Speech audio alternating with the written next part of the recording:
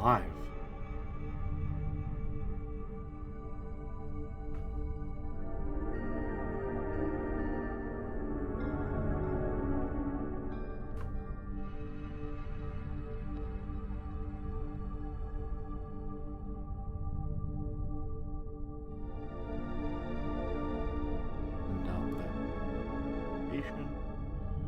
Roll those ads.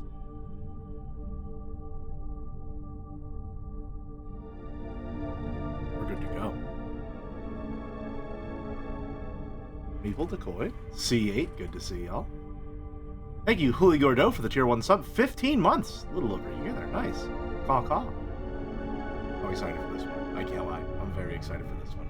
Not only because it's the final game of the marathon, which means that we can finally move on to other stuff. But also because I've literally had nothing but, like, I'm pretty sure at least 6 entirely distinct people have come into my chat during the entire marathon and told me that I should try Crow Country. So I'm really looking forward to this, because a lot of people seem to think that it would be my jam. I'm really excited to get to it. Not that I haven't been enjoying the Death March. Let me say that. Not that I haven't been enjoying the Death March. If you've been here for the Death March, you know full well I've been in my happy place for an entire goddamn month here. I have been loving it in survival horror land. Absolutely loving it. This has been beautiful for me. I'm so happy in this space. Right? Is there audio playing that I can't... There is audio playing that I can't hear because my headphones aren't turned on. Come on, I'm holding the power button.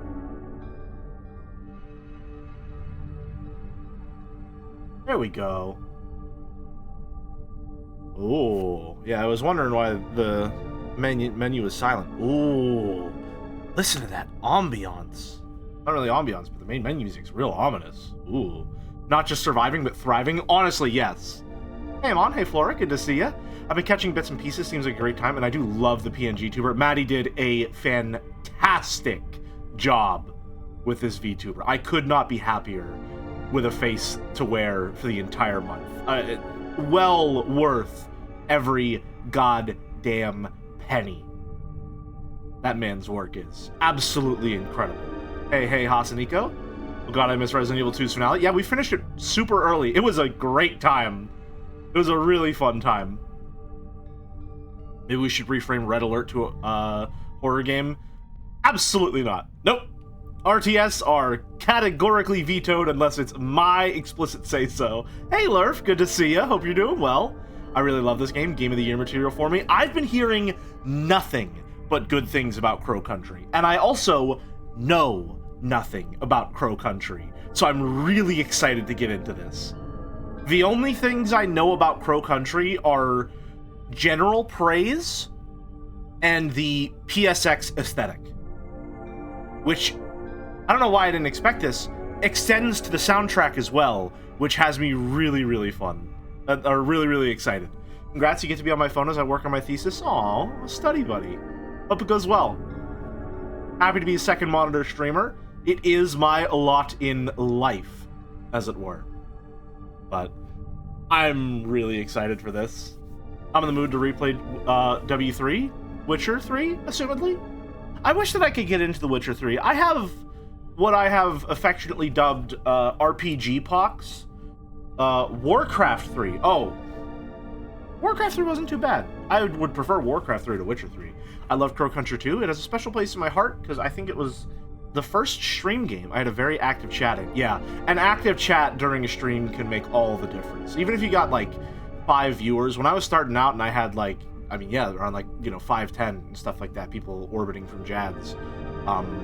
Even with a low viewer count, if you got like 2 or 3 people in chat who are super active and having a conversation, it's a great time. That's what I do streaming for, honestly. I'm here primarily for the social element of the game, or of the streaming experience. I like to play games with other people. I've talked about this many times before. I don't know if you know this about me or got the feeling from my general vibe. I'm a younger brother. And being a younger brother means that when you grow up, you have to learn to share things, right? And it turned out, much to my great luck, eventually. Obviously, whenever you're teenagers, everything sucks, so you never get along with anyone, including your siblings most of all. But it turns out that luckily, I really like to share things, and in fact, I enjoy things a lot more when I share them. If you ever get food with me, or if anyone ever gets food with me, like my friends, some of them are picky eaters, so I can't force this upon them, but I feel like I need to share part of my meal, or else it doesn't feel complete to me sometimes. So if I cook something, I need to share it with someone else. I need to let them have a little taste so that someone else can be part of that experience to me. I really, really love to share things. It worked out really, really well for me. So, that has also extended to my gaming habits and a lot of my hobbies. So streaming works out really, really well for me because it's the space where I can play a game and I can play it with a bunch of other people. It's a lot of the reason why I'm generally a lot more accepting of backseating. There are some times where it veers a little bit more into guidance territory or chat GPS, which I would prefer, keep that to a minimum unless explicitly requested. But for me, the stream experience is not so much about me playing a game and you watching me play the game, but us playing the game together, in a sense. And I like that a lot, because it reminds me a lot of whenever I was a kid and I was growing up and me and my brother would play single-player games and stuff like that. And obviously, single player, you don't really want to take turns because you're sharing a save file there, and sometimes one of you just has to watch the other one play the game. And to me, that was a perfectly acceptable method of play a lot of the time. So when it comes to streaming, I contextualize it a lot like that, and I hope that some of that energy or some of that experience, rings through in how I decide to stream, because for me, that's what makes it really special, is I get to share that experience of, I don't think parallel play is exactly the right term there, but playing it with someone, even if only one of us is holding the controller. I think a lot of people talk about that in a disparaging sense or a jokey sense, but to me, genuinely growing up with that experience, that's something that I prize quite highly. Is the ability to share in a singular experience like that, to have an experience that is designed for one person and to be able to do it with multiple people. I like that a lot. You reminded me of playing co-op mode in Knights of Might and Magic with my brother decades ago. What times? Aw. Happy I could bring that memory to the surface. For sure, I'm a very quiet streamer and there's barely anyone compared to other streamers in the sphere, but I love having other people to bounce conversation topics off of. Yeah, there's something about the social element of engaging in a hobby that makes it very intoxicating, almost, to me. I thought for a long time that I was a very introverted person, but it turns out that I just needed the right context in which to expose myself socially. And then I thrive. I find that a lot of the time after I finish streams or when I'm thinking about streaming, I get a little anxious, but that's just stage jitters. And I find myself very energized by it, especially when I can bounce off of people and keep the conversation flowing. It's very exciting to discover that kind of extroversion and to have a space that actually allows me to flaunt it and feed off of it in a sense. I enjoyed that when I was younger too, mostly because I enjoyed watching better players. There's something about that that's really fun too. Yeah, you get to see how other people play and stuff like that. I really like the chat element of it too, though. The reason why I'm a lot more lax about backseating is because I remember being a kid and being the one who was not holding the controller, and the only thing that you really have in terms of how you can play with the game is to suggest things, to ask hey, did you do this? What would happen if you did this? And so I find that kind of engagement with the games to be really invigorating, because it's harkening back to these long-held memories that I have of engaging with this hobby, of these really fond memories of playing games with my brother and stuff like that. So when I look at chat and they're asking me, hey, have you tried this? Do this, do this. It makes me think hey, I'm the one holding the controller now, and we're all playing together. So, sorry to get a bit sappy. It's the last game of the Death March. I'm not sorry to get sappy. That's part of who I am. I apologize for apologizing. I was told during Silent Hill I need to be more genuine and be unapologetic about it, so that's what I'm doing. I'm very excited to get into Crow Country. We have had a rip-roaring time with the Death March so far. I have loved every single game that we have streamed for one reason or another. Some a lot more than others, in the case of Silent Hill, which is easily one of my favorite games of all time now, although recency bias is still riding quite high on that one. I need to finish my replay, but I thought extremely highly of it. And it does have me a little anxious for the Silent Hill Marathon later in the year, but at the same time, I know that's probably just stage jitters, so I'm looking forward to it.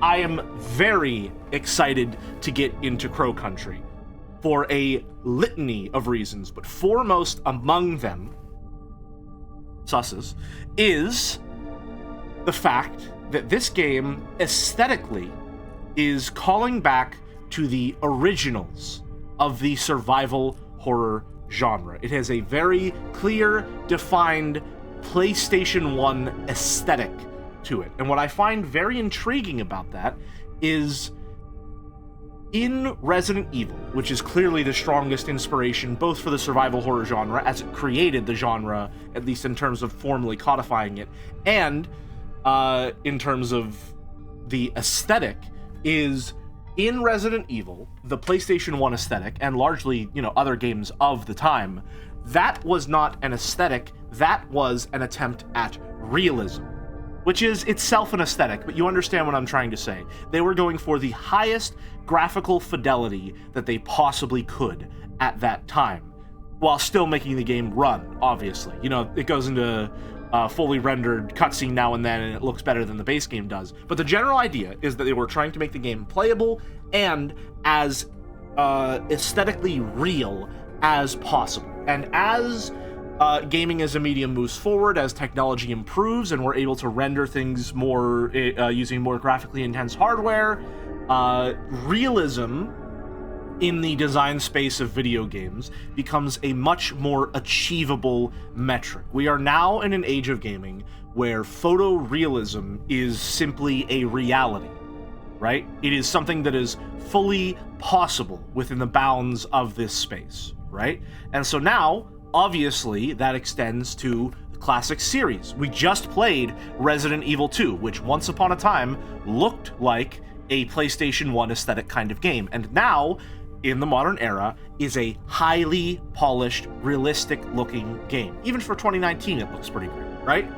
So, what I find interesting about Crow Country, and one of the things that has me really excited about it, and one of the things that's definitely, I will say, a marketing point and a point of interest, is that it uses a distinct PlayStation 1 aesthetic. And what I find interesting about that is that what was once realism is now a deliberate artistic choice. What was once a limitation of the technology available at the time is now a conscious decision on the part of the art team and the game designers to mirror and emulate what was once the greatest possible fidelity.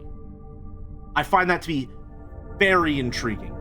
Obviously, it's not unique in this aspect. There's plenty of games that are going for that retro aesthetic. You think of Shovel Knight, that's a game that's definitely harkening back to earlier things in the era and is using what was once a limitation as its selling point, right? This is nothing unique in the medium, but what I find interesting about that in the design space of survival horror specifically is that I was personally very affected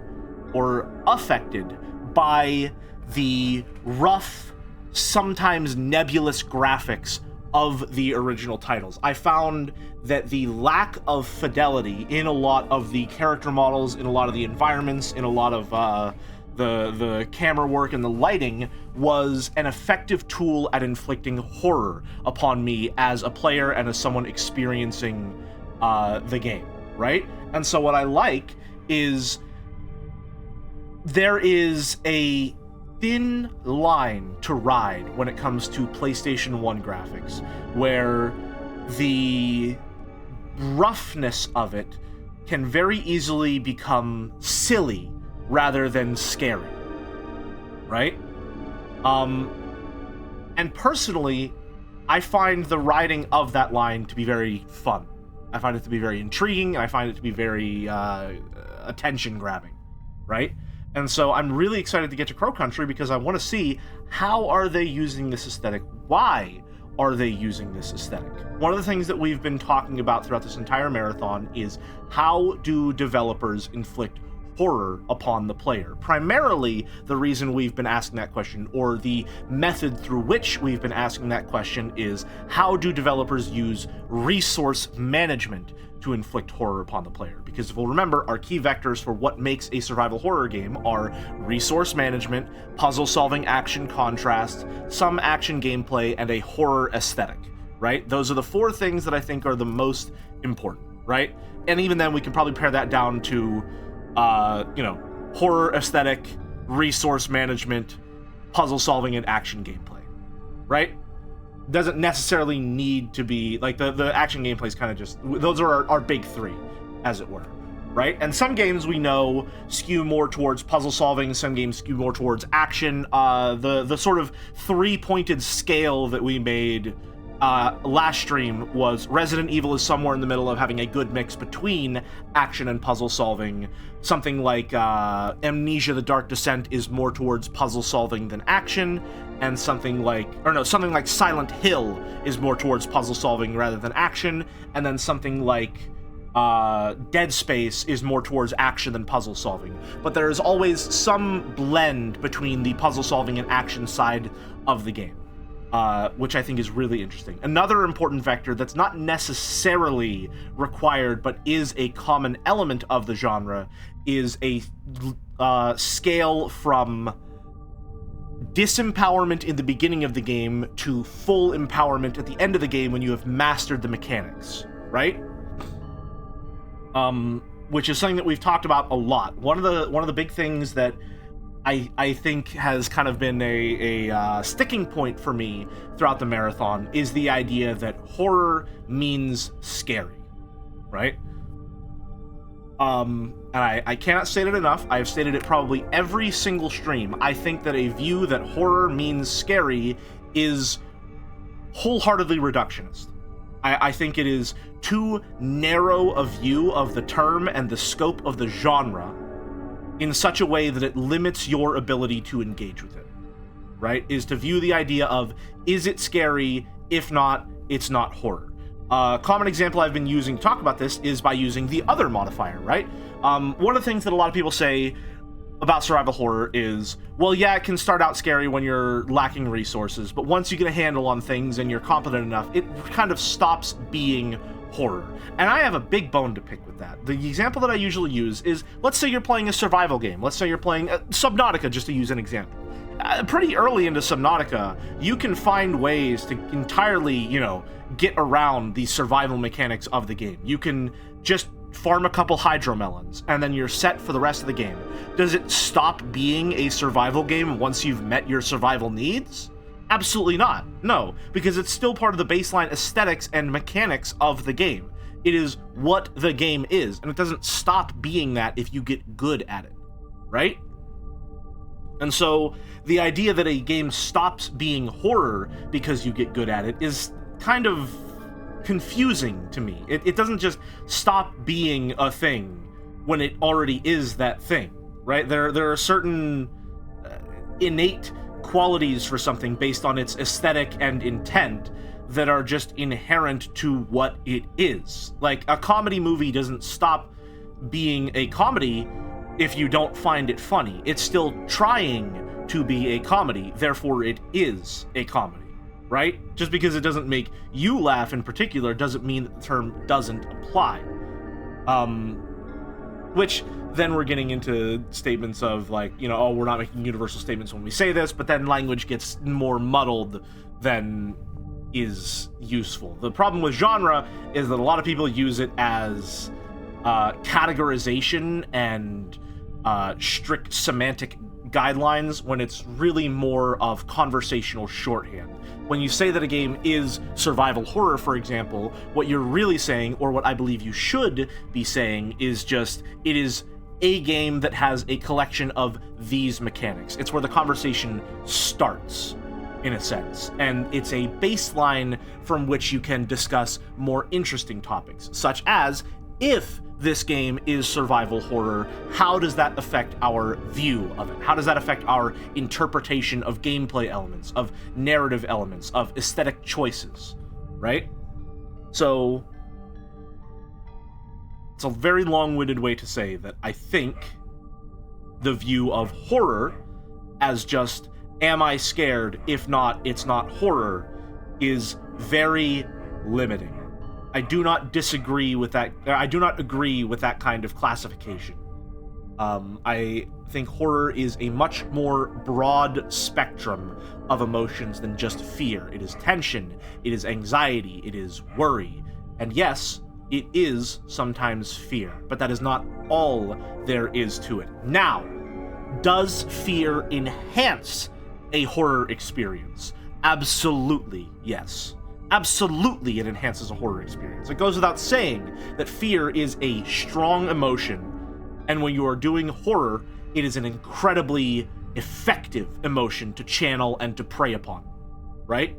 That is a natural extension of how horror works. Of course, fear is preferred. And in my own experiences throughout the Death March, we've definitely seen that to be the case. My favorite game of the entire Death March is Silent Hill.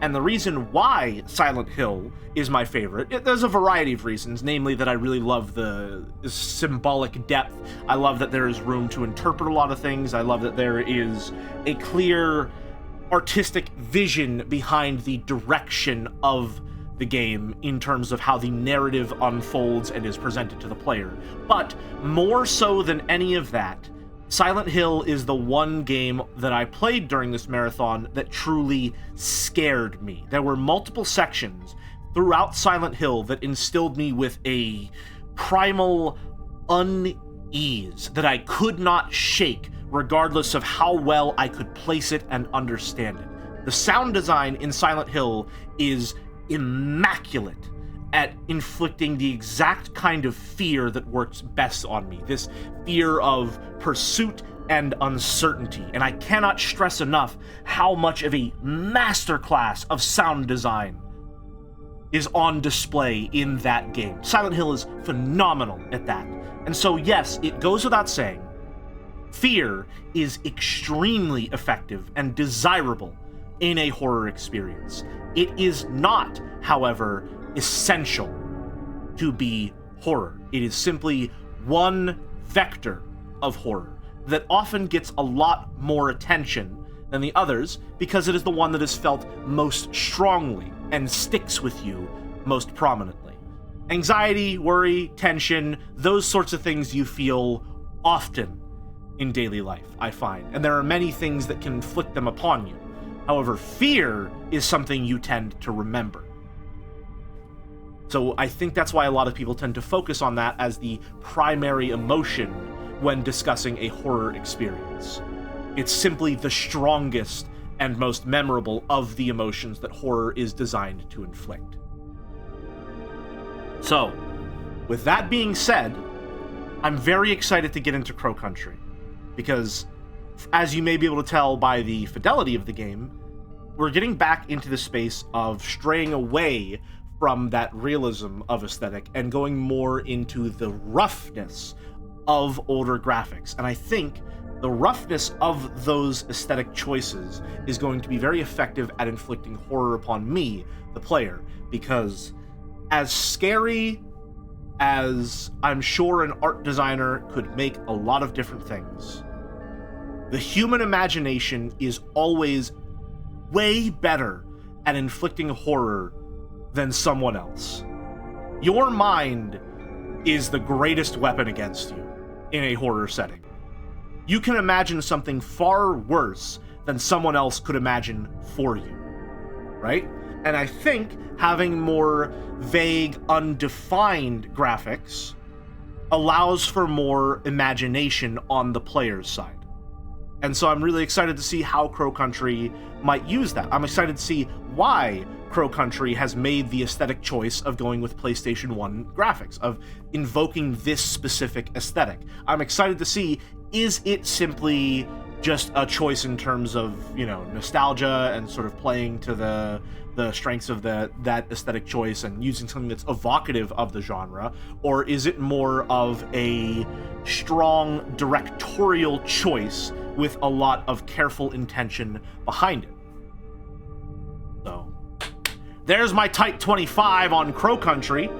Hope you all enjoyed what will be the final lecture section of our Death March introductions. I tend to be a little long in the wind, but I've grown this past March, so I won't apologize for it.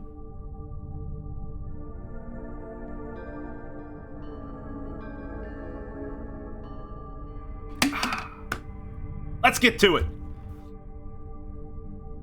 You could eat less beans? No, I could always use more fiber in my diet.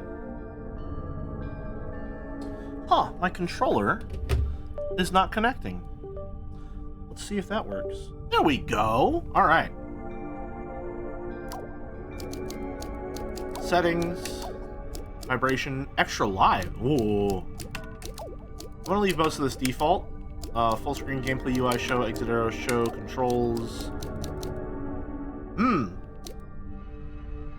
Ooh, okay. Language, English. I assume there will be subtitles, hopefully. By the way, Jelly, how would you classify games that are scary with a way to distinct from horror games where you can fight back effectively? I don't think a distinction needs to necessarily be drawn. I think both of those are horror. One of them, I mean, if you can fight back effectively, it's probably leaning more towards survival horror, but you need to analyze other mechanics present. If you can't fight back, it's more plainly just horror. I wouldn't call something like Outlast, for example, survival horror, because it's just flat out, you know, fight, or not even fight, it's just flight. You have to run and hide while you're solving some minimal puzzles as you're navigating through an environment. The ability to fight is not necessarily indicative of a need for an entire different classification. Other mechanics would need to be present for there to be enough of a distinction, I think. Alright. Exploration mode. You will not be attacked. Experience the game freely. Huh. Survival horror. Danger may be lurking around every corner. Trust your feeling. Murder of Crows, hard mode, resources are more limited, enemies are more aggressive. Interesting. I didn't know. What's the worst narrative spoiler you've gotten from either a tutorial message or a controller binding screen? Oh god. I don't really keep track of spoilers all that much. So I don't know. Honestly. I find exploration mode in this to be really interesting. I was not expecting this. I had a feeling that it would be, you know, there would be some hard mode or something like that, because that seems to be a standard of the genre going forward into the modern era. I did not expect a full enemies will not attack you mode. That's very intriguing. Huh. Let me see.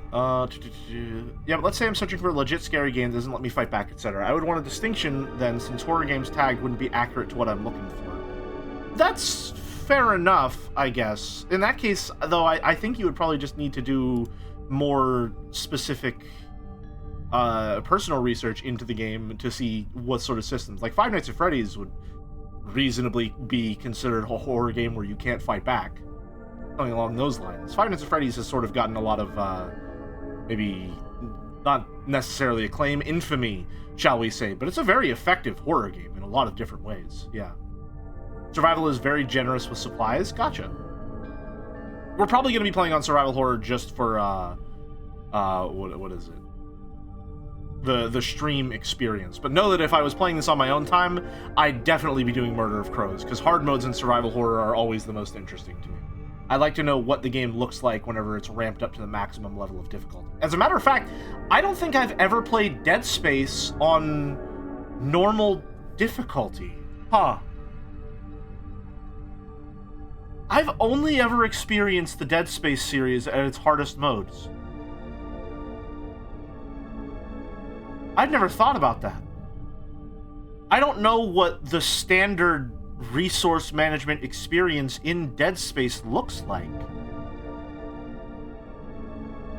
And I don't think I'll ever have an opportunity to see what it looks like, because I'm good enough at the game now that I can manage it effectively on the hardest modes. Huh. That's a weird thing to miss out upon. That's actually a little sad. Maybe playing Dead Space 3 on normal will help you heal your 24-hour stream trauma. I don't think I would want to play Dead Space 3 in general.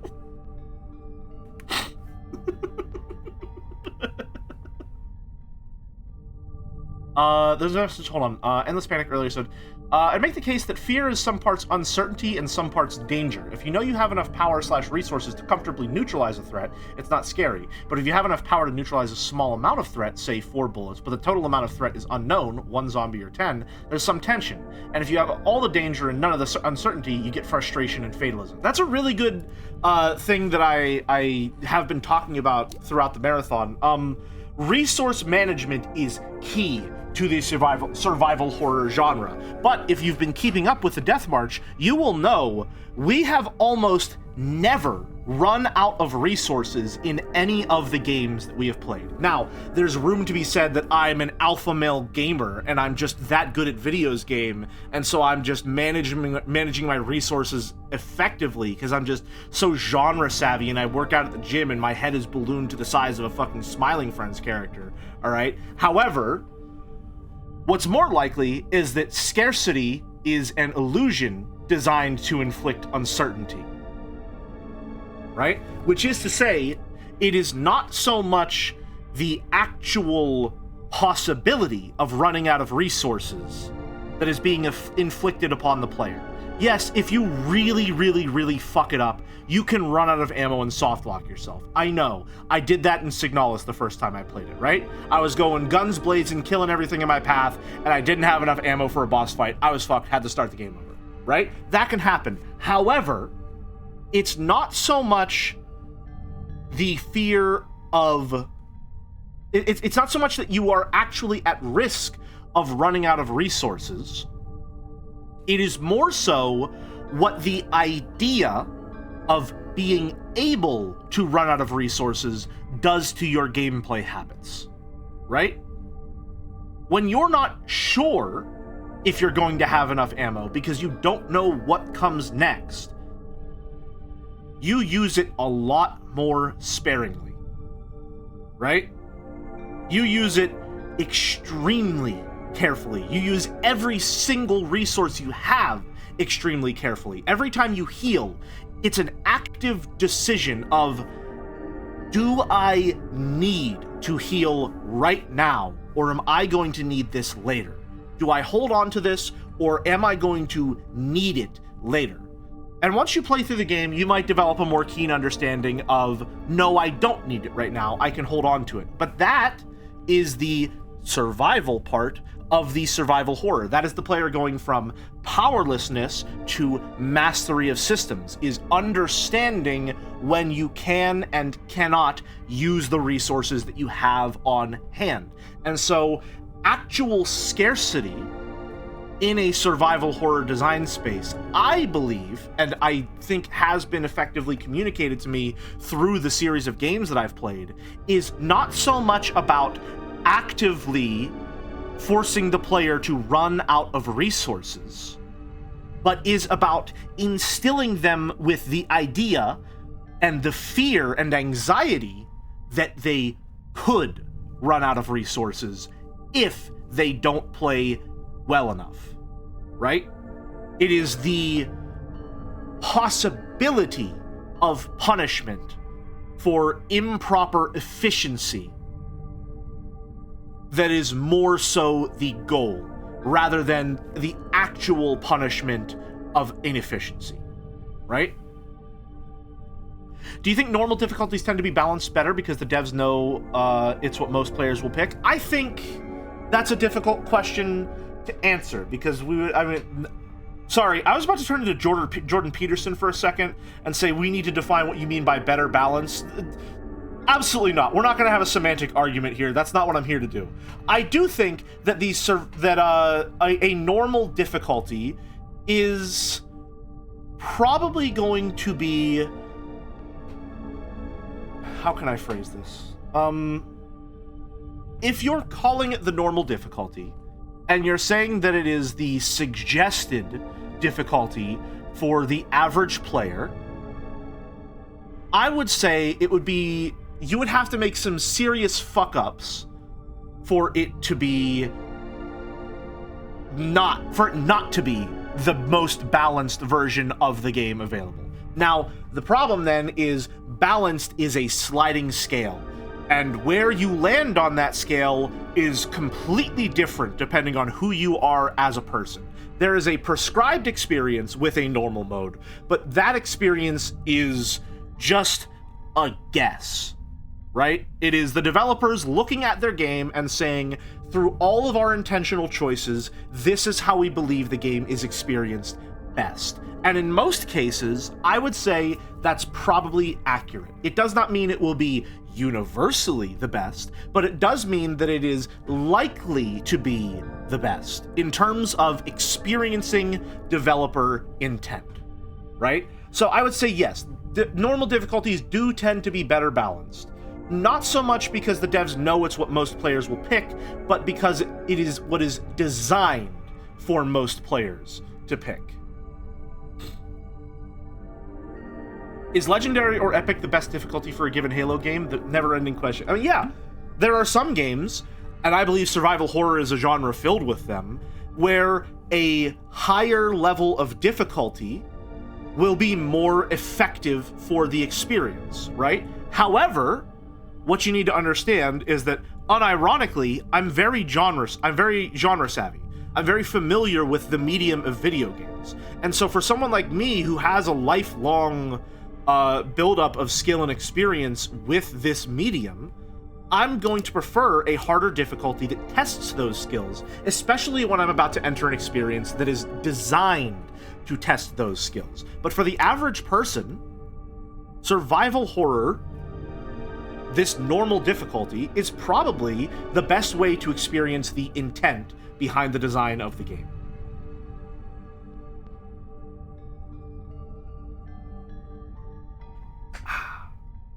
So, without further ado, let's actually play the fucking video game, huh? Thanks for sticking with me on that one. I know I talk a lot. If you're sticking around, I suppose you'll have to get used to it. 2026. Oh. 1990. Ooh. If anyone asks, my name is Mara. Mara Forrest. Special Agent Forrest. That's me. Don't forget. Don't mess it up. When was this game released? I believe 2024, if I'm not mistaken.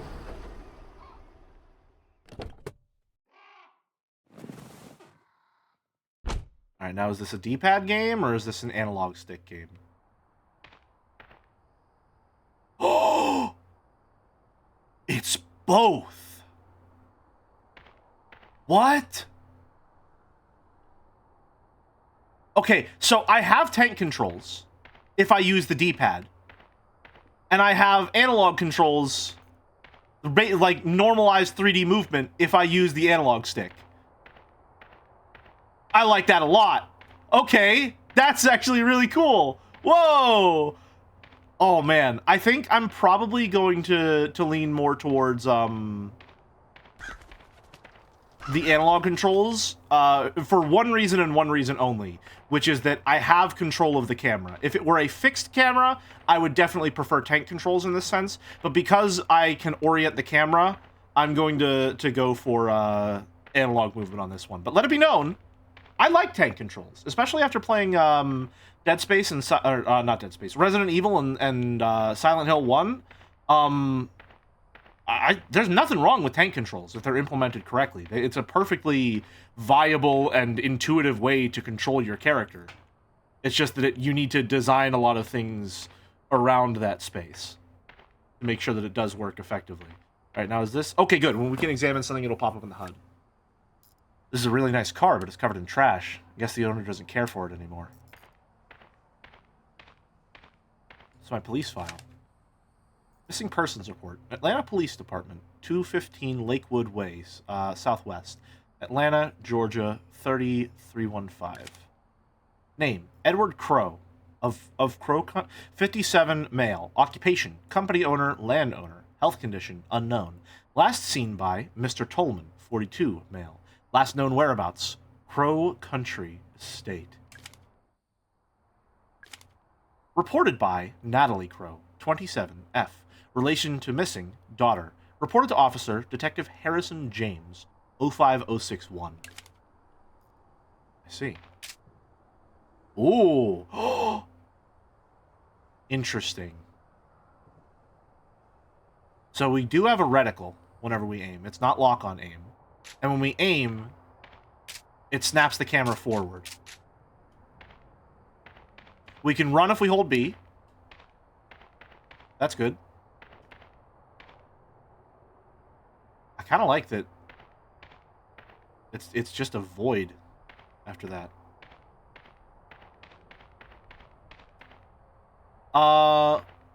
Let's see. Where am I at right now? What's this reminding me of? In a very flattering kind of way.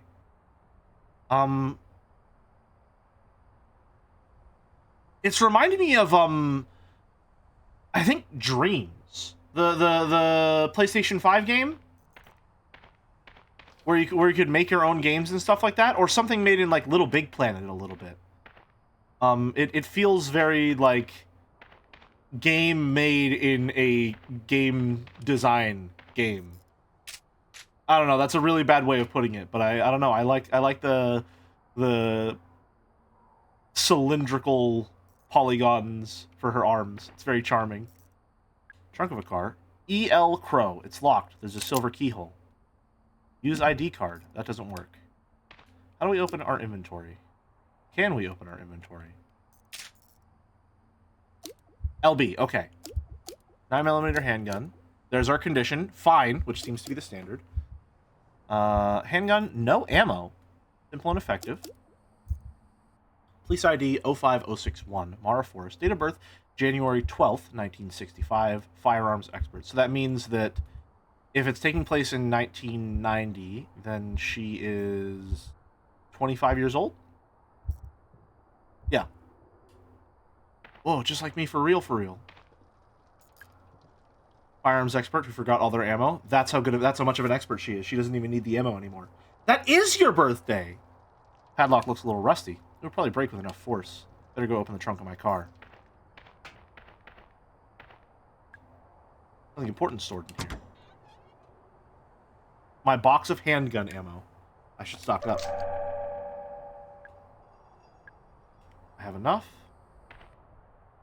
Oh, so we're just going to blast the lock off with our gun? Yeah, I guess that works. I think it's A to reload.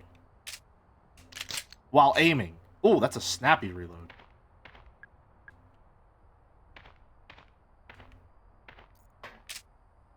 And then... Cool. I'm a little scared by having to manually aim, I won't lie. That's a little... Ooh.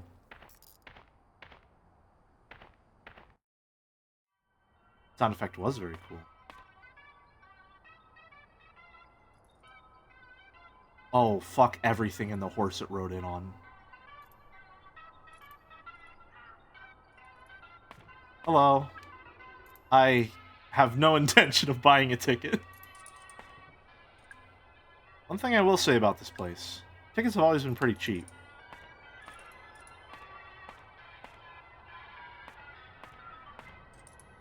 Oh, I kind of love this place. Oops.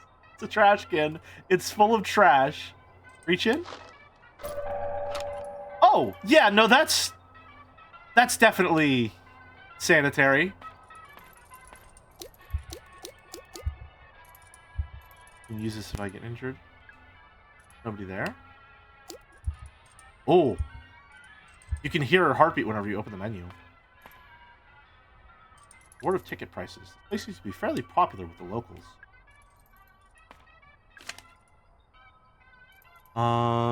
Megabyte Magazine, tips and tricks. You can hold down B or RT to run. The advantage of using RT is that it frees you up to use R, or the right stick, to rotate the camera. Have we talked about why liminal spaces are so creepy in the Death March? I don't think we have. Not directly, at least. I talked about how my life experiences have led me to have a profound sense of unease and paranoia when I'm inside of a school. And then I went inside of a school in Silent Hill, and I was filled with a profound sense of unease and paranoia. But we haven't talked specifically about why liminal spaces are so scary, I don't think. Generally, I think what makes them so effective is just the idea of absence. It's the idea... It feels like... It's stronger than just other people should be here. It feels like, at least to me, other people should be here, therefore I shouldn't be here. Does that make sense? Like, if I'm in a place that is usually filled with people, and it's not filled with people, why am I here? I shouldn't be here. I need to leave immediately. Because if it was supposed to be filled with people and it's not, then it's not supposed to be filled with people right now. And I'm people, I need to leave. I need to get out of here. Right?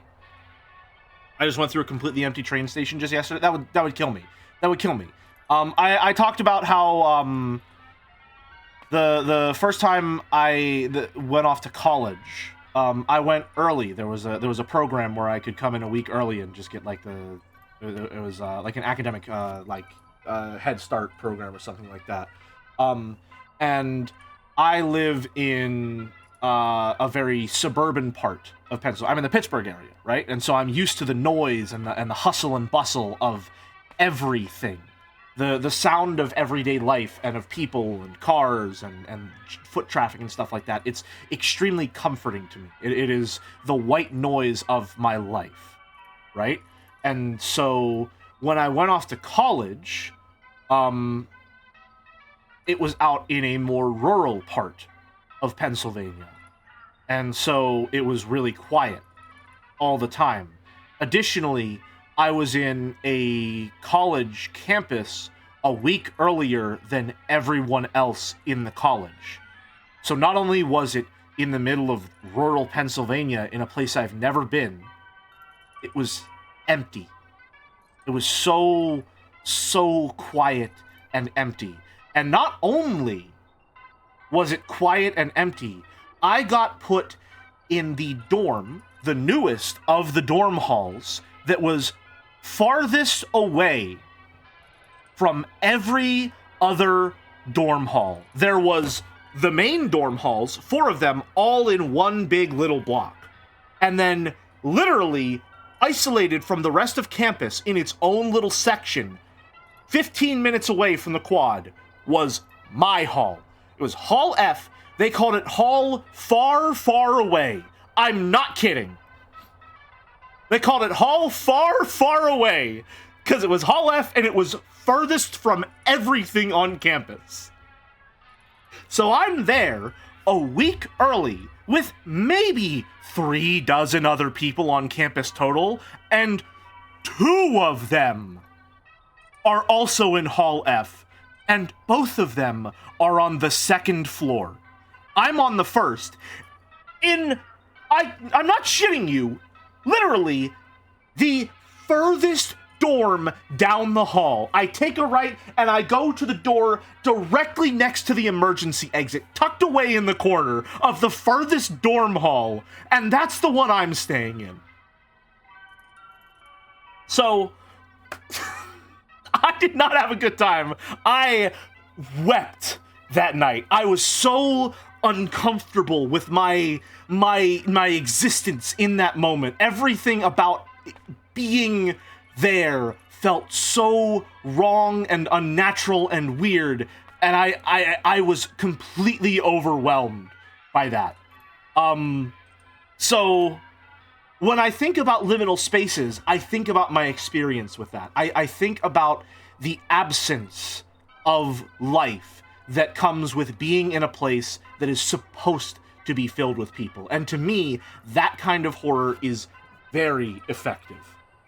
So I think in a setting like this, where it's an amusement park and no one is here, even if this amusement park were not run down, if this were a perfectly pristine amusement park and it was just empty, I would still be feeling some of that horror.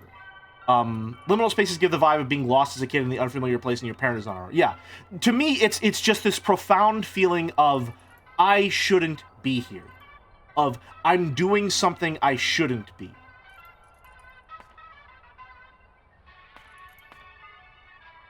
That sounds like it could be the premise of a neat feel-good story to me, but I guess it'd be a horror story for you. I mean, after the first night, I got used to it. And, you know, going through that has helped me really foster my individuality quite a lot, right? I'm glad I did it, but that first night was hell on earth for me. It was everything that I had been without my entire life in a very bad way.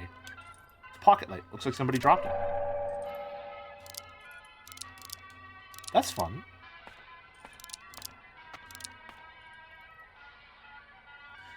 Something I've heard about liminal spaces which stuck with me is that they are often space where you only spend a limited amount of times. They might be destinations, but they are rarely a place where you want to stay for too long. Warehouses, backrooms, bathhouses, and theme parks. They are also often designed to keep people in restricted areas where it feels uncanny to see beyond what you are meant to see. Yeah, they are liminal and limited.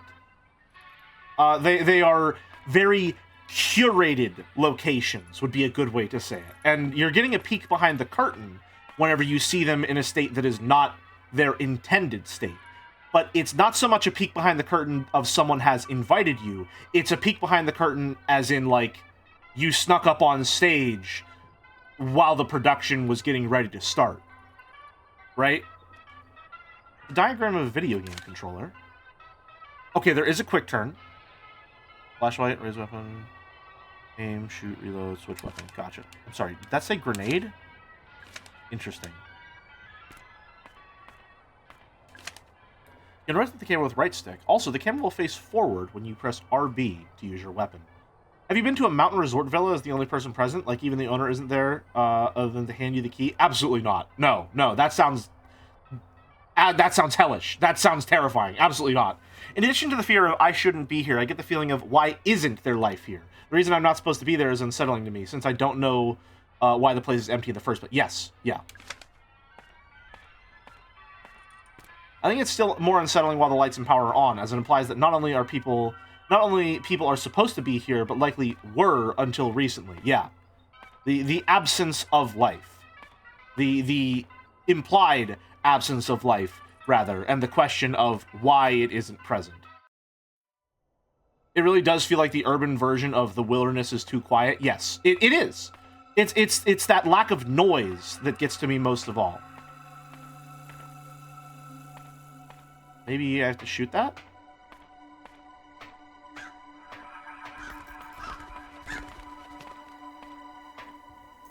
What is that? Some kind of dead animal? Can't make out any features.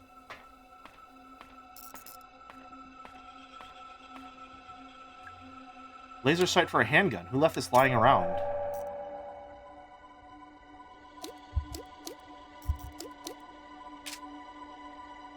Ooh.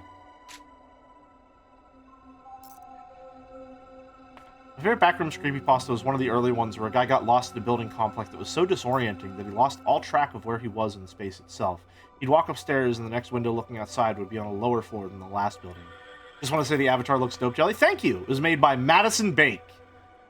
Fantastic artist, developer of Magenta Horizon, Neverending Harvest, current developer of the in development Mutasmagoria. Go wishlisted on Steam. The Big Crow. Hello, Mr. Crow. I'm looking for your boss. Do you know where he is? Aw. Okay, so she's a little playful, which is fun. Her outfit feels familiar somehow. Have I seen an outfit like this before? It's a fortune-telling machine. You have 10 credits remaining. Would you like to hear your fortune? I have a feeling that's probably a hint system, which I like. It's kind of giving Ada-like IMO, but white instead of red. Maybe a little bit. I like the prominent nose. That's cute. Hole for something to be inserted.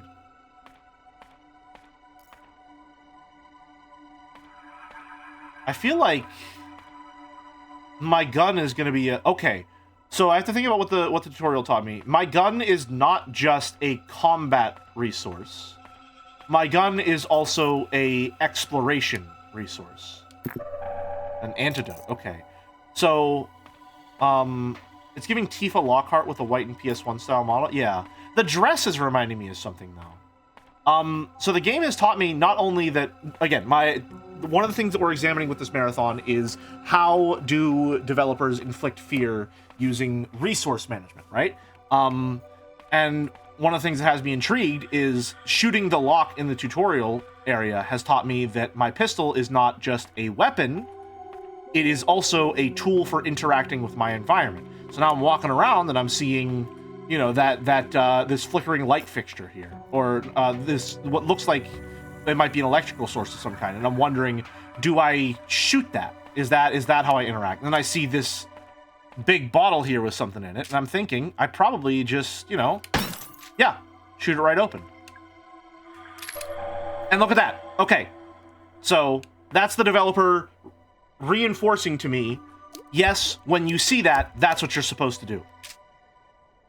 Because not only was I rewarded for it, I was specifically rewarded with a resource I just had to spend. So it doesn't feel like I've lost a resource, right? That's the game telling me, hey, this is how you're supposed to interact with your environment. Which means that if I shoot this red barrel, it's going to explode. Shooting jars to open them, an American tradition. Oh, you missed that one. Try another. Yep. I figured. Is that more handgun ammo just sitting? What? Yeah, they usually do stock you up pretty early on this stuff. Reach in. A lot of med kits in the garbage in this place.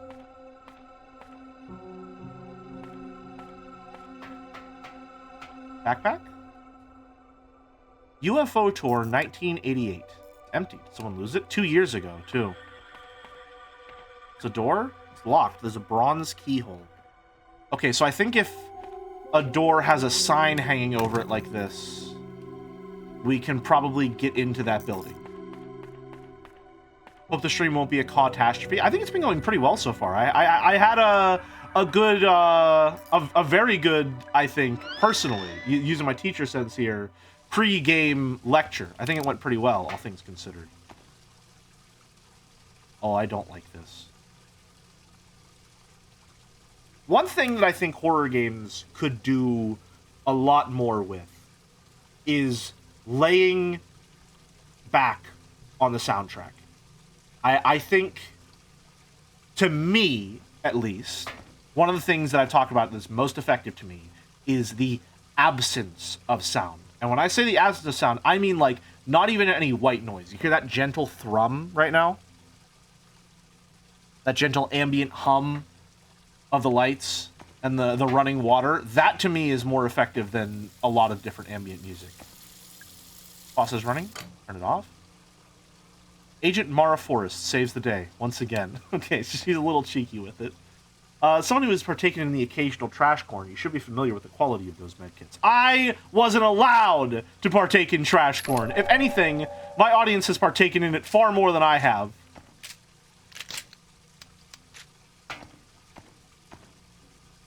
Oh, there's for sure a body in there.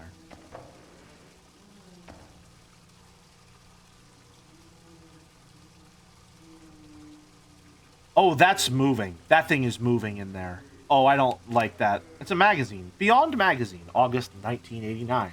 Strange sighting in abandoned theme park? Aspiring paranormal photographer Arthur Mole sent in a Polaroid he took while exploring the abandoned amusement park, Crow Country. Could this thing possibly be real? Or is it just another hoax? Here at Beyond Magazine, we're not convinced. Try a little harder next time, Arthur. Oh, I really don't like that. I don't like that at all. No, thank you. It's a toilet. There's something in there, but I can't get at it. It's blocked by a pile of old bones. That's insane, but okay.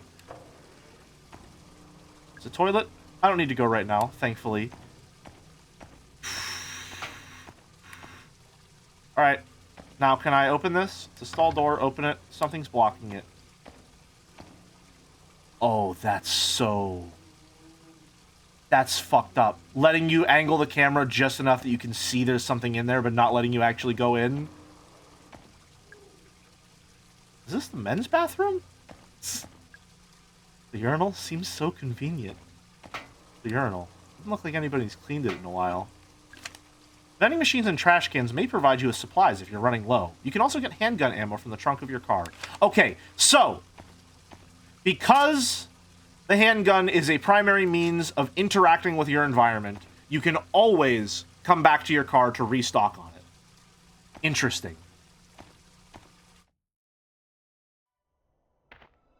That's why she's got a massive stockpile of it. Cool. But she only takes just a little. She only takes just enough to give you one magazine. What if I shoot the crows? I don't think that would be a good thing to do. I really don't like this guy. I feel like the angle of the camera is a little offsetting to me. A little unsettling to me. Because, like, yes, I can control it, but it's angled so far downward that I feel like I can only see whatever they want me to see. Is the big crow on tracks? He is on tracks. Ooh. Maybe he goes out to the lobby or something at some point? He's definitely on tracks, though. You're right. Good catch. Can I destroy this? I can! Okay.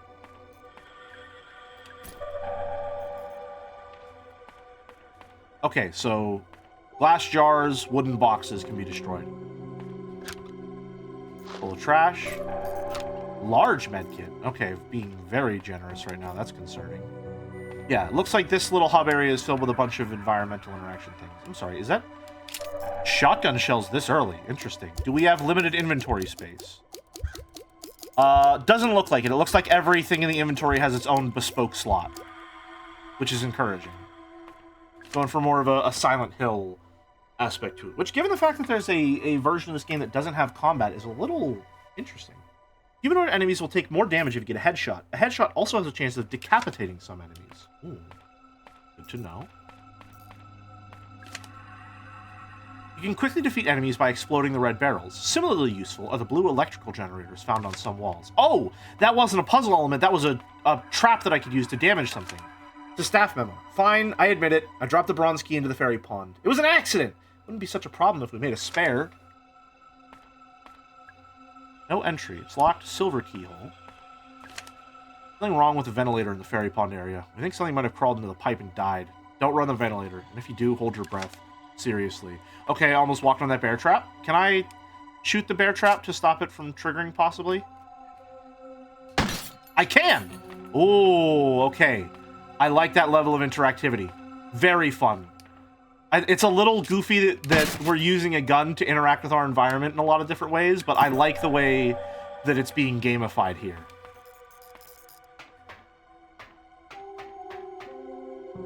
Why not use the bear trap? Because I'm not smart enough and I'll probably step on it. Okay, I like this a lot. I'm having a good time so far, just getting the feel for things. It's a telephone. There's nobody I can call. It's like that one Simpsons episode.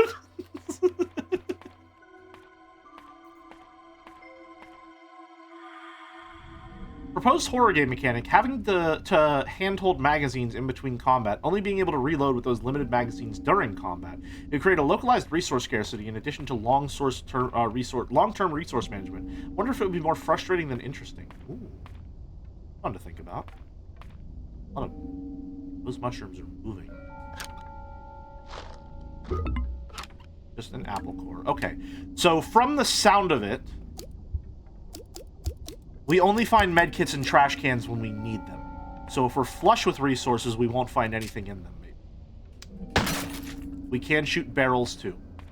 Fairy Tale Town. 2106. Electrical generator.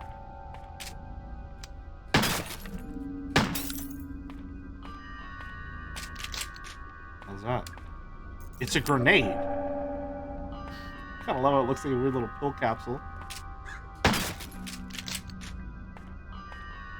I gotta say, so far, pretty standard American experience. We do use our guns to interact with a great variety of things in day-to-day life. If you get poisoned, use an antidote as soon as you can. Large medkits also contain antidotes, but you might wish to use them sparingly. Ooh. Someone I know plays a lot of games like Hunt refuses to use traps because they figure they're way more likely to accidentally step on their own trap. Yeah, that sounds about right. That sounds like me. The giant mushroom. He didn't look very happy. Is this a door? Can't see a way to open it. Hey there, buddy. Oh. I don't like when things move. I don't like that. It's a Polaroid camera. I think it's broken. The photo. Oh, it's a little fella. Oh, hello there. Sir? What happened here? What? Who? My name is Mara Forrest. I'm here to help. They attacked me. All I wanted was proof. What's your name? Arthur Mole. I just needed a clearer photo. Photo of what? Who attacked you, Arthur? Those things. I don't know. The people. They saw me and... Alright, stay calm. You're bleeding quite badly. I should help him? What did you say your name was? Mara. Come on. I think we should take a look at your leg. Give healing item? Ooh!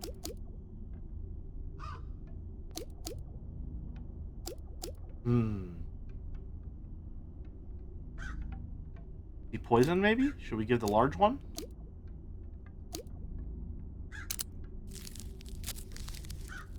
No? Thanks. Help him? Still feel kind of bad. Come on, let's move you somewhere safe. You don't look too heavy.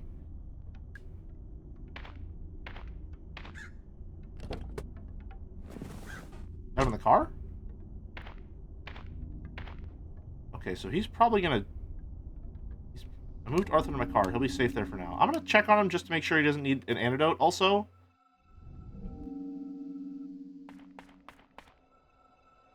Hold on here, hold on. Wooden panel looks a little different. Try to move it. It's a switch. It can be pressed. Oh! Okay, hold on. I want to check on Arthur. God, the fucking crows got me to jump. The man's been moved. I'm gonna check on him again real quick.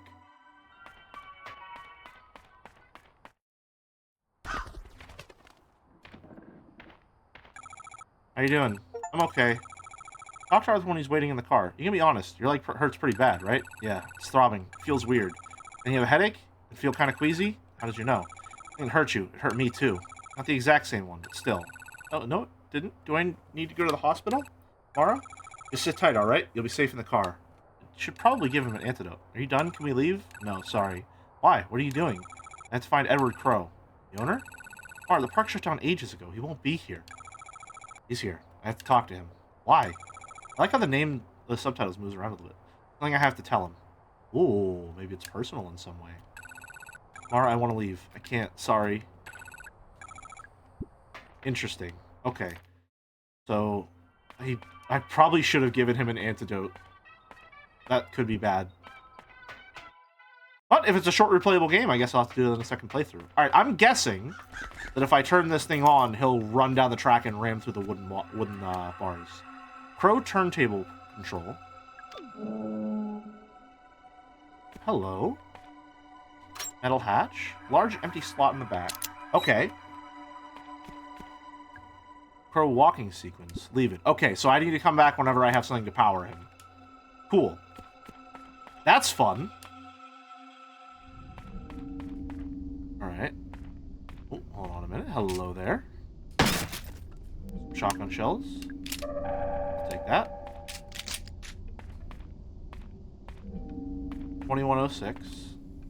2106. I think it's written in blood. Is it a code for something? See, you could memorize 4 numbers, or you could memorize 2106, 2106. And that's only 3.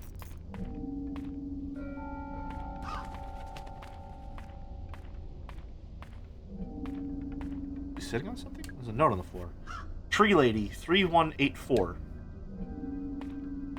Theater. Locked from the other side. 3184. It's a wood carving woman. She's facing the other way. I don't like that she moves. 3. Hold on, wait. Let's try 2106 first. Oh, we don't have a 0. Okay. 3184, was it? Yep.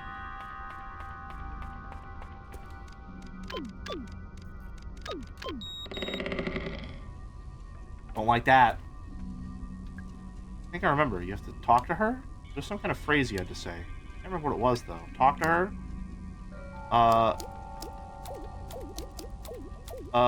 Prithee, O great fairy, of tallest tree. Staff, I'm gonna try again.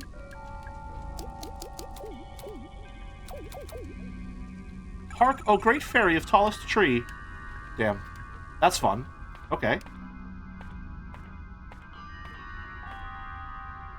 That's really... Having the puzzle elements be, like, theme park interaction, that's really fun.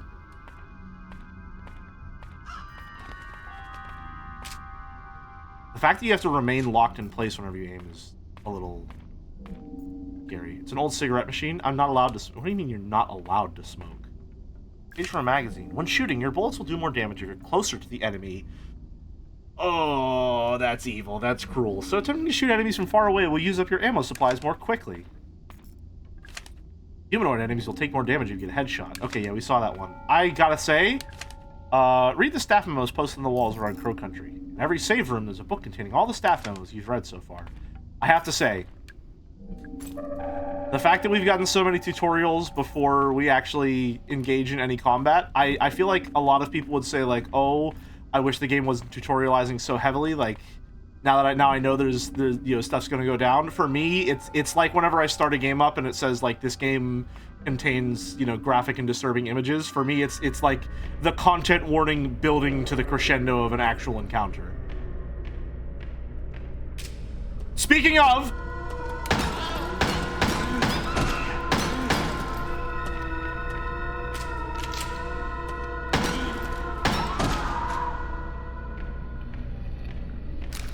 It's dead.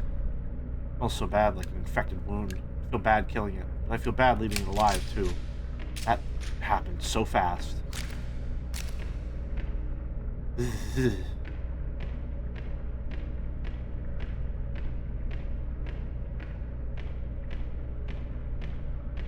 like when you come into a room and it's full of ammo and health kits and a boomer shooter, it's like, okay, yeah, I think I can guess what's coming up next. Yeah, but for me, like, in this context, it's like the mounting tension of, like, just happen already. Can I ask why the dig site accesses that cute little house? Don't you think there's a chance that some kid would want to go looking in there? At the very least, let's keep it locked via the keyhole in the mailbox. There's a wooden crate, there's a note taped to the lid. Ship to Marvin Trumbull, 1806, Cara River, Para, Brazil, South America, 66010-020. Contents, samples of geological interest. It's full of rocks.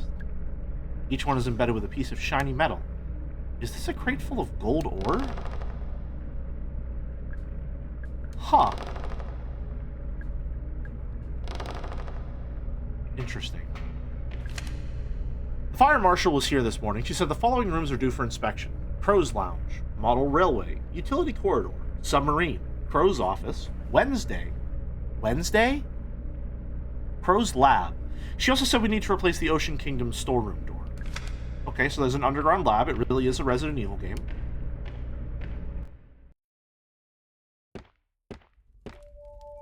Nice cold soda. I don't have any change on me. Kick it. Get for it. Nothing. Aww. It's a notebook. Tolman's Records, March 21st, 1988. Monday morning, driving to work. Boss calls into my car radio. He doesn't normally do that. Something has obviously gone wrong. Intruder alarm going off in the second unit. Boss thinks someone is down there. Get to work, check the security cameras. Someone is down there. Standing right by the pool. All security doors down to the pool are locked. Check security records. Doors untouched since 6 p.m. on Friday. Alarm has only just been triggered. Turn on the intercom. Try to communicate. No response. But I can hear the sound he's making. Something is wrong. His clothes don't fit him. Something is very wrong. It's an ashtray. I'm surprised this whole place isn't burned down. It's a round ring book. Collection of staff memos. Okay, so this is a safe room. 1, 2, 6, 36. Ooh. Safe room music is nice and serene. Feels a little, fairy tale-esque. For lack of being a little on the nose. But, you know, with the nose being modeled and all, I feel like not being on it would be a little disrespectful. Remember, to get into the fairy pond area, say this out loud to the fairy. Hear me, O great fairy of fairest forest. Oh, I was one off. It's pretty sensitive. It won't work if you have an accent. Sorry, Diego. Fairy. One of the tree in Fairy Tale Town? Couldn't hurt to try. Alright, when is someone going to make a mod that turns the fairy into Tofit? Minding your own business. Economics of the mining industry. Joseph J. Carden. Okay, so there's clearly an ore mine. They've just got gold ore lying around. Interesting. It's a magazine.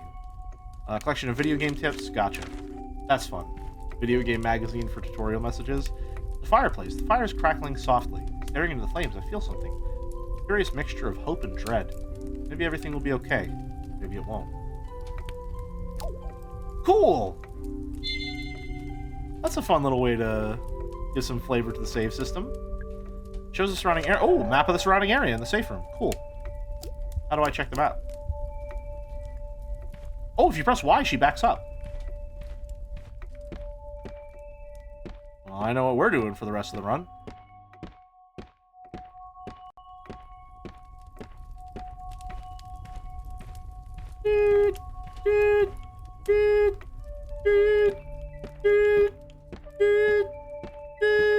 This is part of being forklift certified.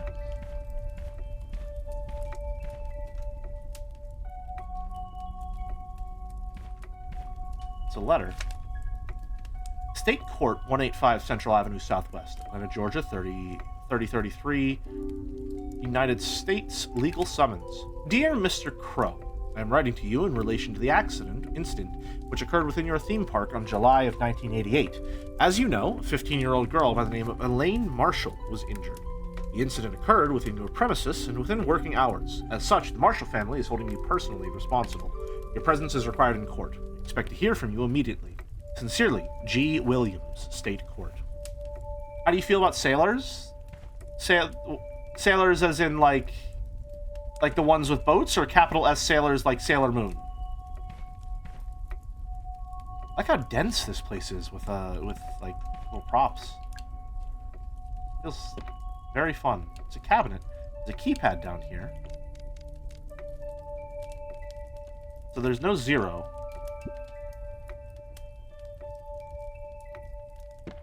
Unless there's just not going to be zeros on keypads? Tips and tricks. What's this? You're using D-pad to move. You can do a quick 180 turn. Oh, if you're okay, cool. Well, yeah, you wouldn't need a quick turn if you're not using tank controls.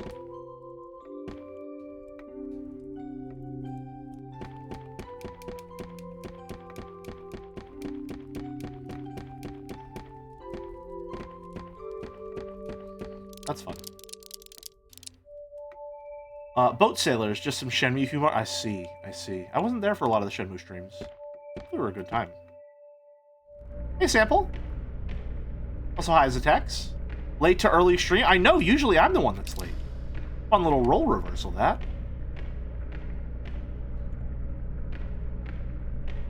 Okay, so obviously they're not going to be there. No, thank you. No, thank you. No, thank you. Game looks cool. What's it about? We are...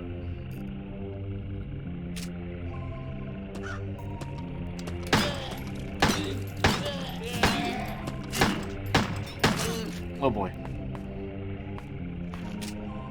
We are a... Caution, okay. Police agent, sent here to investigate.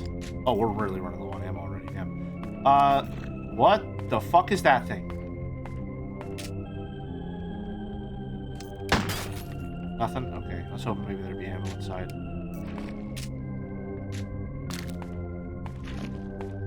I feel like maybe I don't have to. Oh, can get ammo just sort of laying around. Don't mind if I do. Okay. Ow. Can I trick him into walking into the bear trap? Maybe.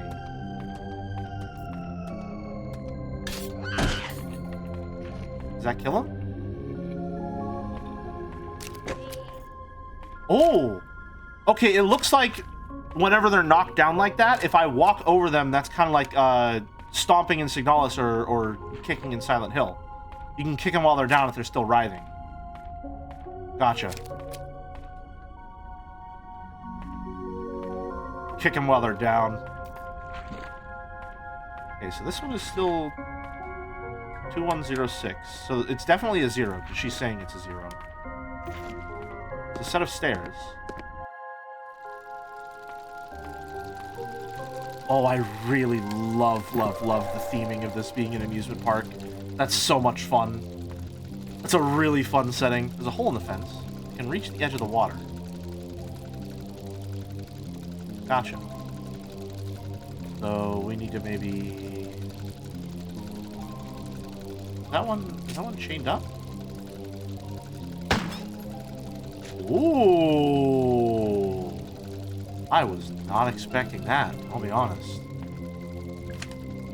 Swan breaks down, just use the egg out of its wheel system. Or just take the egg out of its wheel system. Doing so disables the radio signal and locks the wheels until you can get a mechanic to fix it.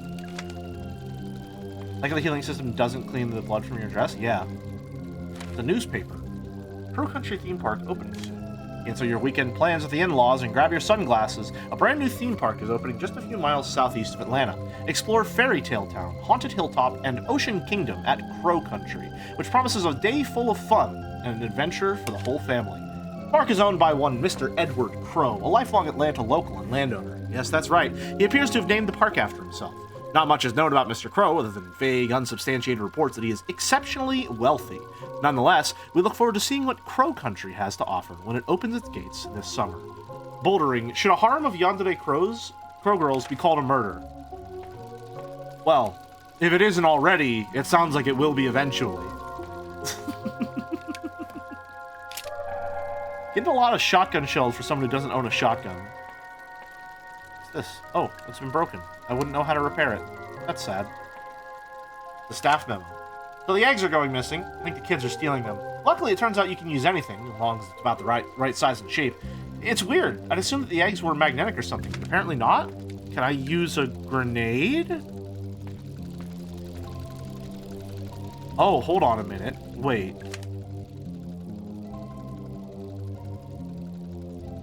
The Funkland 3-hour video on Crow Country, but it glosses over the zombie incident, talk about the various attractions. I would love to see that. Now that I'm thinking about it, there's a local theme park in the Pittsburgh area called Kennywood. And one of the things that I always thought was really interesting about it, and which isn't unsurprising when you realize that it's in rural Pennsylvania, is that one of the attractions is Noah's Ark. Like they made a theme park attraction designed to simulate what it would be like to be on the Ark whenever the flood is happening. The biblical flood.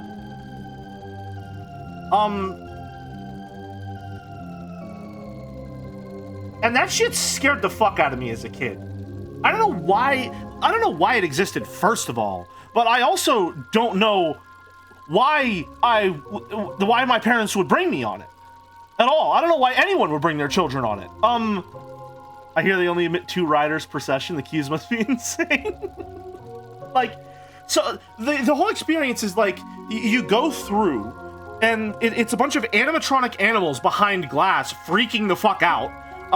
There's lightning and rain crashing. There's like places where you get like sprayed with a little bit of water. They have like the floor panels shaking back and forth, like you step on it and it shifts around a bunch. It was a horrifying experience. I don't know why in the middle of a theme park they have an attraction designed to put the literal, actual, biblical fear of God into you. I don't know why it was like that. I mean, I do know why it's like that, because it's smack dab in the middle of rural western Pennsylvania. But, like, why? Why? Why would you do that? Like, I look at some of this weird-ass theme park shit, and then I remember that I have fucking Noah's Ark at my local theme park. It's a wheel. It doesn't turn. Strange mechanical swan puts something in its mouth. Oh, I can't use a grenade? That's sad.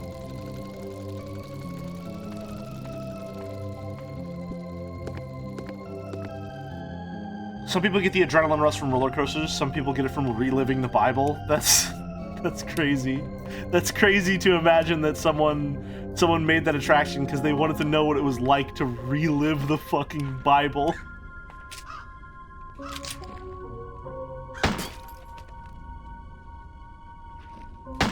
I don't know how much of a problem those guys are going to be, but just to be safe. I was just oh, cheat? No, she didn't. Okay. Hear me, O fairy of fairest forest.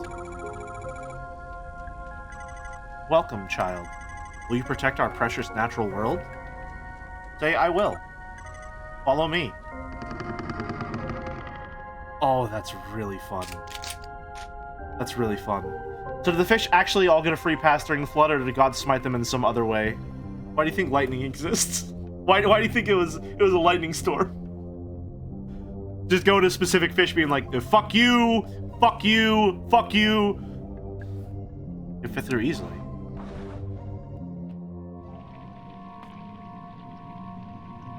Samson Simulator, you push down a pillar and kill everyone in the building. Electric eels eating well, I see. Some have it better than others. Read the gameplay tips posted on walls around Crow Country. In every save room, there's a magazine containing all the gameplay tips you've found so far.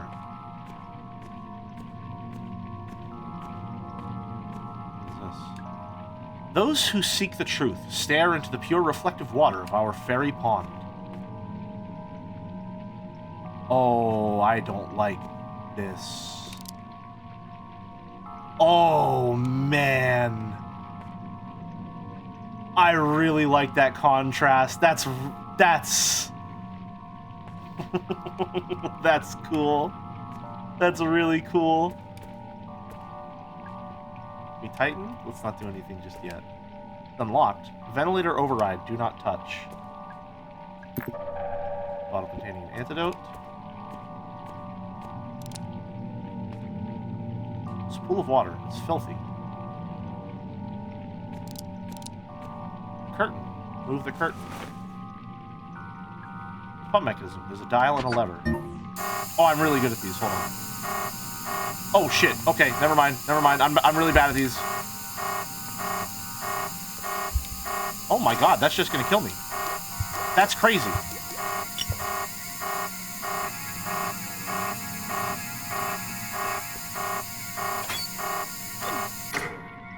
Wow. It locks you in here. That's fucked up.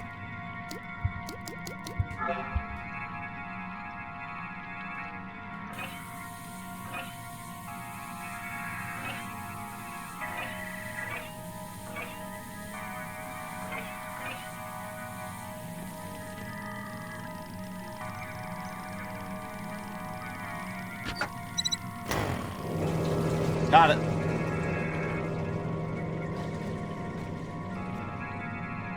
Ooh.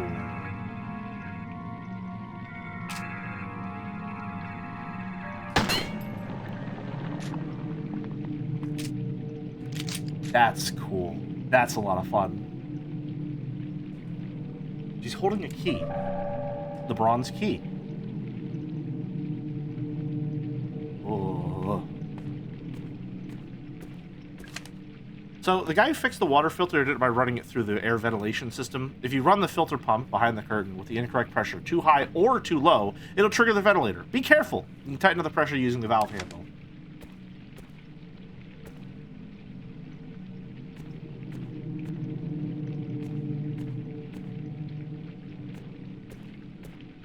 Is that meant to be in reference to the folktale about like the guy who dropped his axe in the lake, and then the lady of the lake rose up and gave him a silver axe, and he said, no, that's not mine. Gold axe said, no, that's not mine. And then the bronze axe, which was his, and then she gave him all three? Is that what that's playing around with? I guess it is the fairy tale forest, so that's why she would be here, huh? I was just wondering what specific cultural fairy tales we're pulling from here. Well, speaking of liminal spaces...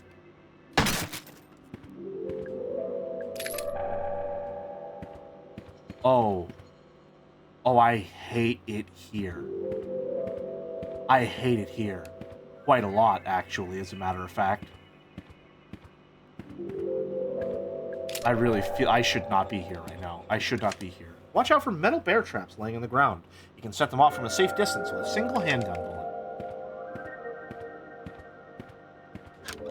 Trash can? Okay, this is an entirely different biome. This is completely unexpected, and I'm scared, and I don't like it. Nothing is on fire. Does anyone else get knockoff Lego vibes from this art style? I get it a little bit, yeah. The staff memo. Who took the Ocean Kingdom restaurant trident? That thing is expensive, and without it, we can't do the Happy Birthday Sea Monster song. Somebody said they saw it in the Witchwood. I'd go check, but the place gives me the creeps, honestly. Style is really endearing. I like that there's a certain fluidity to all of the animation. Well, I say fluidity, but like if you run in a circle, she does get a little she does get a little she does get a little janky here. But they're like look at how fluid her arms swaying and stuff like that whenever she walks is. I like that she has like a little bit of a bias on the arm swing with the arm holding the gun, where it's more like straight back and forward. Especially whenever she runs. I like how whenever she runs, she sort of like leans with her gun arm a little bit. That's okay.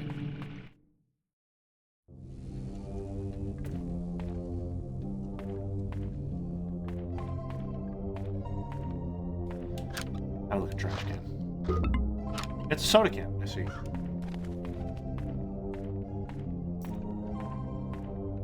What is down here? Ooh.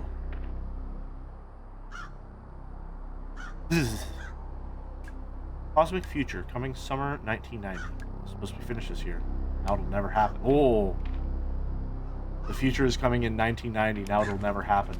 I wonder. Okay, so right now, here's the headspace I'm in regards to thinking about this game. I'm not sure if we are Resident Evil or if we're Silent Hill.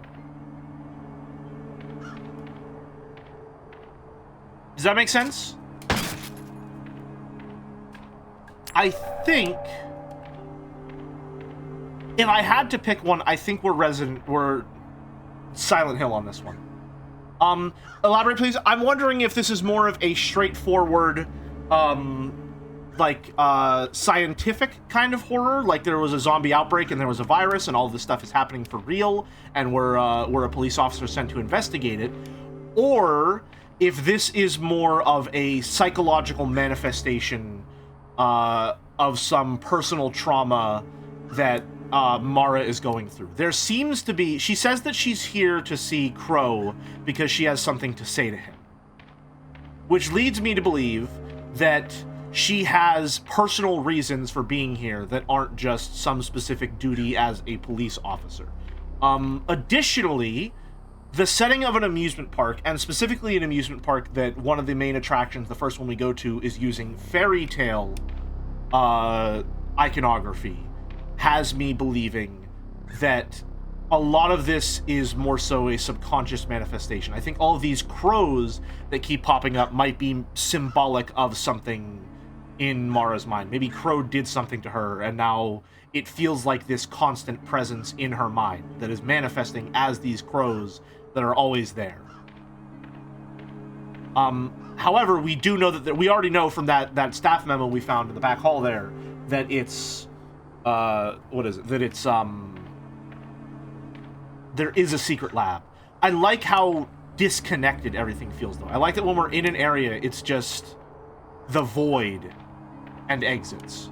I like that a lot. It makes the place feel like it is a cohesive area, and I do have an idea of where I am, but it feels like I only know, like, places don't connect logically, they connect mentally. More so.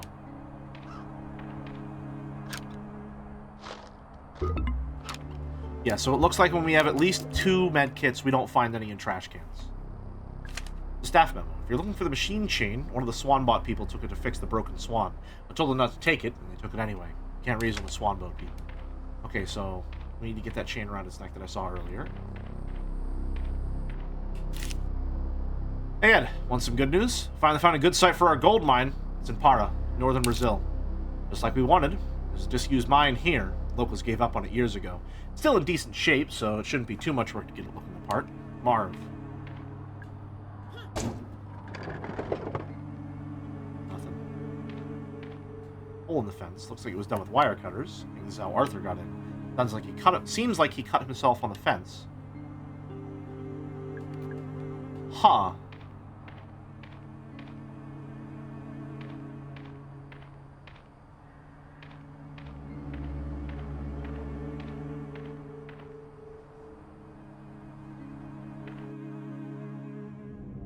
Let's go talk to Arthur real quick. Because maybe he's not poisoned by a monster. Maybe he just has fucking tetanus.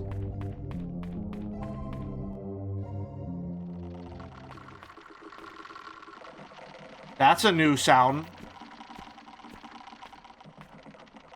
Why is this sound happening to me? What the fuck is that? Nope, that's okay. That's okay. I don't know who that man is. I don't know him. I don't know him. I'm sorry, I didn't know that one of the attractions was fucking Mr. Bones' Wild Ride. What the hell is he doing here?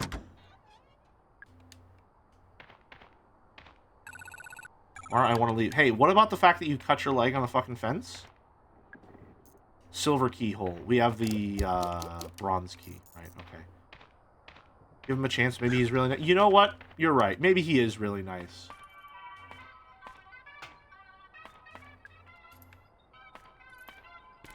I also think just the setting of an amusement park in general is invoking a lot of ideas of, like, I mean, obviously, for me, literally, childhood memories. And it seems like she's got something personal that she's dealing with here. And so maybe it's literally and figuratively manifesting now that she's in Crow Country. Crow Country just seems like such a strange place for an amusement park with a theme like this. Like it's a less of like a location that you're in and more of just a space that you inhabit. Does that make sense? Like, I'm in America, yes, but more specific, like, I'm not in it like it's a location that I've gone inside of. It's just where I am. Does that make sense?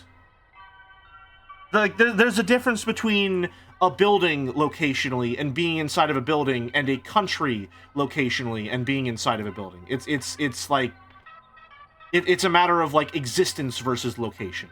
I don't know. There's a distinction there that feels important to me. I mentioned it before, but the fact that the environments look very similar to how old pre-rendered environments look, despite being actually 3D, is really interesting. I like it a lot, yeah. Maybe there's a lot of goths in this town. It's possible. Although with UC8, I feel like that's possible in a large variety of ways. Alright. I don't want to be here. I really hate the noises that this thing makes.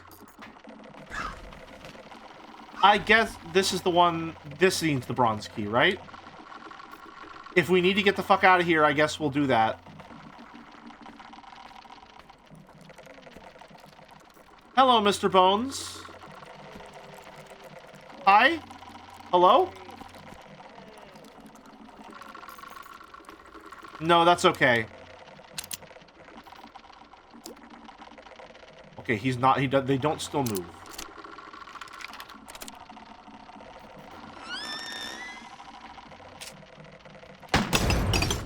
Oh, wow.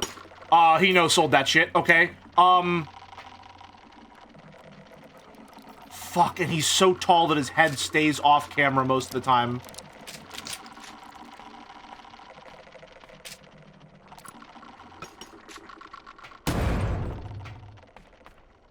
That'll do it. Okay.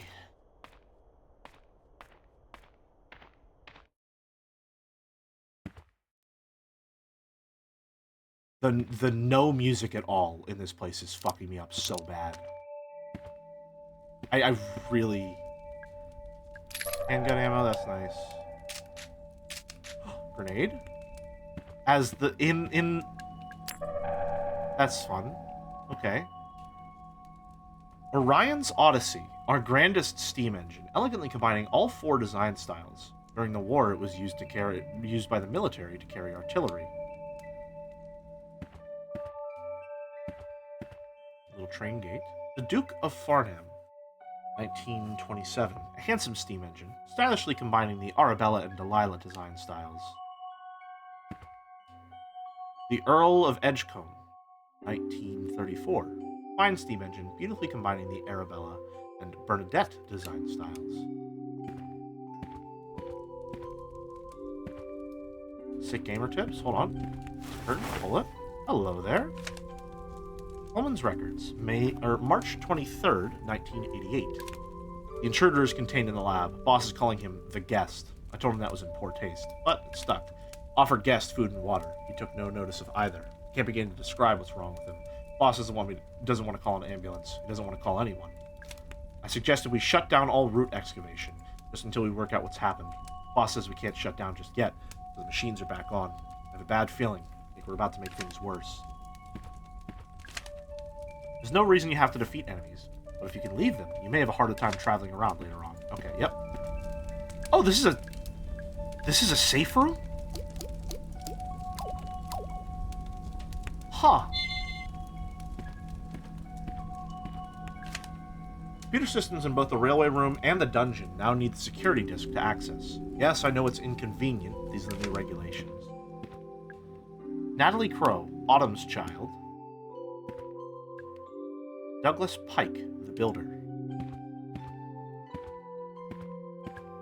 Tolman, the mole. Tolman the moleman. Edward Crow, the trailblazer.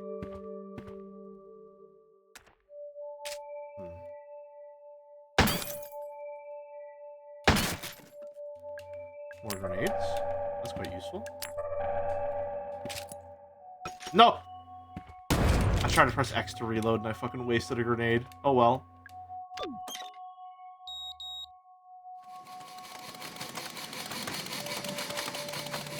Oh!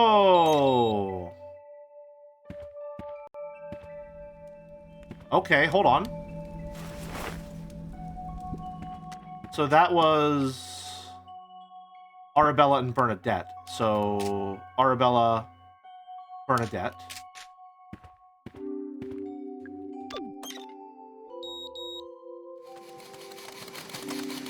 And that's Arabella, I don't remember what word it used. Arabella and Delilah. Okay, so Arabella, Delilah, Bernadette. So A, B, D, assumedly C. A, B, D, C.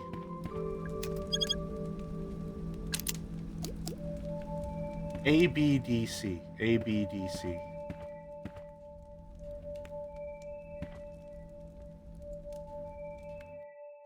Keep that in mind. That'll probably be useful later.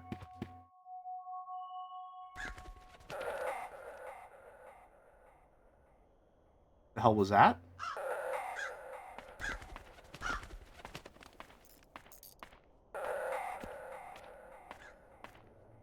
I don't like that.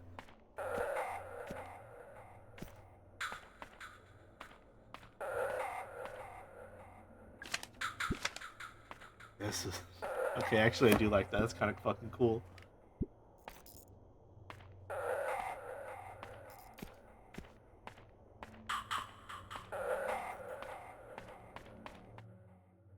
Alright.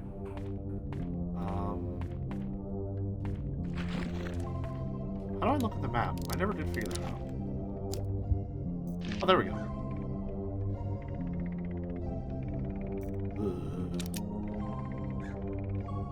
Locked door, open door, unknown door. Crow's Lounge, Cosmic Future. There's a room adjacent to the Crow's Lounge? What? Train room, toilet. Unsolved puzzle in the Swan Boats.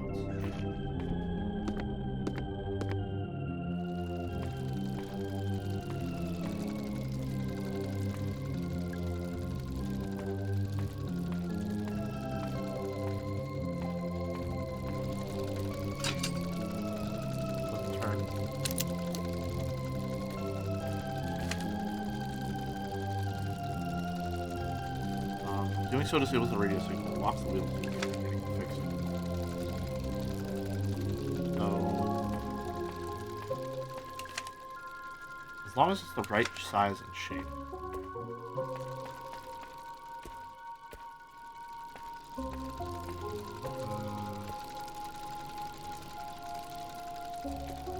Huh.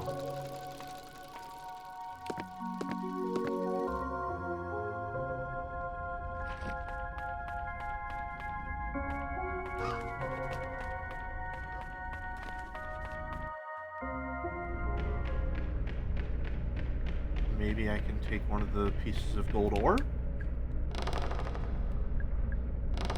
No?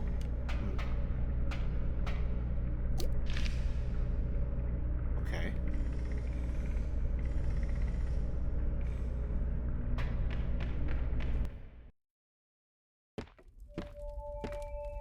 Staff memo. Okay, yeah, no, we saw that part. Why is it saying there's a room next to this one?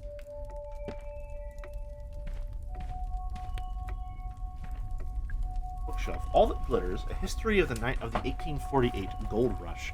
Stephen E. Cook.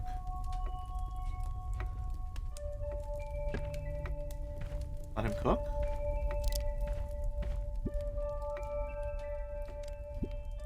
Keypad there. Still don't know what that's doing. Okay. Minding your own business. I would have thought that a grenade would be what we put in the swan's mouth. I don't know. Sheriff, that's what I'm thinking too. It's lucky this theme park called Crow Country happens to be a popular place for crows to flock. That's why I'm wondering if maybe they're not like they're not real. I want to shoot a crow to see what happens, but I have a feeling it would be very bad to do so.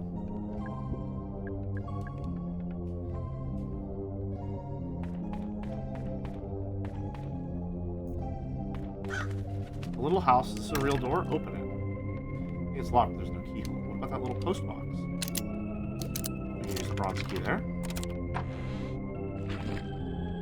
I think I'm not getting any taller. What the fuck? I really like... Okay, one of the things that I really love about this setting so far, in Silent Hill, one of the strongest visual motifs that they're playing with is this contrast between the normal world and the other world, right?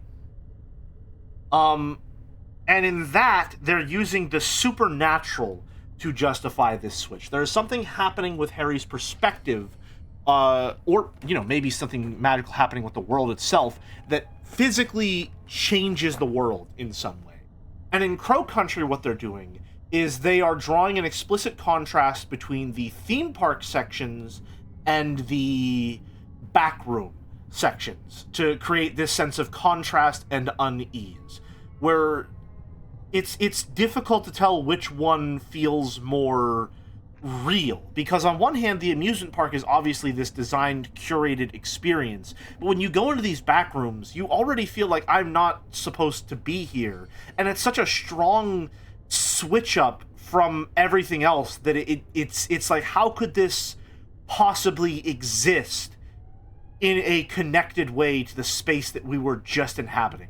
How could I go through the door in a small little house in this fairy tale land and end up at, like, this mining rig or whatever the hell this is? How could these be connected in any way? I love that. It's a mounted weapon?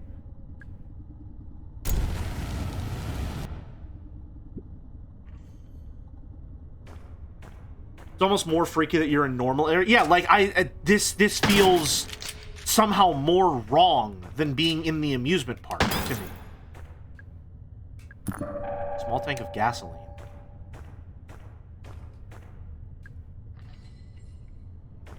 Pipe valve. It's missing the handle. Mounted weapon. Low on fuel. Smells like gasoline, but it's almost empty. Add gasoline. It's a good amount of gasoline in it. Okay. So we have that done. Can't find the crank handle. It's because I borrowed it. I used it to hide that big egg-shaped ruby inside the haunted... Alright, an egg-shaped ruby, huh? Afterwards, I locked the crank handle inside the safe in the southeast utility corridor. The bucket. It's full of rocks. It's a crane mechanism. There's a wheel. Turn the wheel. Mechanism is incomplete. Very convenient that it's a specifically egg-shaped ruby.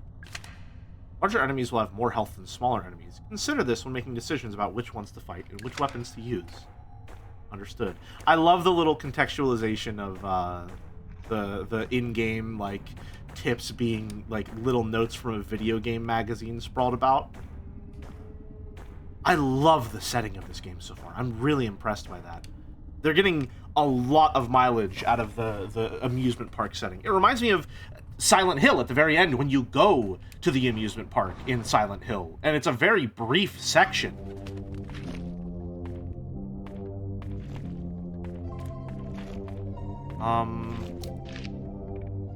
Okay, so there's the dig site. Mushroom door. Thank you, Rainbow Road DUI, for the 3 months with Prime. Greatly appreciated. So there's 2 side rooms in Crow Country that we haven't gone to. Southwest utility corridor. Okay.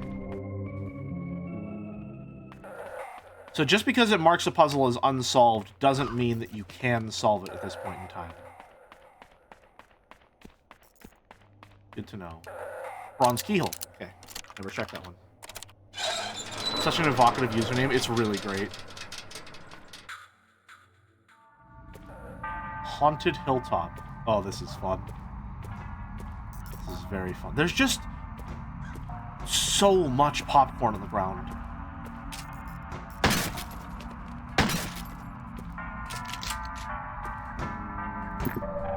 Getting a lot of antidotes for someone who's only been poisoned once. Hello? What are you doing? Trying to get through this door? Oh, right. Is it locked? Obviously. Is there another way around? It's possible. Right, I'll go have a look. Okay, yeah, I feel like we're definitely leaning more towards Silent Hill. I feel like it's got to be, of course, like a blending of the two, but like this is all so surreal. Please be careful around the Haunted Manor bookcases. Read the book titles carefully. In fact, it'd be easier if you just didn't touch them at all, okay? Crow Country, more like Corn Country, am I right? So true. Actually, the Corn Country is the United States of America. It's a map? On the hilltop. Witchwood. It's a face. He's smiling at me. Gross. Take it? I couldn't move him. You know, I think he's fine where he is. It's an indentation. Okay. Dungeon Witchwood. Haunted Manor. The Crypt. There's a Haunted Manor at Kennywood, too. The map looks like it's straight out of the Twilight Princess. The sound of opening that map case did sound like turning on night vision goggle. That's exactly what I was thinking it sounded like, yes. Okay, what's the soda? I wonder what the hell that is. Will that give me an antidote, maybe? Oh.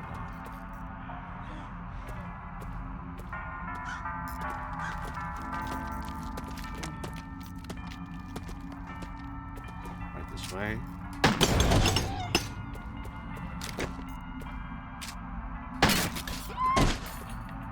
I didn't. That wasn't even me. I didn't do anything in that process to hurt you. It was not my fault. More gasoline, huh? Is that a mourning dove? Oh no, it's a weird little owl guy. Okay. If you're doing maintenance in the Haunted Manor or trying to access Ocean Kingdom, you'll need the crank handle. So lock on the safe in the southeast utility corridor. Code for the safe has something to do with the crypt, I think.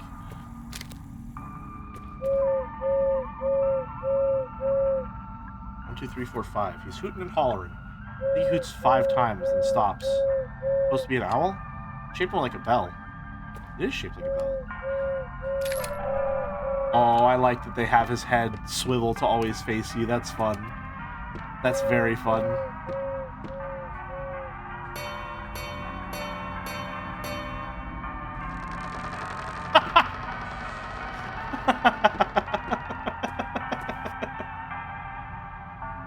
I like that the spooky bit of the park has the tinny music playing on the speakers. Yeah, the theming is just...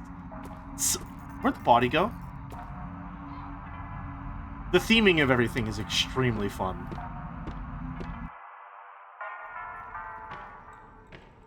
That's a straight-up vampire. The style... That's an entire ghost. That's a whole entire ghost right there.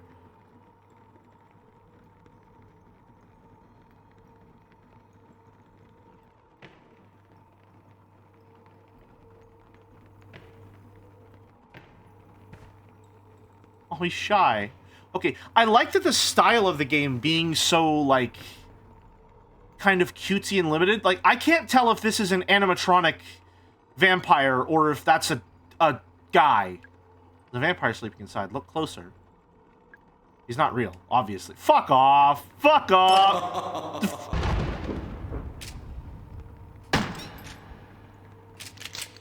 Fuck off. Vampire setup. Made me jump. He's kind of cute, though. Noted? It's an old painting. Song in a Cage by Lasciare Suonare. It's a little creepy. There's a hole in the middle of the clock face. 125.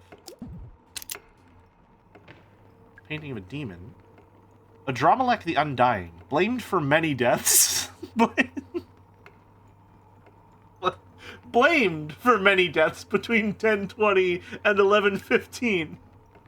He's blamed for many. Not responsible that we know. But he was blamed for many of them. I refuse to put my hand inside the large clock. The 125, 345. Clock needs regular winding, but please don't attempt it without the correct tool. Oh. Phone is for me. Hello? You're back. Yep. Who is this? I'll admit I'm glad to see you're up and about. Oh, the tenacity of youth.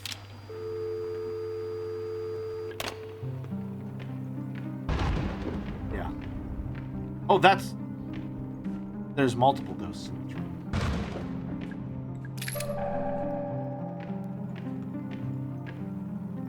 Harmony Will Fade by Alsuna Licenza. Inconsequential by Anonymous. Melody of the Dead by Allegrado Vivaci. So, treble clef looks like a piano. And then, like, sheet music, kind of. History's Deadliest Poisons by O.T. Plagas. Tall wooden crates can be broken open at the cost of a single handgun bullet. However, there's no guarantee you'll find anything useful inside. History's Deadliest Poisons, yeah? Inconsequential by Anonymous. And Inconsequential by Anonymous. Any other bookcases in the area? It's a window. It's not real, it's just a picture. It hasn't rained in a while, actually. That's a fun detail. Okay, what if we take the two inconsequential? Not moving, pull it. Nothing happened. Not moving, pull it. And nothing happened. I assume if I were to pull these ones, they would poison me. It's an old globe, it looks pretty fragile. Spin it. So many places I never visited. So many places.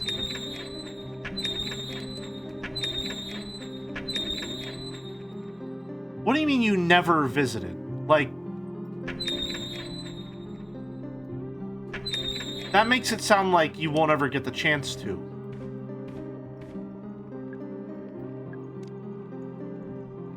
Oh, hold on.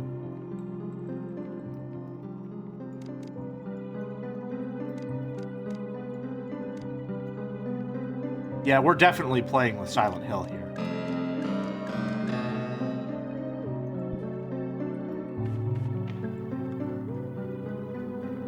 Melody of the Dead, is it?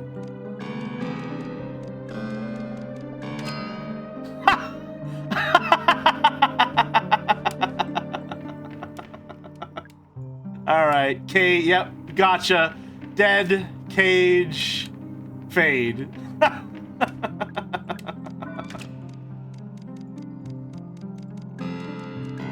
Hold on, sorry.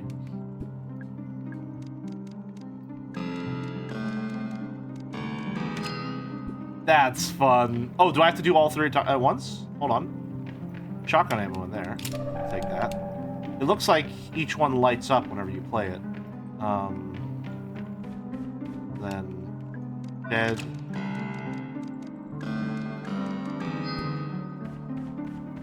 Cage. Oh, it's a little fella. Hello there. I'm a little mushroom boy. I'll use my mushroom magic to grant you a wish.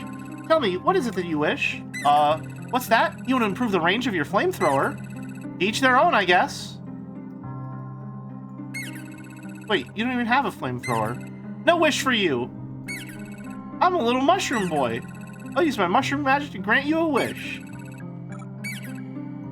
Okay, so you find little mushroom guys to upgrade. Wow, rude? Huh. So there's little mushroom guys hidden around and they upgrade your stuff. That's fun.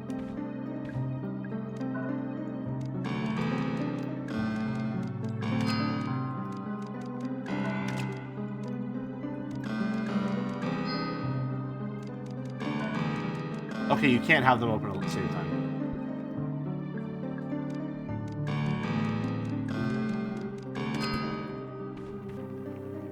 I would die for him. He's just a silly little mushroom boy. I'd fit through if I wanted to.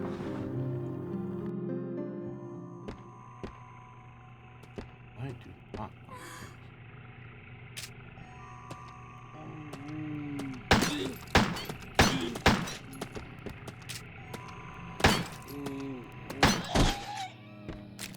Kick them while they're down. God, the casual just like crunching over their body.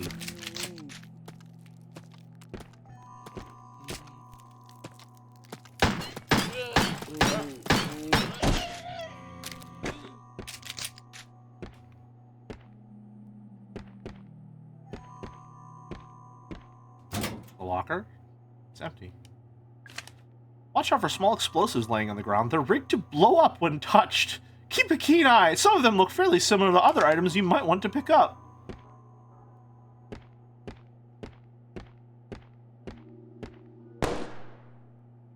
Hello?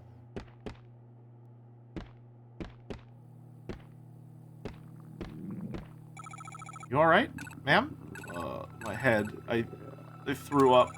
It's alright, don't worry about it. Can I ask, did something happen to you? It really grazed me. I thought I'd be fine. I don't even know what it was. It was pounding. My stomach is... Ah, right. You're attacked.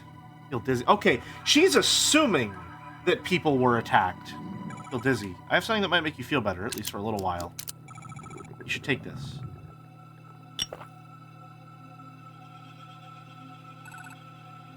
Thanks. I think that actually helped. Oh, so rude. What was your name? I'm Mara. Thanks, Mara. I'm Natalie. Natalie Crow. What are you doing here, Mara? I'm actually looking for your father, for Edward Crow. What on earth do you want with father? Filed a missing persons report, didn't you? Yes, I did. You're who they sent? Yeah, I'm Agent Mara Forrest. You're so... what? What about the man I spoke to on the phone? Detective Harrison? Okay, so I just realized now that Mara is remarkably short. I didn't... Well, hold on a minute. Is that important? Because there was a joke about it when she was climbing in the mushroom building, and now they're calling attention to it during an important conversation. And it is taking place in an amusement park. Think of Harrison James. He couldn't make it. Problem with his car. Ha! So they sent you instead? Yep. This is your father's office? He's not in there. I've been out here for hours and I haven't heard a sound. Be that as it may, I'd still like to take a look inside. You know how to get in? That's going to be difficult. You'll need the key. It's a big fancy gold one. Gold key, got it. And you'll have to turn off the electrified door handle. How do I do that? No idea. It wasn't electrified the last time I was here. Father must have only recently had it installed. Why? What's he hiding in there? Just recently had it installed? I'm sorry, Mara. I'm still not feeling great. Right, of course. I'll leave you alone. Sorry. You're kind.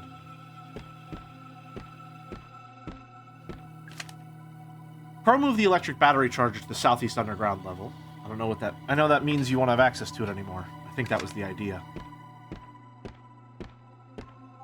We keep finding these cigarette machines, and it's specifically, I'm not allowed to smoke. Why does she say I'm not allowed to smoke? Not that she doesn't, but that she's not allowed.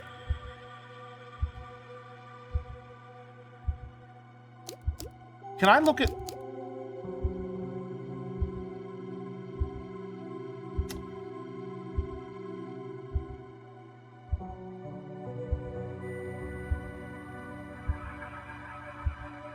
Out of curiosity, so you can't move while aiming. Does that include the backup button? It does include the backup button.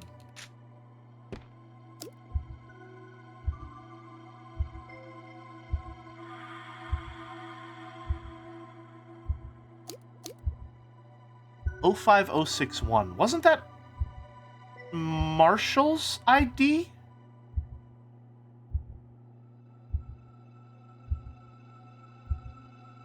Wait a minute. Hold on.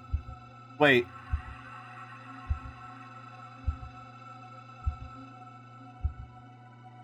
No, I don't know.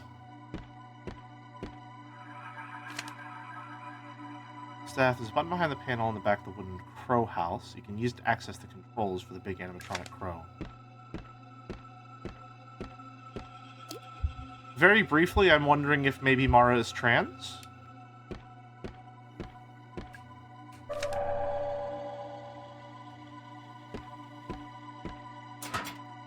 Locker or stuff. Oh, give it a kick, I guess. It's empty.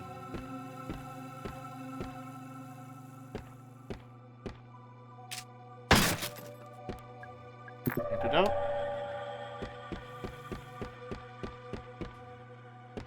Notebook. Coleman's Records, March 27th. Alarm triggered at 2:15 a.m. 2 more guests appeared in the pool room. This time, I made sure the cameras were running, so we have proof. They came out of the pool. They're worse than the first. Broken, wrong shape, falling apart. I feel heartless describing them, but I have no other words for them. Boss said we wouldn't be able to move them, like we did with the first guest. He spent 23 minutes trying to talk to them, then he shot them both. This game takes place in 1990.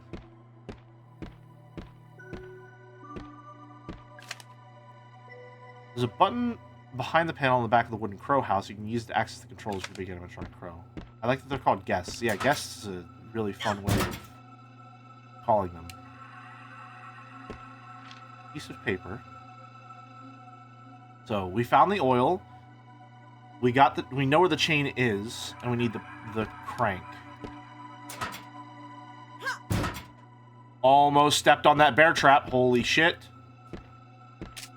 That was lucky. Hex Crank Chan is back, baby.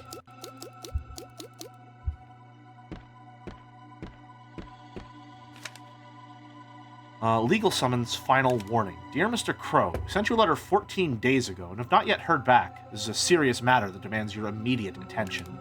You should know that Elaine Marshall's family have appointed a lawyer. Elaine Marshall.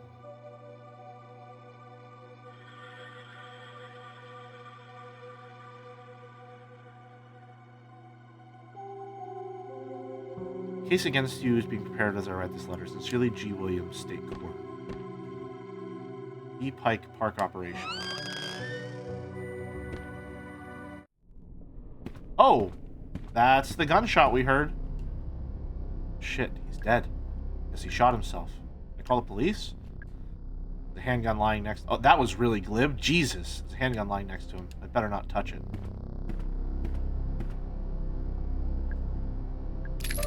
Mara's born in 1965. She should be allowed to smoke judging by her age. Some maybe medical condition?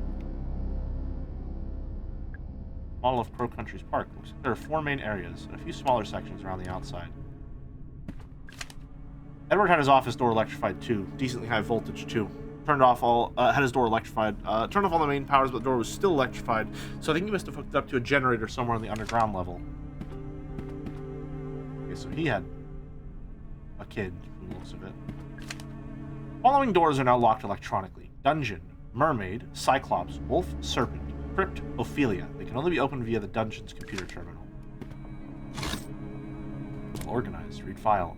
Edward has pulled all the funding for Cosmic Future, and we've halted construction. Said it was just a temporary delay, but I can tell when he's lying. Something is seriously wrong with Edward. He looks sick, but at the same time, there's kind of a manic energy in his eyes. I asked Tolman about it, and he gave me the silent treatment. Whatever it is, I think they're in on it together. I tried to spy on Edward and Tolman during their meeting. It sounded like they were trying to talk to someone, a third person in a room who wasn't talking back. But they were talking like how you talk to a baby or a young child, speaking slowly, using simple language. What's going on? TV. There's a videotape in the slot. Press play. There's a message for Edward Crow from Douglas Pike. Edward, we've been friends for over 30 years. You entrusted me with the running of your theme park, a task I have relished. You've always shown me kindness, and have always paid me well for my work. However, I can no longer remain silent. Edward Crow, your crimes have not gone unnoticed, nor will your sins go unpunished. As for Elaine Marshall, I hope she never forgives us, for none of us deserve it. Goodbye. That's the end. I kind of feel bad for him. Or I feel kind of bad for him.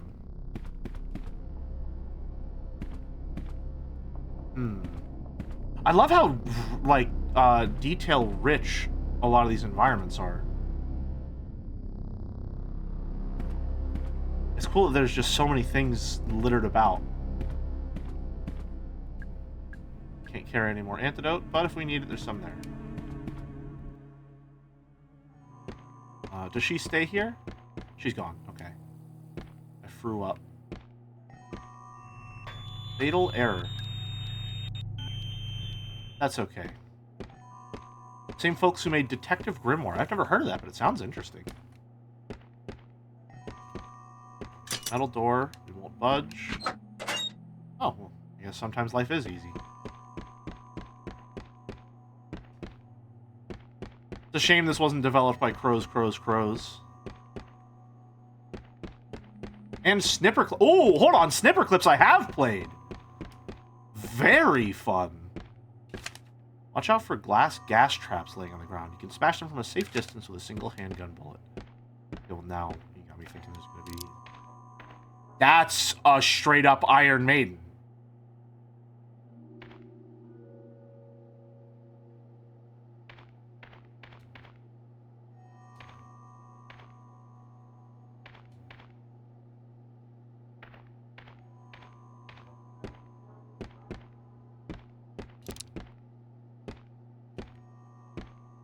Decline of video gaming 2-3 still lives rent-free in my... What is that? Shoot the button, perhaps? Perhaps? What are they trying to clean up?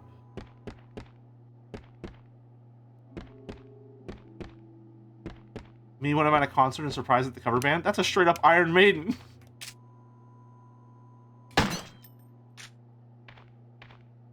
It's a little button. Should I put... You definitely shouldn't. Ancient Flash cartoons about how new video games sucks. I see. Anytime I hear the phrase "video games suck," I just think about Jerma chanting it. Video games suck. Video games suck. Video games suck. Video games suck.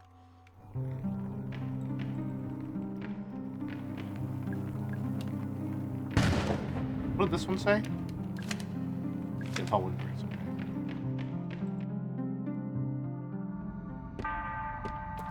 I want to explore elsewhere first, and we can come back there when needed. Plus, there is actually relative. Oh, hold on a minute. Whoa, whoa, whoa, whoa, whoa! I didn't go down that hallway, and it connects back to the fairy tale place. We can get into the tavern. Hold on, I'm interested. I'm interested. I'm in. Interested. Once we see this connection, we'll head back to a safe room and save so that we can take a quick break.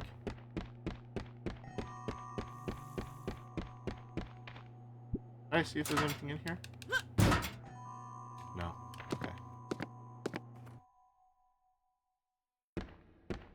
Oh. Oh, I don't.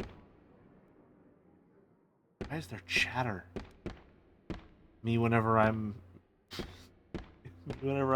in stream chat, but the stream hasn't started yet. Why is there chatter? She is very Tophet. She's remarkably green. Me whenever I'm a professional in a field and I get assigned my new rookie who isn't as experienced as I am and it's causing friction in our working relationship, she's remarkably green. The staff memo. Someone from the maintenance, please varnish the Ocean Kingdom storage room door, or else just replace the door entirely. It's made from really old wood and it's really starting to crumble. It's not exactly fire safe. Pulley, I think it's removing the curtain. It is lifting.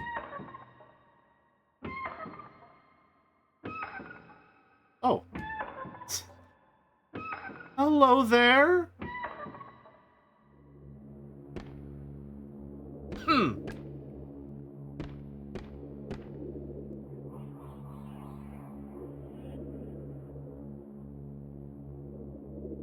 God, she looks like something out of Majora's Mask. What a fun way to reveal a fucked up level. Yeah.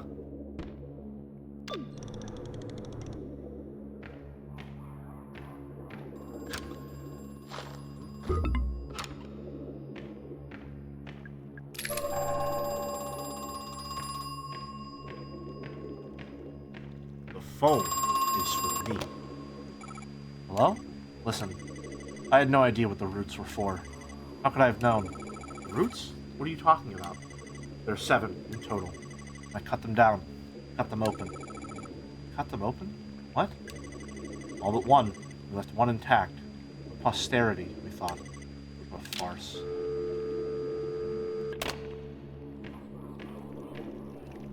What the fuck are these things?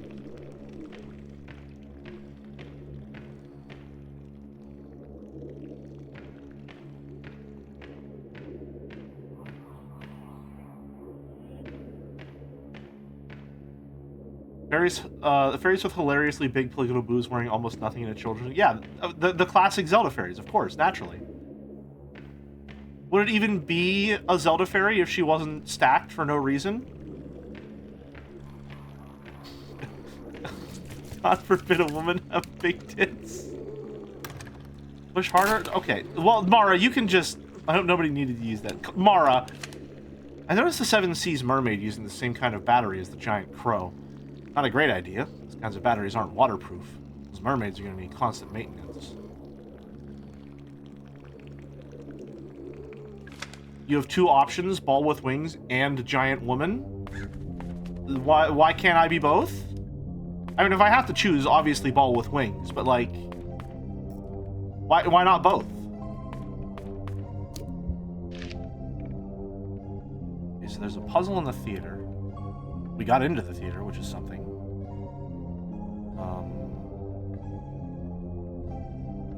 Room in the fairy pond lies in the back room. We don't know. We don't have a map for that sort of going on. We found Crow's office. Oh, apparently the Iron Maiden just connects to Haunted Hilltop there, huh? Okay, we're gonna go save in the Crow's Lounge and then take a quick break because we're a little overdue for it. I think our run is kind of uneven. Alright, so real quick save. It is keeping track of how many times I save, so that's important to consider. Could affect maybe the ending or something along those lines. Hey. Big stretch. Alright, we're gonna take a quick break, about 5-10 minutes. We'll be back do maybe a quick chandle, maybe a scrandle if one of the mods wants to get the bat up. And after that, we'll go right back to it. See you in a few.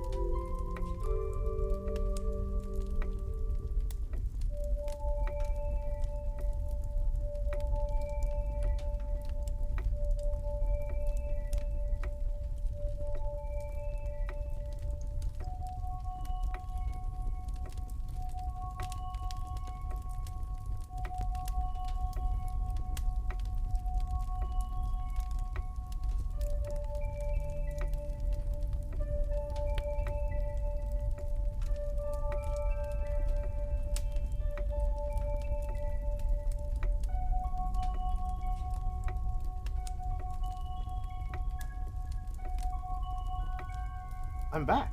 Hello. Hi. How's everyone doing? It's a really, really cozy break music, huh? This is nice. Okay. Here, you have a message. She's shorter than everyone. The game takes place in a theme park. She's not allowed to smoke, and at the beginning of the game, it was very insistent on you getting her name right. We also didn't know that this was, if we also didn't know that this was the place she was coming back to for some unfinished business, I'd assume Mara was a kid pretending to be someone else. That's what I think might be going on as well. I get the feeling that, I forgot that bit in the intro where she's saying that her name is Mara, and to get that right. Deli, the chat council's decided we need our own live chandelier reaction for break, such as a cute Jamie chewing in the corner. Clap, clap, make it happen. I am working on something for break.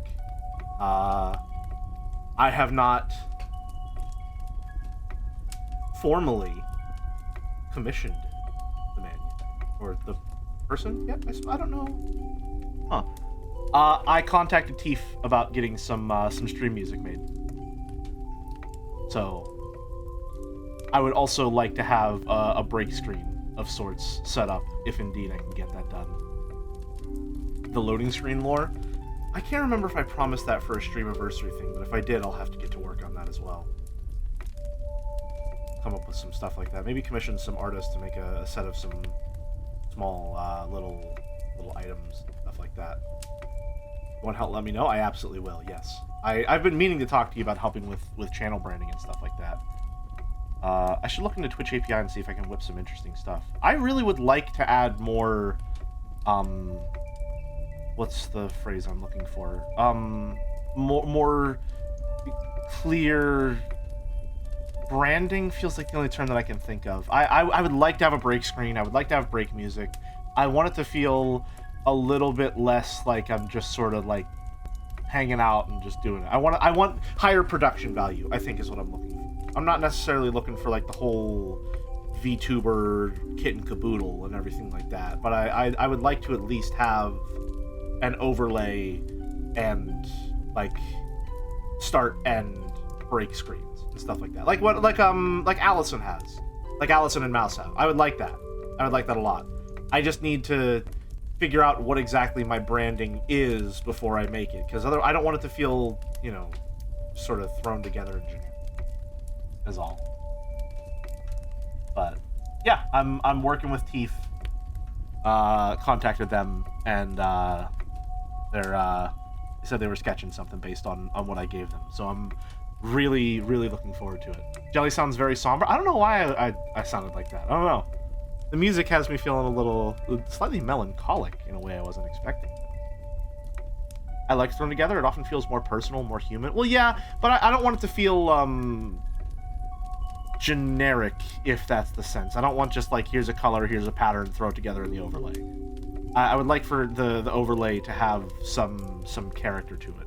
We crave the trash. I have considered making raccoons and trash more of a prominent thing in our branding, unironically, because we have the trash corn and stuff like that. One of the things that I think about a lot is I like that a lot of VTubers will have like little guys, like cute little creatures that are meant to represent like what their chat looks like, and usually the way that it works is a VTuber will be themed around an animal, and then the chat will just be like a little chibi cartoon version of that animal, right? Like with Mouse, sometimes when people draw Mouse's chat, they'll draw little mice, right?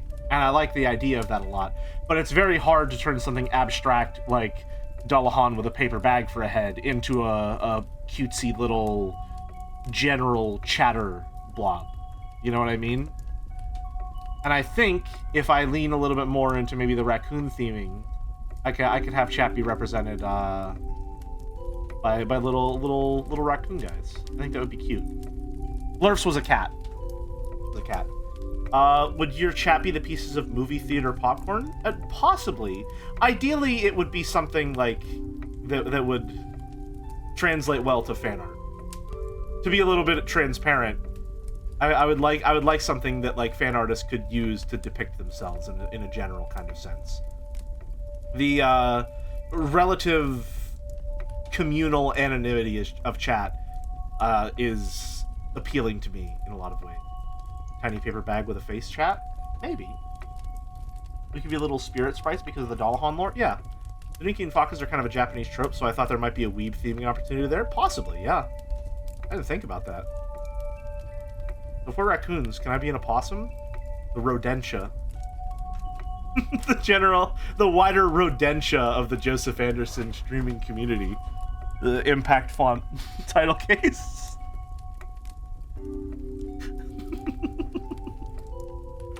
Let's get Chandel open. And... fuck it, I like doing Scrandle. I like doing Scrandle, plain and simple. I like doing it. I like having a routine. I'll set up a quick stream bet so that we can get Scrandle rolling too. / prediction. Start prediction. Scran results. Give it a 5-minute submission period. Got it. Alright, Scran bets are open. Get them on in. Even though Merrick hates Scrandle, Jelly can't help. Merrick, do you not like Scrandle? That's understandable. Underscrandable, even. I don't know, I just like... I like food. Not just because I'm fat, which you might not be able to tell by how lithe my models tend to end up. But, like, it's... one of the first things... Cooking is one of the first things that I learned how to do that made me feel truly autonomous. And so I have become very passionate about food in terms of cooking and sharing and like watching people make food and learning recipes and stuff like that.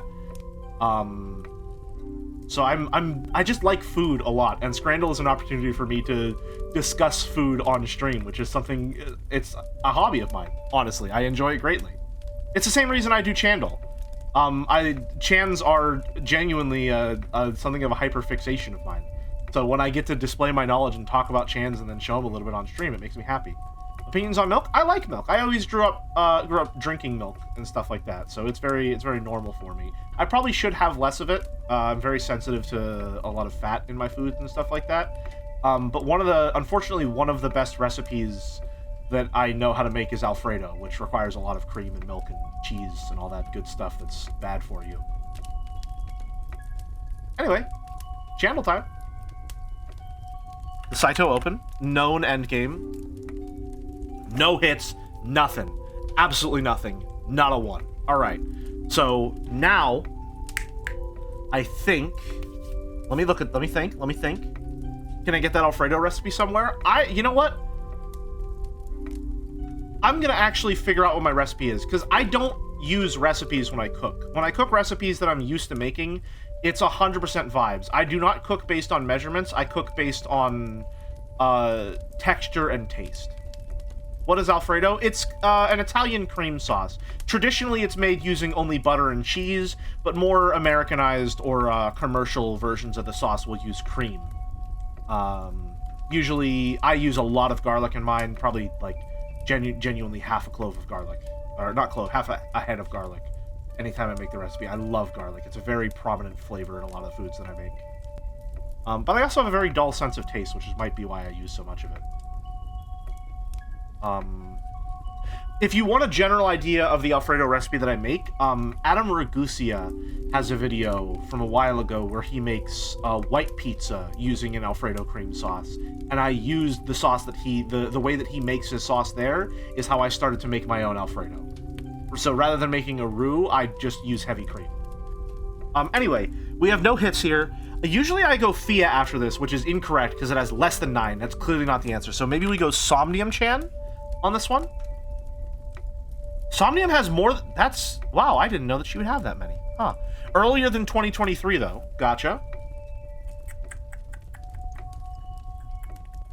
Not me. Earlier than 2023. Bad play with Somnium Jelly. Yeah, suboptimal. I don't think... Somehow... Well, not somehow. It's because of when the database was formulated. I don't have any Chans in the database that are... Well... No, I have one Chan in the database that's earlier than 2025. and has less than 9. It would be Card-chan. She only had 3 at this point, I believe. So it's earlier than 2023. Not by Merrick. Less than 9. Let's see. Just because it's less than 9 doesn't mean that it wasn't popular. It might just mean that it doesn't have anything in the database, if that's the case. What did Joe play in, let's say, 2020? I'm caught up to live. No more 2 times jelly for me. Howdy, Corday. Good to have you. Ronald McDonald. I mean, genuinely not a bad option. Let's go for it. No. Less than 3. At the very least, we know it's later than 1963. Oh, whew, thank goodness. That was close. All right, so it's less than 3. Not Martin Luther. That's true. It's not Martin Luther, who I don't even think is in this. We do have Terumasa Nanjo, though. So it's not Sam Reich. Well, is Sam Reich older than McDonald's? Than Ronald McDonald? It could be Sam Reich. Is it Joe? No, because Joe's in every... you know what? Fuck it, we'll go out there. Is it Sam Reich? No. Creator, Robert Reich. That's amazing. Literally 1984. This does actually give us some good data. Okay, 2 fan arts. Okay. 2 fan arts. Huh.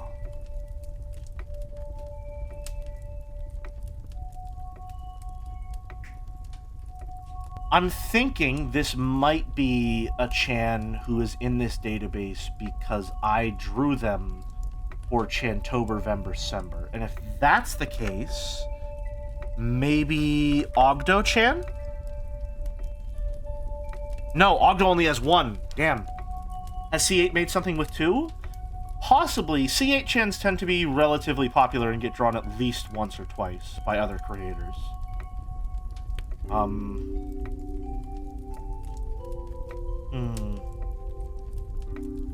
It could be an EKB Chan. Yeah, that's true. I don't think it would be Golden Rifle, though, because she's gotten drawn quite a lot. Ass Slapper Gold Hand Chan would only have 1 entry in this.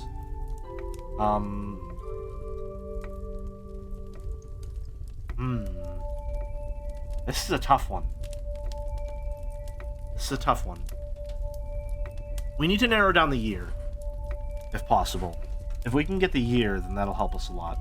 So yeah, let's go with maybe Steel Business Card Chan. Later than 20. Only 1. Interesting. How many do we have? 1, 2, 3, 4, 5, 6. Okay, yeah. 2022. Okay.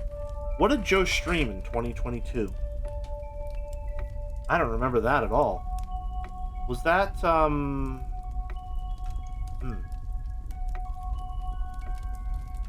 maybe a Tep-chan? Possibly? Cage Miss? I don't know that there were any Chans during Cage Miss.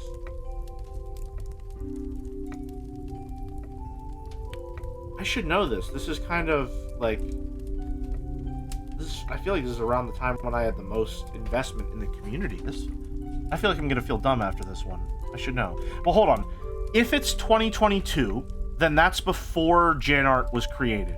So this isn't a Chan who's only been drawn twice. This is a Chan that's only been drawn twice and is in the database. So who's a Chan that's only been drawn twice in the database? That's what we need to think. Who is a Chan that's popular enough or relevant enough to be drawn twice after the database was created?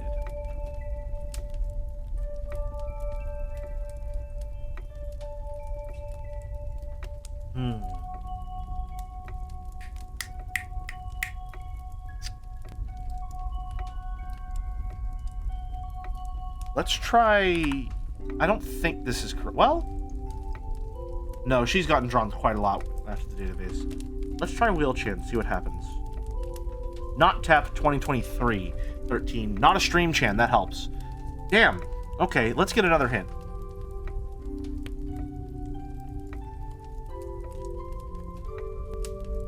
Hatsune Miku? Banana Koi? Banana Koi, damn! Okay.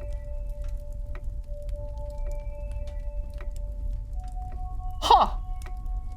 She's gotten quite a lot more. Page not found! I'm sorry. Oh, she's just Banana Koi. Instead of Banana Koi Chan. Also known as Sotbot Tifa Chan and Forgotten Banana Chan. I didn't know that these About tabs existed. Yeah, she's gotten quite a lot more since then. I quite love this Chan. I'm very, very fond of this Chan, as a matter of fact. I think this only has 2 entries because of how she was entered into the database. The coat peeling off of her shoulders and then the ribbed sweater to be like the like inside of the banana. Why does this community have such a fascination with unpronounceable abbreviation chans? Merrick, I do think you started that. Although Phyto is remarkably pronounceable, all things considered. She'd have so much more if Yelan ever submitted stuff to the museum. I gotta respect Yelan's grind, honestly. This design goes hard. This true form's power is nepotism. Where's Banana Koi? Speaking of, apparently the only one Yelan has ever submitted to the database. And it has fucking Banana Koi in there.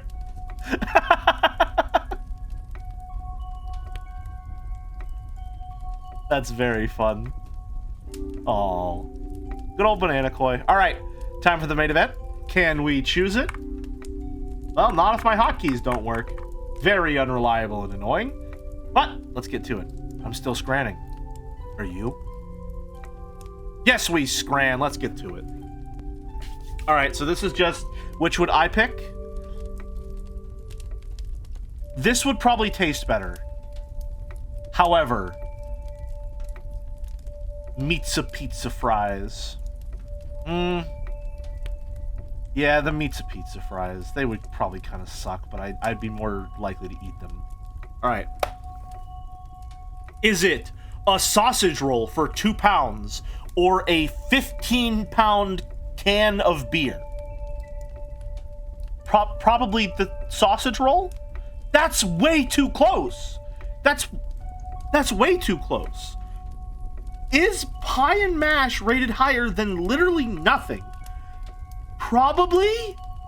That's fucking crazy! The pie looked like barf. Okay. This has got to be like 98 or something, right? Holy shit. 88.9, that's insane.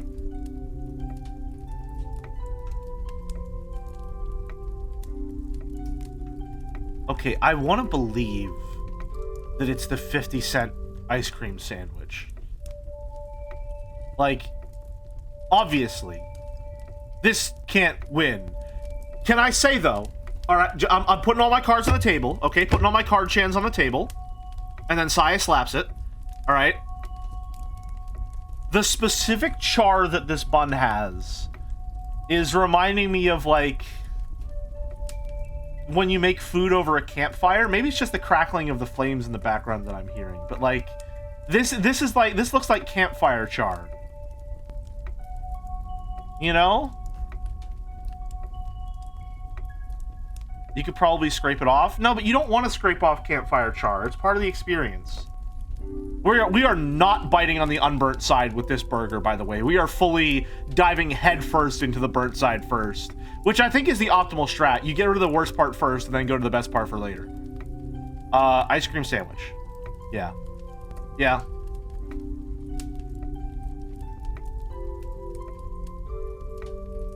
What the fuck?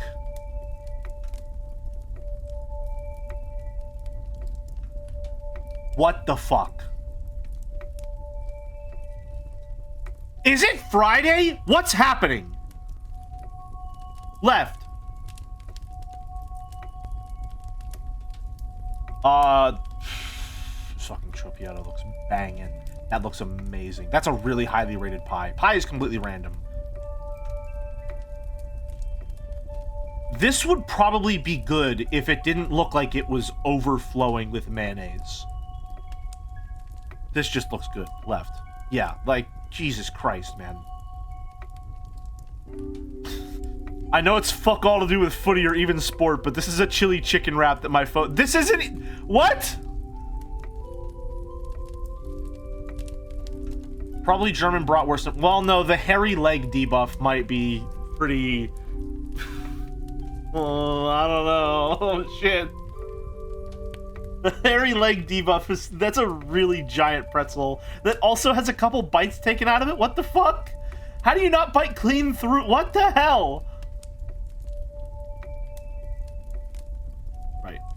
Yeah, they don't go for funny scran. They don't go for funny scran.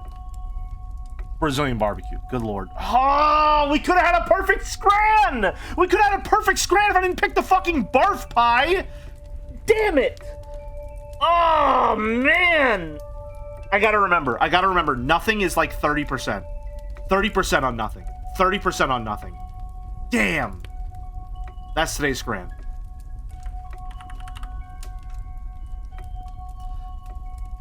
Choose outcome 9 out of 10. Prediction. Congratulations, Scraniteers, if you voted 9. Alright. I'd absolutely rather have nothing than a lot of the Scranite options here. 36.5k! That's a lot moving around! Wow! Damn! Well, congrats, Cheese and Reap. A lurker who I don't believe has ever sent a message in chat. That's right. Even if you lurk, I'll know who you are. You're not safe when Scran is in town. Congrats! Hope you use your trash corn well. Maybe get a sketch request. If we get one more of those, I should be good to go. They don't deserve these points? Then take them. Oh, hello, controller? Oh, why are my analog controls not working? Alright, I guess we're tank control gaming.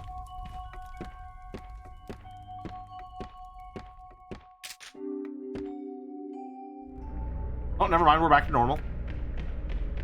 Off we go.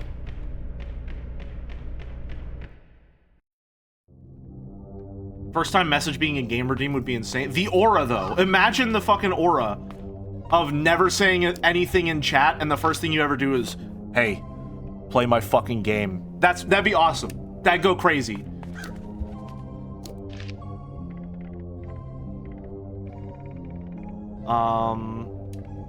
Back to the theater. And then it gets vetoed and that chatter was never heard from again.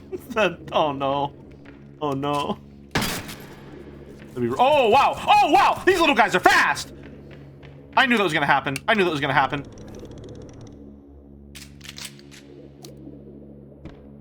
We're doing okay. She's facing the other way. Oh, do I have to talk to her when she's down there?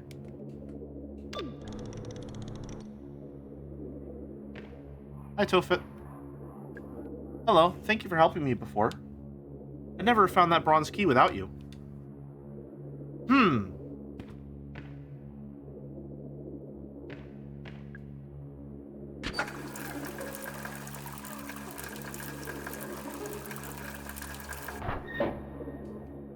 Huh.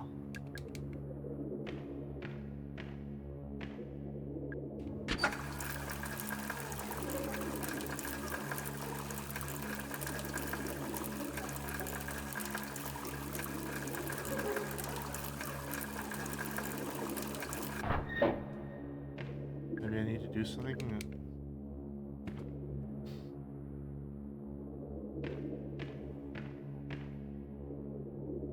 Never mind, I won't finish saying that.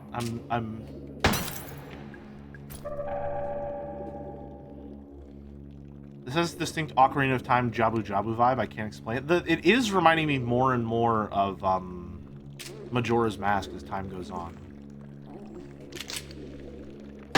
Kill the child.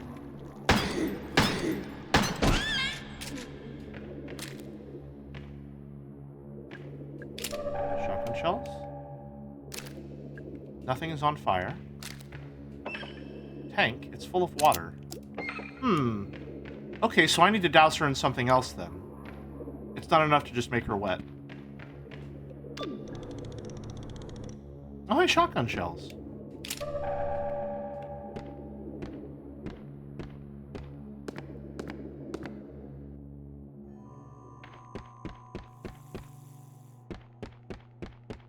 Step in the bear trap. All right, time to go on the Iron Maiden. Yippee!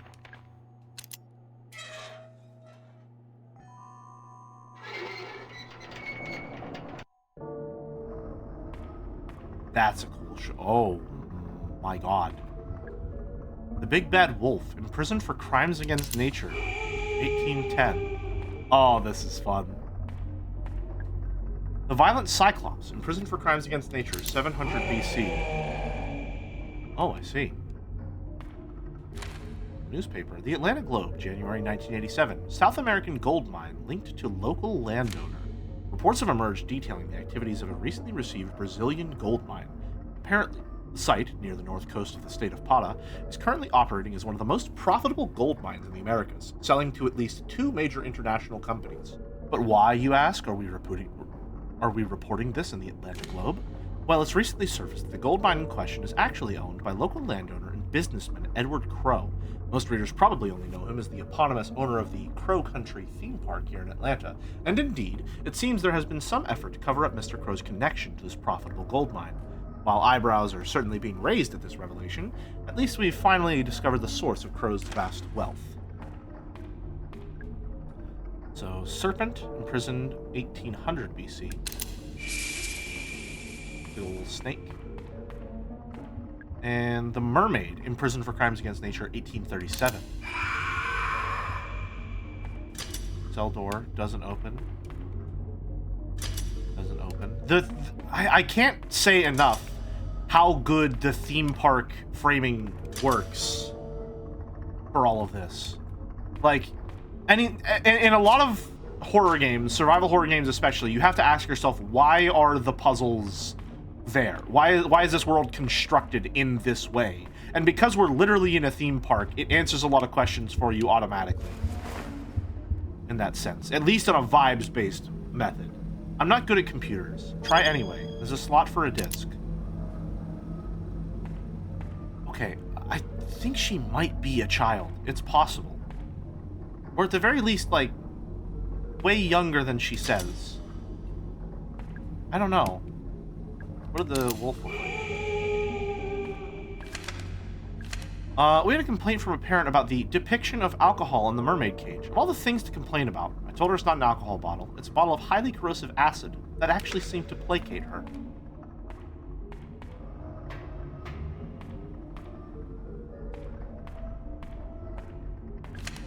When talking to NPCs, make sure you've seen all their dialogue before moving on. See a speech bubble icon above an NPC's head. Try talking to them again. Realistic depiction of the average parent? Absolutely, yeah.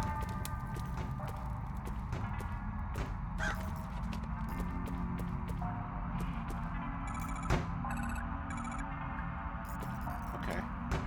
Did I read this? Yeah. Okay.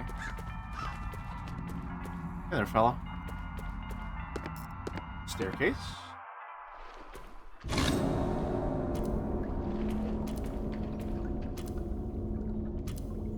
Hello?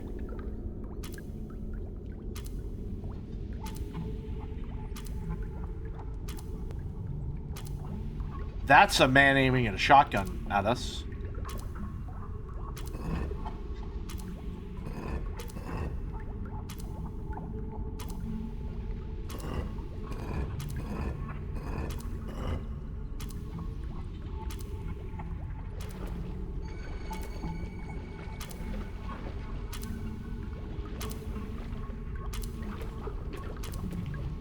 Here lies Ophelia, tragically drowned. Daughter, sister, human.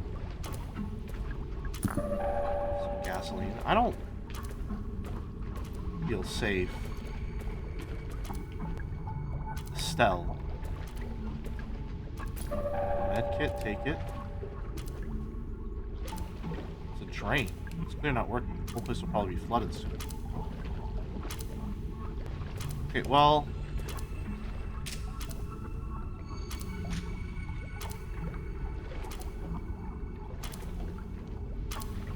I'm scared, but let's go pointing a shotgun at me. Is it going to shoot? Better not touch it.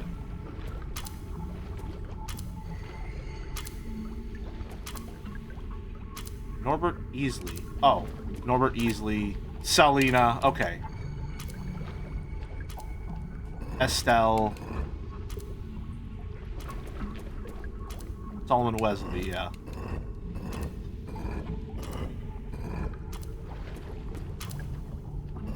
Norbert Easley, so it's northeast.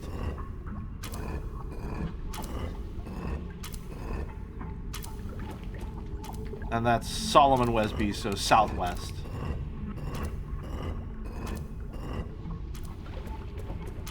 And you're just Selena, so south. What? Oh, right. Oops. I passed south to get there. There we go. That's fun. It's holding a shotgun. I don't think it's going to shoot me. Maybe I could take it? It's stuck. Keep... Oh. This was just a plastic decoration.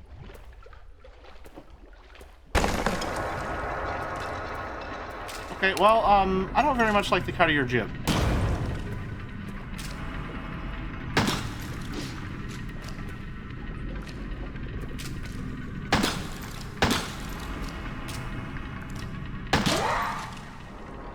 That's a very fun little subversion, making you think the shotgun's the threat, and then suddenly this thing bursts through the fucking wall whenever you're done with the puzzle. I broke it.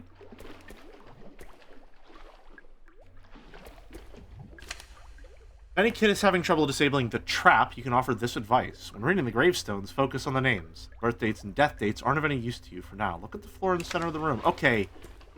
Her getting scared by this is also making me think, like, again, maybe a child in some capacity. Huh. What's going on here?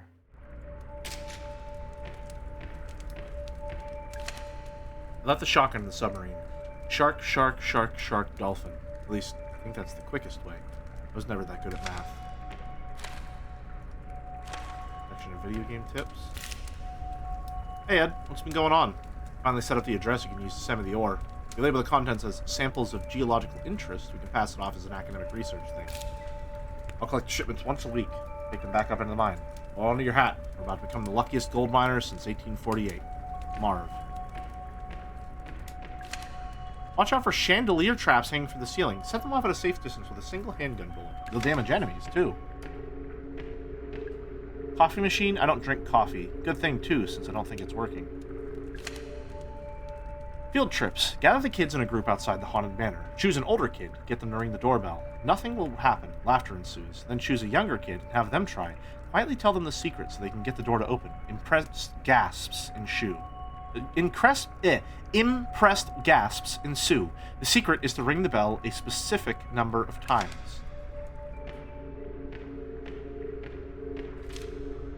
Oh, it's an adult magazine. Barf. No okay, you're a child. You're a child. For sure.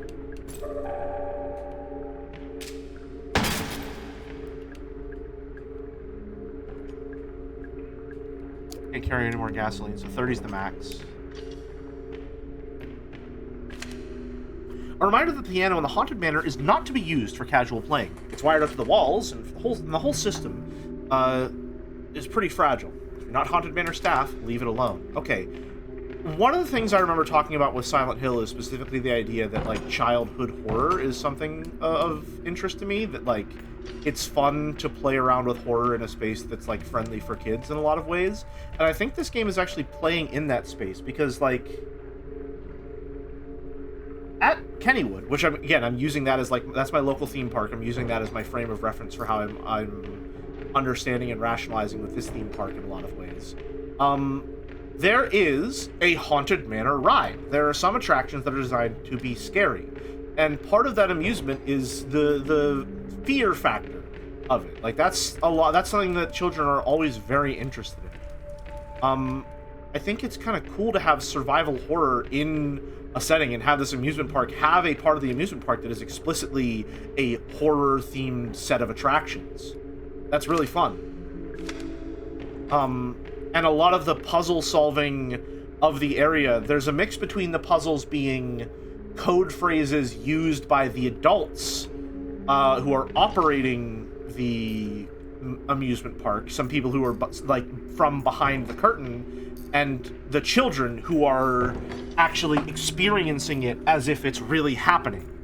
So I'm wondering if maybe the distinction that they're trying to draw here, if we're using Silent Hill as a frame of reference, at least like the other world and the real world, there's a pretty strong distinction between the world of children, i.e. the amusement park as it is, and the world of adults, i.e. the behind-the-scenes stuff. And I think that's even further emphasized by our two types of notes that are always stored in our safe areas. Specifically, tips for operating your character are video game magazines, and tips for puzzles around the place are staff memos.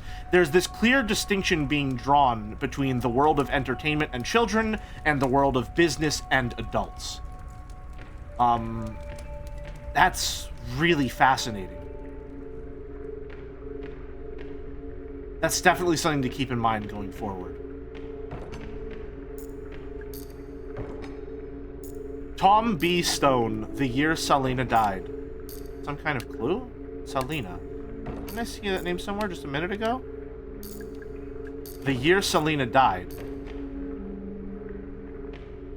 That book opening animation is so cute, that little bit of extra interaction. Yeah, I like that a lot. It's very fun. This was Selena. No, that's Estelle. Selena was this one. 1872.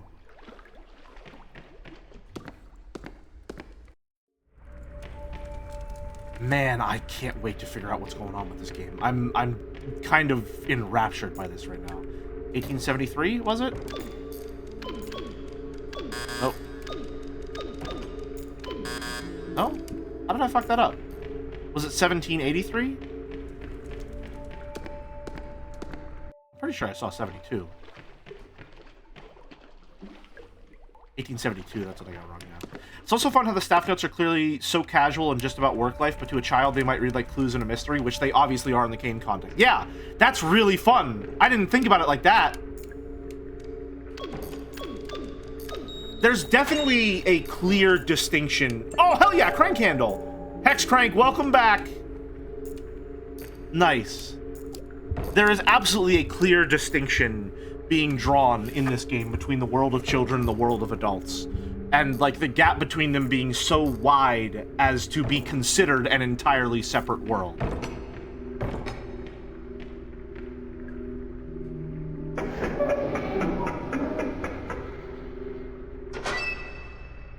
Hello? Finally. Hey, how did you get inside? I went through the crypt. There was this tombstone puzzle and a shotgun and this ticking clock. Okay, I didn't ask for your life story. Oh, sorry. I'm just kidding. You did good, all right? Now there's work to be done. Okay, the way that she did that was kind of like... That's like an adult, like, bullshitting a kid. You know what I mean? Like she's just yanking her chain real quick and be like, oh, no worries. You did a good job.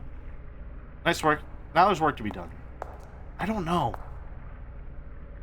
Maybe it's the off-brand Legos on purpose. Like, the slightly childish look of it all is definitely intentional. I wonder if that's what made them go for this aesthetic.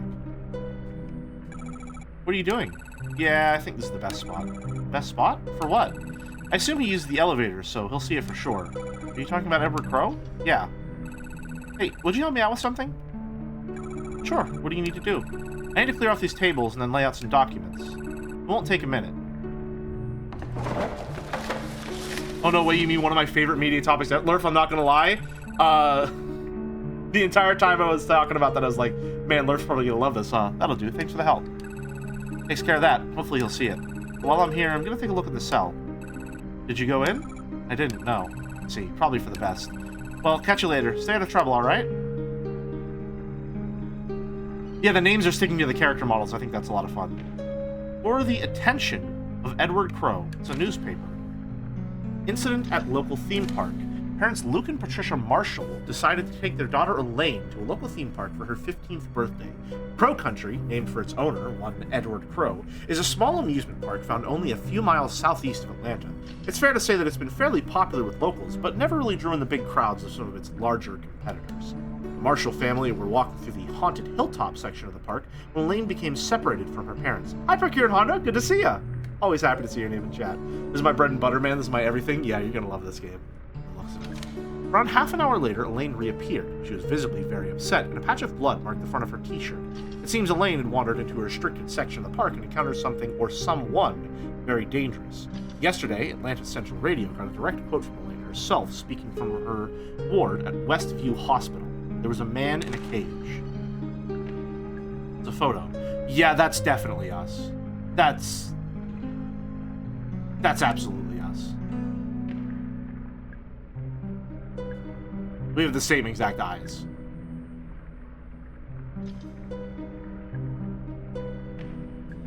It's a medical report. Patient Elaine Marshall, date of birth 17/05/1973. So if that's the year that she was born, that means that she would be 17.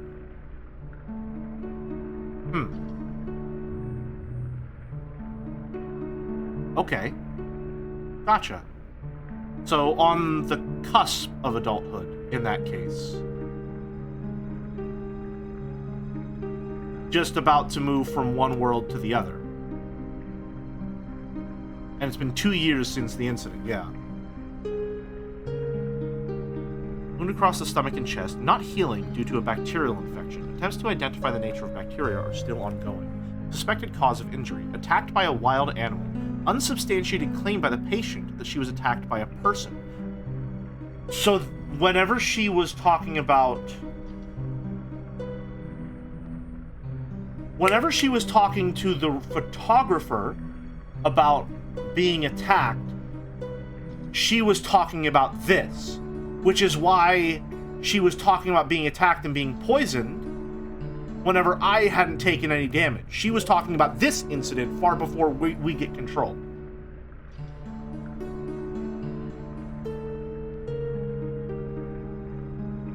Huh. Treatment. Ongoing treatment of bacterial infection. Currently, no improvement shown. Notes. Patient also complains of ongoing headaches and queasiness. Further treatment pending legal agreement between Marshall family and a third-party financier. Dr. Margaret Fielding, Atlanta Westview Hospital. The business card. Julie Barron, locally feared lawsuit attorney. 404-555-10129. No, I don't want to grow up, and Silent Hill found inspiration? Kind of, yeah. This feels less like a fear of growing up and more so like being unable to grow up because of some lingering childhood trauma. Like wanting to grow up, but you can't because something is keeping you tethered there.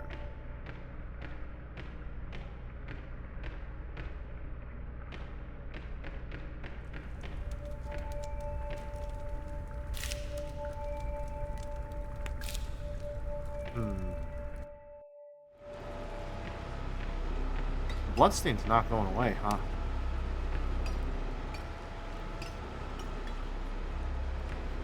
What?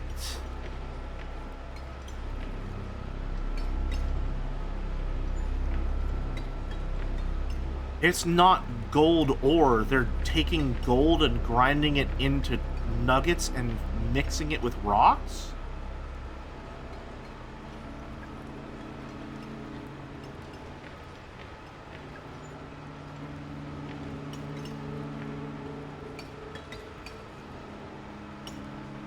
It's not a gold mine, it just has gold in it.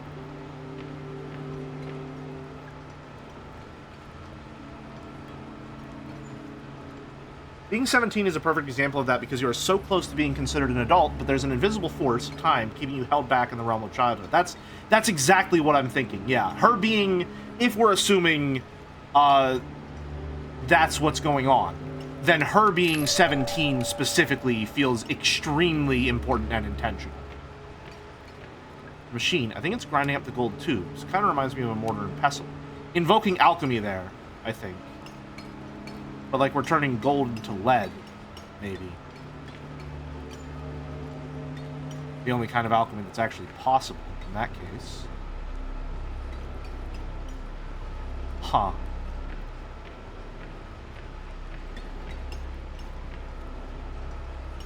Creating stage assets. That's a good way. Yeah, it's kind of this production of reality, the same as the amusement park. Even what seems like an explanation of what's underneath the surface is actually still a lie. There isn't a gold mine here. There's gold here. And they're putting on this show to make it appear like there was a mine. That's why they're in contact with a gold mine in Brazil.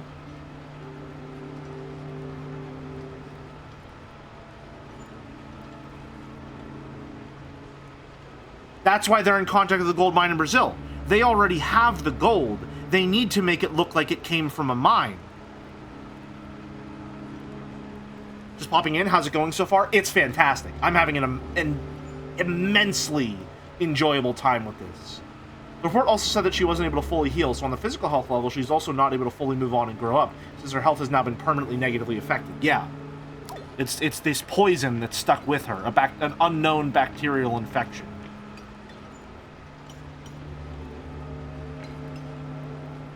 Makes me think that the fact that the spots on her red dress stay there is important too. Or her white dress stay there is important too.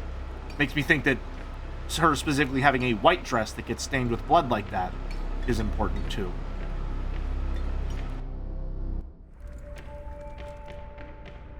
Is the blood moving? It definitely moved there. We're back to wedding dress metaphor? Yeah, no, it's definitely moving each time. Well, here we are. The instant that closed down Crow Country. Happened right here. Did you notice? It's been deep cleaned. Of course, that in itself is a form of evidence. You mean the fact that they had this room cleaned is proof that something happened? Something they want to cover up? Right. No smoke without fire, as they say. No bleach without blood. Well, that's good. I'm going to start saying that. Welcome back, Silent Hill F. We even have play dolls. We do. It's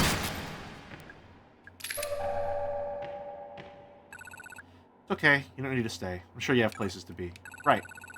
Looking for Edward Crow, aren't you? Do you know where he is? I want to get into his office. It's in the northeast corner of the park, I think. Northeast? Sounds like it needs to pass through the Haunted Manor. Right. Thanks, Julie.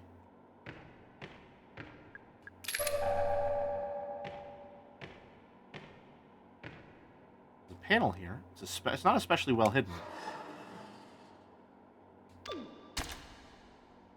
Door cell is unlocked. Simple as that. Okay. Welcome back, Silent Hill F. Dare I say this is doing Silent Hill F better than Silent Hill F? Holman's Records, March 24th. Boss and I have a storeroom converted into a holding cell. Pike isn't happy about it. He says we can't legally hold people here, even if they've committed a crime within the park. I tell him it's not for criminals. Boss brings the guest up here, locks it in a cell. He wants to run some tests. Says it'll be much quicker if he doesn't have to travel down to the lab each time. I think it is a very bad idea to bring the guest up here to the surface, especially while the park is still open. Almost immediately, I am proven right. A girl named Elaine Marshall finds her way into the holding cell and encounters the guest. She's injured and taken to the hospital. Boss is forced to close the park. I fear this is not the end, but the beginning. It's a bed. It smells strongly of bleach. Larger medkit.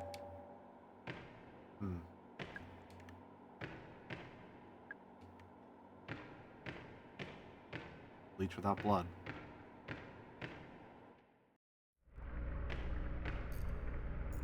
Yeah, that bloodstain we have just keeps moving around. Enemies haven't been a real threat so far, huh? Not really, no. I also think the fact that they're confident enough in what's going on environmentally that there's an entire mode of the game where the enemies don't attack you is pretty interesting.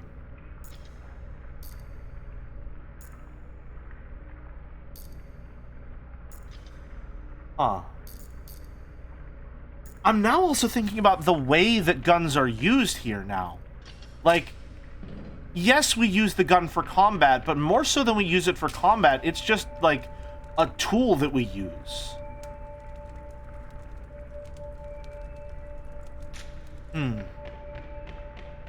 That might even be scarier if they didn't attack you, just lumbering around. Yeah.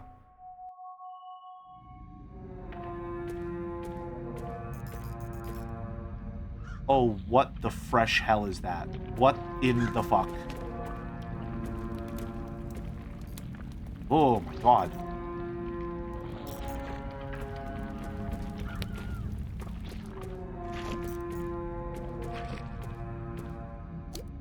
Where do we want to go?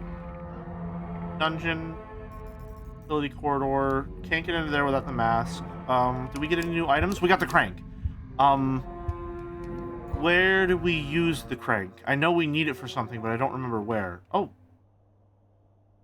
Hello? Excuse me, miss. You really shouldn't be wandering around here. Why not? Not safe. Would you like me to escort you out? You a police officer? Police Detective Harrison James. I was supposed to be here hours ago. Some kid broke into my car this morning. Okay. Yeah. Now that we're getting into it, yes. Now that we're getting into it, yeah. Little punk slashed my tires, too. They look okay to me. No, they slashed my car tires. I had to borrow the bike because I couldn't use my car. Oh, right. Duh. I didn't catch your name. Oh, right. Sorry. I'm Mara. Ah, so that's your car out front. The 85 Fiesta. Yeah. How'd you know? That's your boyfriend. He said he was waiting for you. Oh my god. He's not my... Never mind. Doesn't matter. Hello, is this a retro game or just retro aesthetic? Looks really cool. It's a retro aesthetic. It's playing with the aesthetic of Resident Evil and Silent Hill, especially in a lot of ways that I think are really, really interesting. I've been having a fantastic time with it so far. It's leaning more towards Silent Hill than Resident Evil thus far.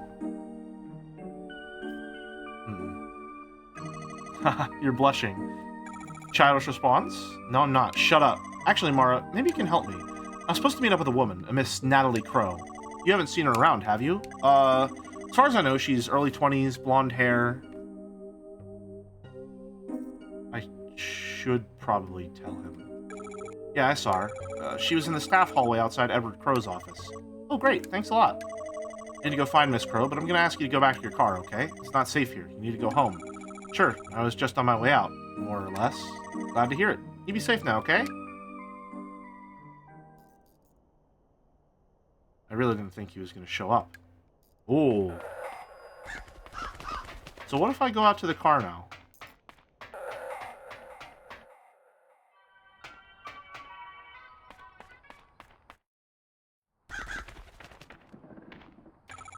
Arthur, did a police officer come by here? Yeah, he was on a bike. Did you talk to him? Yeah, a little bit. Arthur. Arthur. Every day is shut the fuck up Friday when you're around a cop. Come on, man. Arthur, did the police officer come by here? Yeah, he was on a bike. Did you talk to him? Yeah, a little bit. Okay. Arthur, buddy, come on. Come on, man. You know better than that. There's blood on the ground. What happened here?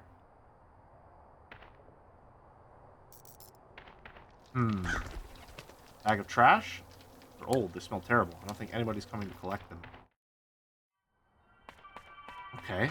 I know we needed the crank for something, but I don't remember what we needed it for. Oh, these guys are appearing here now, huh? Hello? Ow. Hello? First guest emerged from the pool 2 years ago. I've been thinking, it must have been on purpose. The timing on it. 2 years ago. 1988. Must have been some sort of intersection. A critical pivoting point, if you will. Late enough that we've developed the necessary infrastructure. Early enough that we've... Well, early enough so as to not be too late, I suppose. He's gone. I like those a lot. Those are very fun little cut-ins. I feel like Mouse would really like this game. If she could stomach the horror of it all.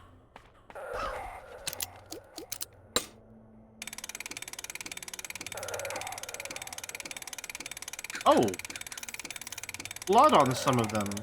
Huh?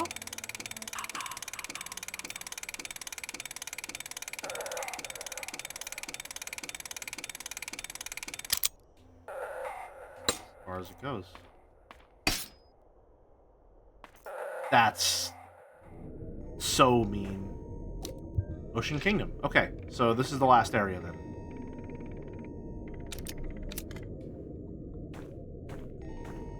This is a very cool space. Grenade! Hey, let's say no to that.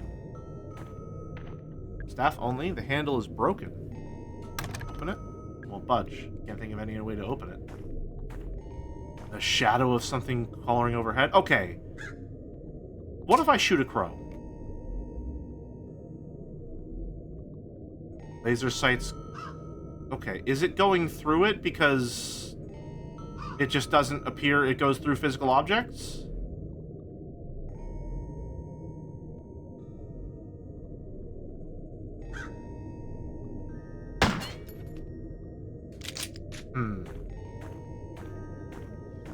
Warning, it's a sign. Nemo's adventure is accessed by a 15-foot vertical ladder. Do not attempt to use the ladder if someone is already on it. Nemo's adventure is not suitable for young children, pregnant women, the elderly, or those with back problems or heart conditions.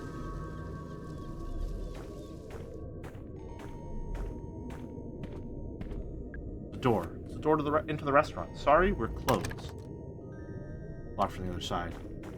I kind of want to walk most places I'm finding. It's really cool. I really hate the giant jellyfish coming overhead. More shotgun shells.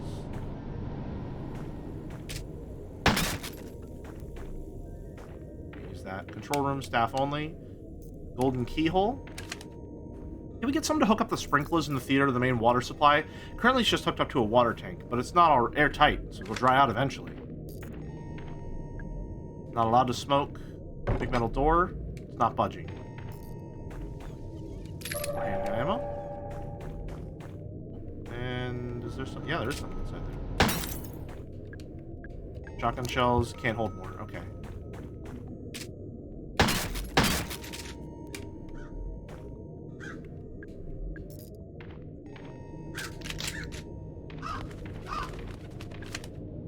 I noticed the acid bottle in the mermaid cage is pretty much empty. You could refill it from the acid tank, but I heard Crow moved it to the underground level. And no, I don't know what he's using it for. I didn't ask. You didn't ask? Sunken treasure. Oh, we don't have the map for this place yet. Pretty flush on resources so far. Mostly because we can't use most of them. I hid the golden key inside the fairy's head. Not the pond fairy, the theater fairy. Even if you break open the head, it's in a block of resin, so you'd need to melt it with something. Acid would work, or perhaps fire. Okay. Maybe multiple solutions, maybe just telling us that we need to get the acid and put it in the tank. The submarine, there's a ladder. Climb down.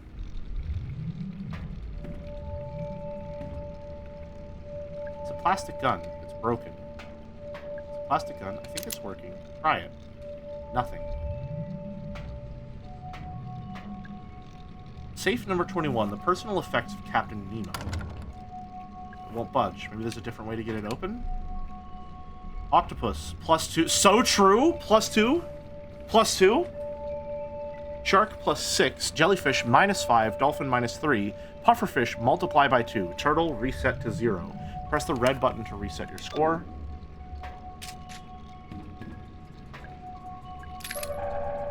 It's a box of handgun ammo. Not displaying anything. Handwritten letter. Hey Ed, how's things? Got your shipment. System's all up and running. And the important part, I've lined up a major buyer for the gold. I had to put on a bit of a show when they asked to visit, when they visited the site, but I think I got away with it. I had a thought about the rocks you're using for the ore. Do you think anyone on my end would be able to tell it's not Brazilian? Like, they'd know if it was from Georgia? Maybe I'm overthinking it. Ringbound books, staff memos. Okay.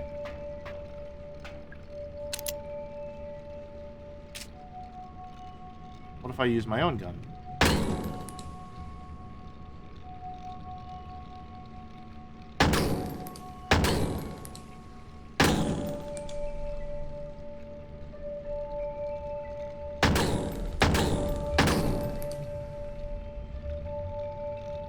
So I just need to keep hitting the pufferfish?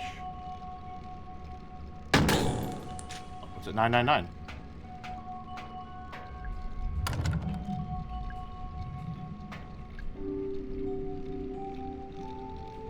Oh, no, it's a math puzzle. Okay. 21. Okay. So I need to get...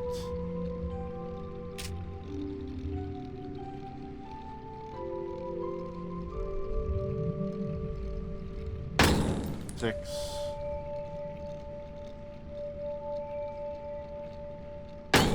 One.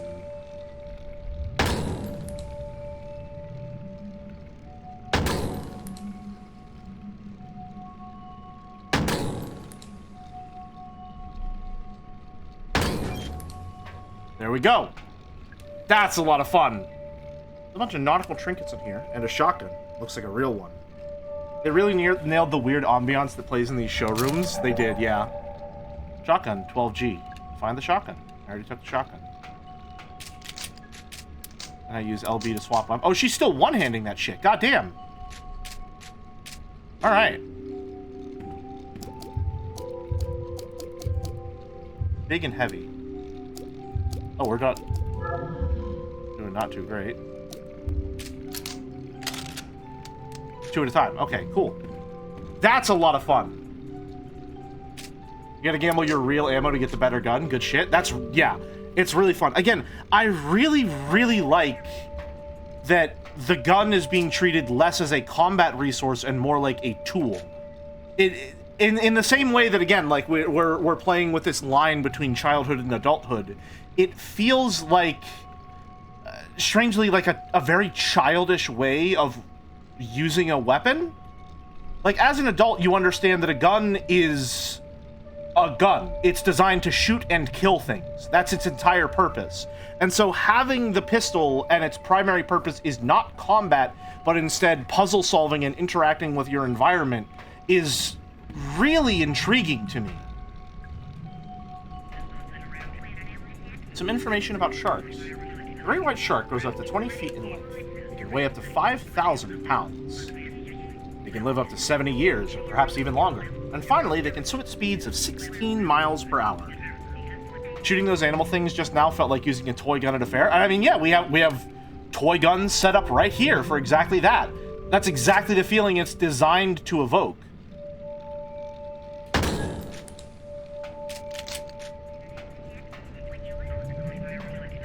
Television. Some information about jellyfish. The lion's mane jellyfish is also known as the giant jellyfish, or the hair jelly. I don't have any of that.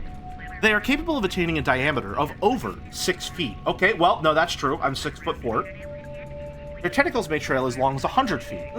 Okay, that's pushing it. And finally, they remain mostly at a depth of no more than 60 feet. I am a very shallow person. It's true.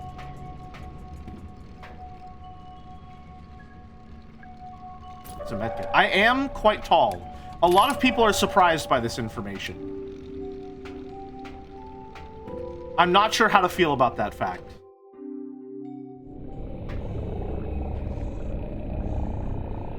Hello there.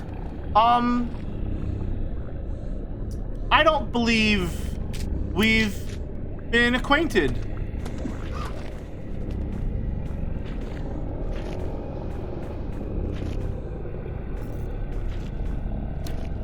Nope.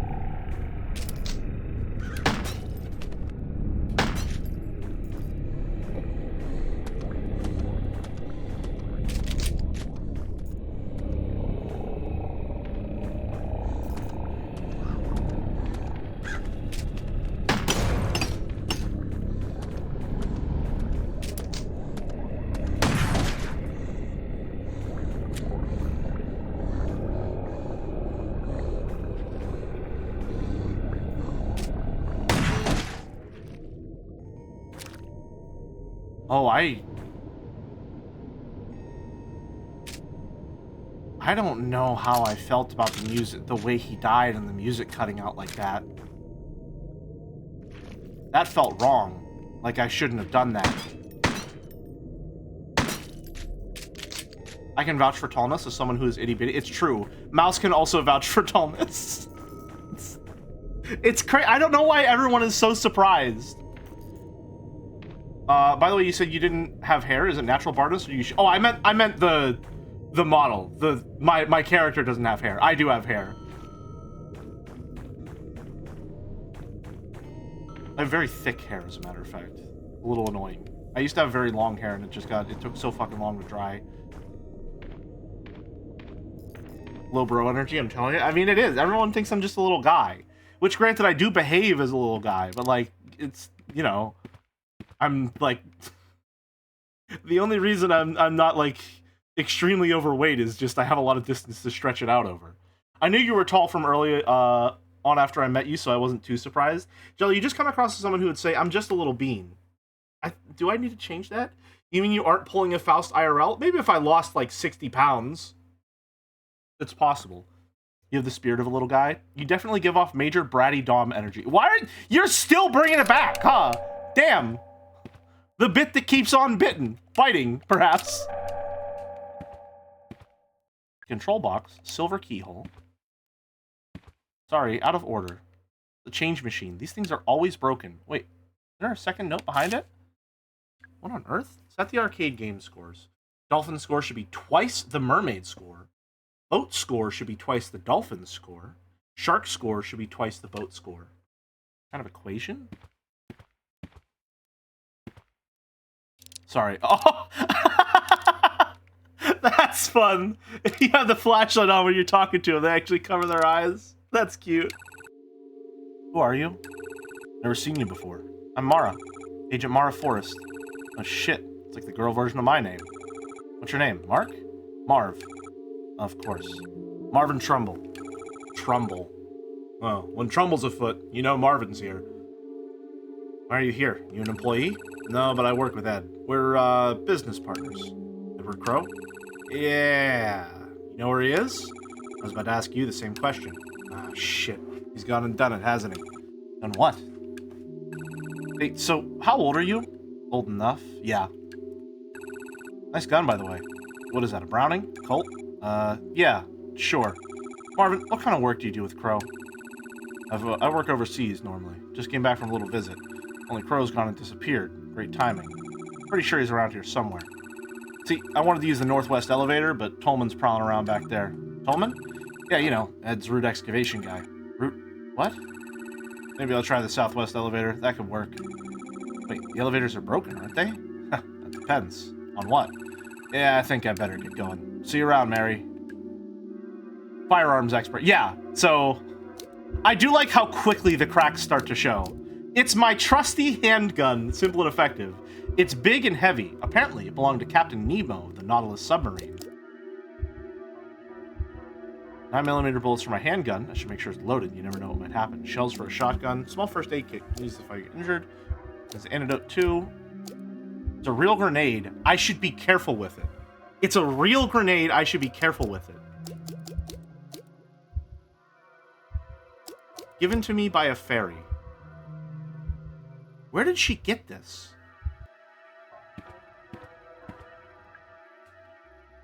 Power. Some of the kids were complaining that their high scores weren't being saved. I guess the machine resets their scores every time we turn them off. I don't know if that's supposed to happen, but I'm not going to fix it. Gives the kids a reason to keep coming back. Zap Girl. This game is fucking awesome, man. This game is fucking awesome.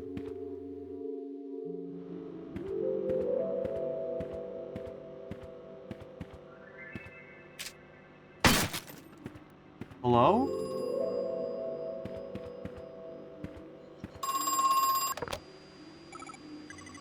Worst part is, I never really wanted the gold. I didn't really care. It was my father who wanted it. He made the decision to buy the land. Years later, when he died, he left all of Crow Country in my care. I had no choice but to come back, finish what he'd started. Wait, the theme park originally belonged to your father? No, Crow Country is the name of the land. This land. In hindsight, it kind of makes sense that the item models look so childish. Maybe this really is Delulu Land. Yeah, it's definitely in that space where you can start to play with interpretations like that, which I love.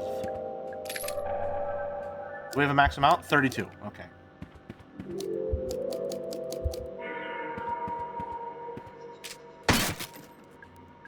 More shotgun shells. There's the map. Western Utility Corridors. Nice. And this connects back to the ferry pond. Okay, cool. There's no keyhole either. There's a sign, but it's blank. I don't like this door. Pick the door. Whoa. Oh, hey, sign dropped down. Let the record show that I solved my problem with violence. There's a silver keyhole behind the sign. It's a latch. Oh, shit. There we go. Now we can make our way through here. That's really cool. That's a fun little shortcut we just opened. Huh.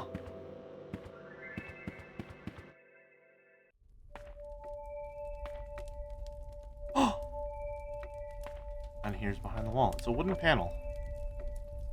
See through into the lounge. Harrison James is sitting on the couch. He hasn't noticed me. This is kind of fun. Okay, that's enough of that. No wonder she's interacting with the world like that. Belly dancing around the bear traps is kind of stressful. I forget about them most of the time. I like that when you came in here earlier, you couldn't see on the other side of it, but entering through the other way, they didn't even bother masking the other side of the wall. Yeah, it's really cool the way that they're playing with what you can and can't see with the camera. It's a handwritten letter. Hey Ed, what's up? Might had an inspection coming up, national level. Scary as shit. Someone told me they check the actual minerals in the ore. Like, they check if it's a match for the local area. And then someone else told me that they don't ever do that, but they will with me, because they're definitely suspect something. So I had to crack a crate of rocks and soil delivered. Let me know when it gets to you. I got the contents for free, obviously, but it cost an absolute freaking fortune to send something so heavy. But if it means we can fool the inspection guys... I love how the shortcuts are staff corridors. I didn't think about that explicitly. That's really fun. That it's like the staff sections are the shortcuts between areas. That's a lot of fun.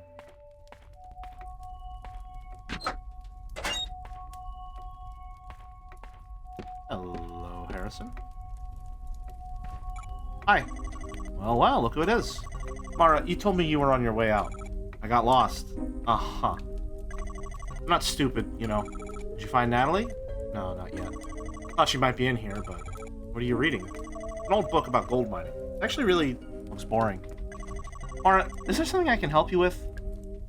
So, how are you feeling? What do you mean? You're not injured? You haven't been attacked by anything? You saw them too. These creatures. Did they attack you? No, I ran. Fast as I could.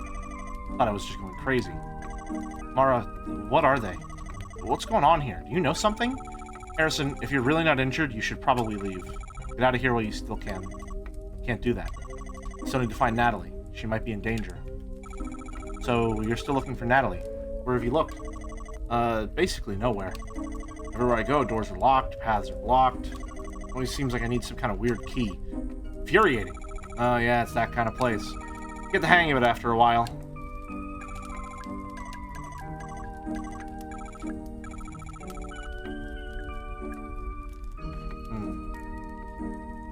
Still don't know what's going on with this cabinet. Is that a map in there? 1988.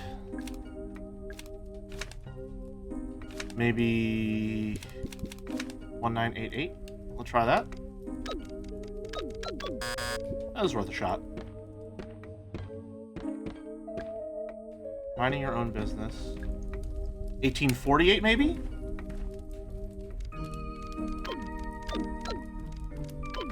Ah, man, I really thought that would work. What's that in there?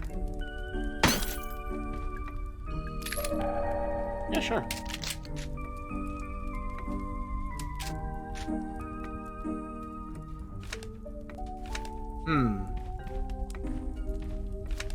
Any numbers here?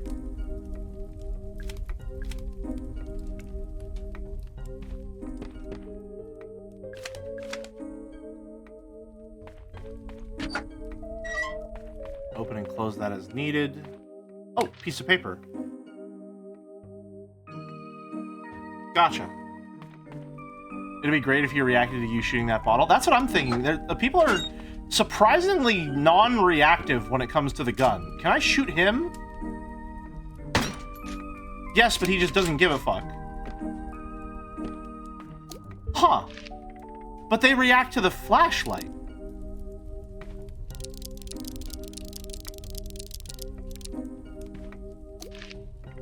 Interesting. Has to be a toy gun then? It's possible, yeah. Well, no, because... Maybe?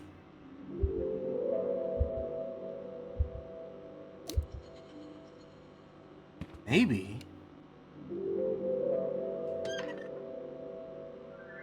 Nothing happened.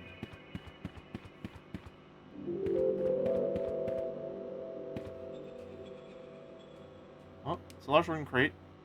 There's something breathing in there.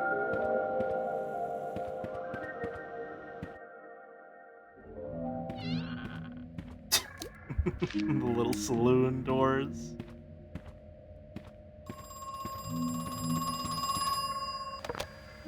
Hello? Natalie, my daughter. She's here, isn't she? Yes, she's looking for you. She filed a missing persons report with the police. Told her not to. Thought I'd convinced her not to. Listen, can you get her out of here? Get her to leave, now? Mr. Crow, she got hurt. She was attacked. I see. Has anyone explicitly acted terrified of seeing a kid with a gun? The only person who's reacted to the gun so far was Ed. And he said it was a nice gun. Fruit are friends. Good to know. I'm seeing all of her cheeky little, like, reactions to everything in a new light, knowing that she's a fucking 17-year-old. It's a little Life is Strange in a positive way. Neptune's Palace birthdays. Have parents place gifts inside treasure chests. During the meal, give the trident to the child. Sea monsters will turn towards the trident. When they're facing the trident, they'll sing, as long as the trident isn't too far away. If all four are singing, the chest will open. Child can now take the gifts out of the chest. Note, the sea monsters often get stuck and don't rotate properly. Just give them a tap and it should set them off. Fun.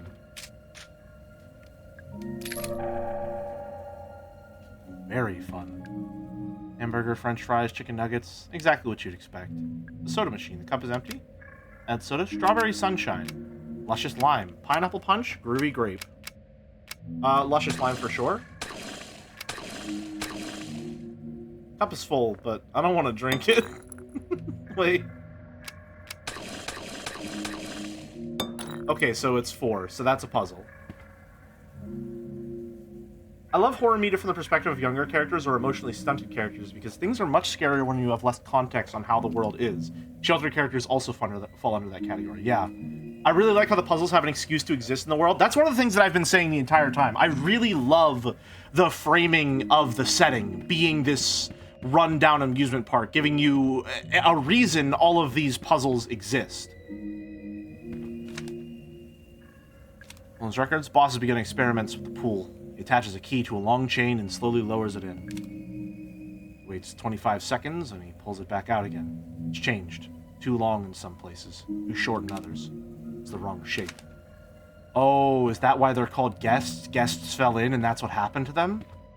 It's all liquids of differing enough density that they layer? I wonder what the puzzle is for that, though. I love that we're finding so many different puzzles. Open it. But the sign says it's open? Oh, right. I'm looking at the back of the sign.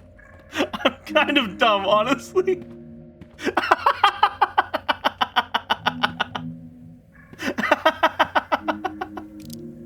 Oh, hold on a minute. Okay, grape, lime, pineapple, strawberry. Fruit are friends. Wow.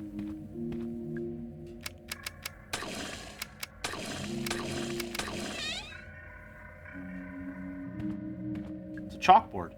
Mr. Crow keeps extra treasure maps in the wooden bureau in his lounge. The code is 8891.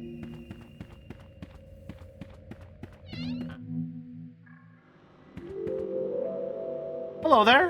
Oh my god.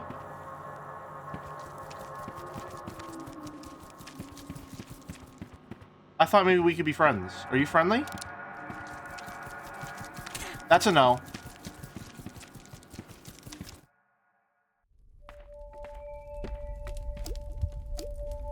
$8891.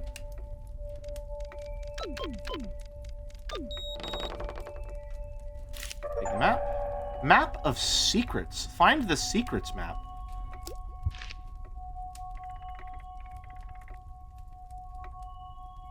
What? What?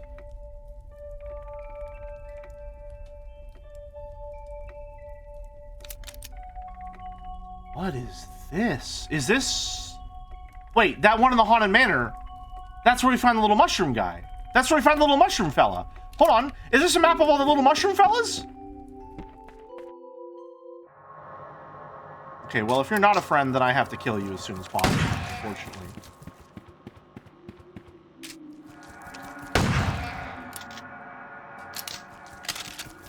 Ow.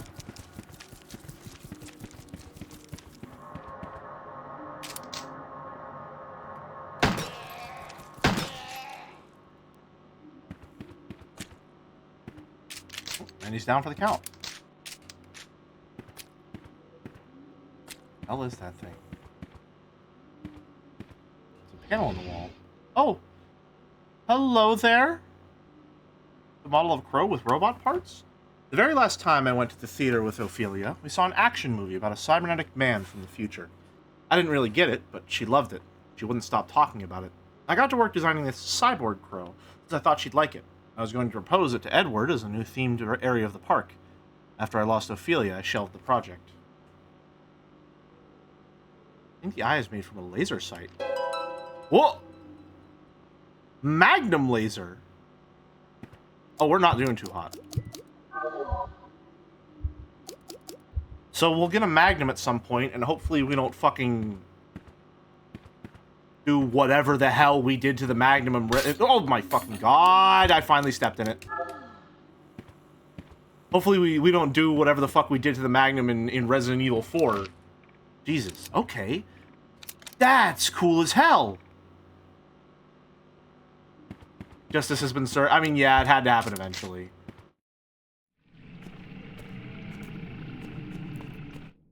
RE4? Oh, my bad. Resident Evil 2 remake. The fucking Magnum in Resident Evil 2. Hello? Why are you open now?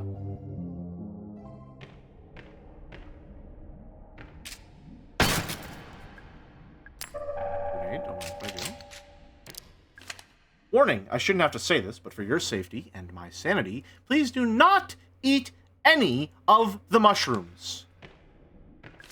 Search the area carefully. Smaller items like antidotes and grenades may be easy to overlook. The velvet rope barrier. It's blocking the way. Although I could easily move it.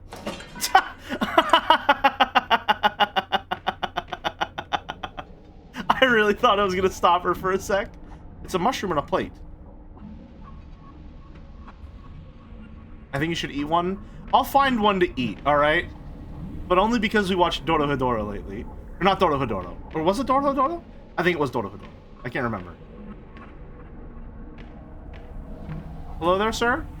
It's the Mushroom King. There's a button on his head. Press the button. I invited Lentinula Idodes for dinner. Alas, I find myself dining alone. I'm afraid the shiitake will be thrown to the pigs. Mrs. Morchella. Illustrious Miss... yeah, I don't know about that one. Esteemed Lady, Runeskins... Alright, Cactus. Have a good one. Thanks for sticking around. Lenticula Idodes. Okay, so... Hanging Scroll. By decree of His Royal Highness, the Monarch of Many Mushrooms, the court finds the following to be deadly and dangerous. Deathcap, Destroying Angels, Deadly Dapperling.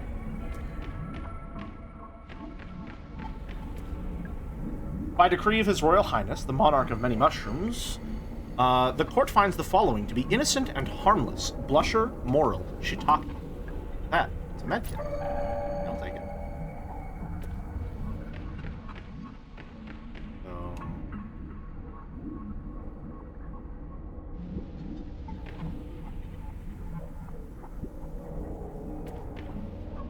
Hmm.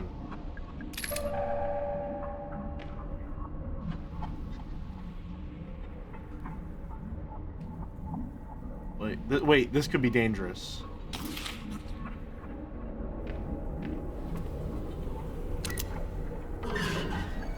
I invited Lepiota, to dinner, lest I find myself dining alone. I'm afraid the deadly dapperling will be thrown to the pigs. Alright. So, we don't eat that one.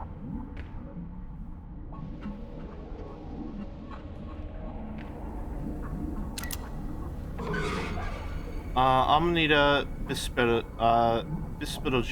Find yourself dining alone. Destroying so don't eat the destroying angels. Destroying angel is such a nightmare mushroom. It fucks with your cell's ability to read your DNA. What the fuck do you mean? What?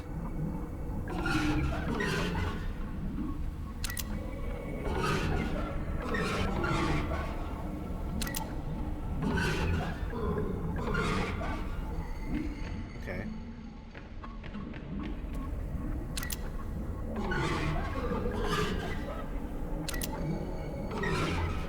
Amanita. Okay. Destroying angels, death cap.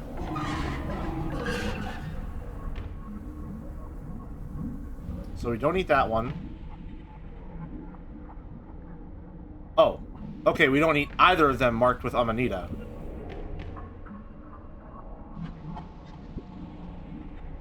Wait. Yeah. Amanita B. Amanita B. Don't eat that one, Lapita. Don't eat that one. Mrs. Morchella. Morchella didn't eat her. Last I find myself dining alone. So Morchella can be eaten.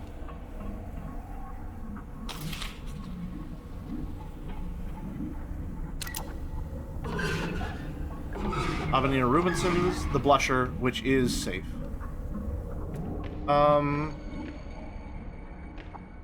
When your cells want to make something, they look it up in your DNA and then make an RNA copy of the segment. And the enzyme that's supposed to do the copying is inhibited by that toxin. I see. There are many kinds of things on this planet of ours, like the tick that makes you allergic to meat. Yep, classic. Yep. Hey, Jelly, do you want a lifelong fear of something that can randomly happen to you that you cannot in any way control? I definitely think the tick that makes you permanently allergic to meat is worse. Yeah. Yeah, that is pretty bad.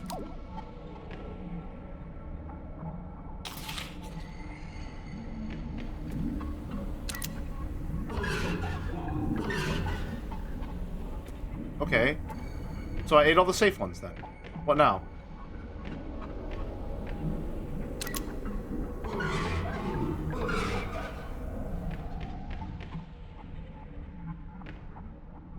Was that not... Was that not part of the... Do I have to destroy the deadly ones?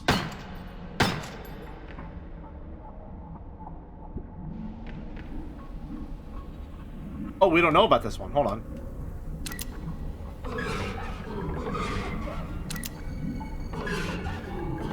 Destroying angels.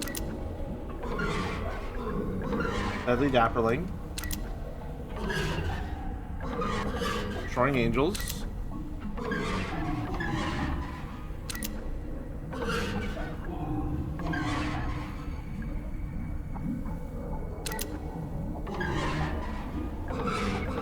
Okay, yeah, so we've eaten all the ones that are non-poisonous. So what now?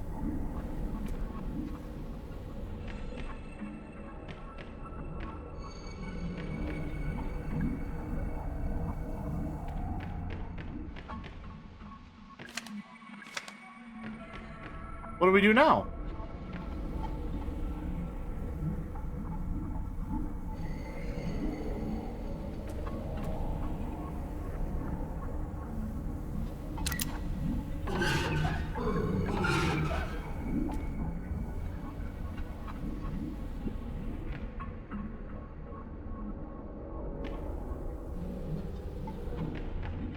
Or do I have to eat all of them and just tank the poison?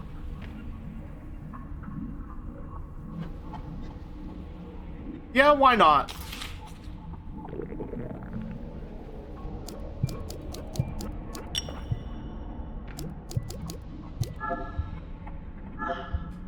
I'm sure I'll be fine. Just tank it.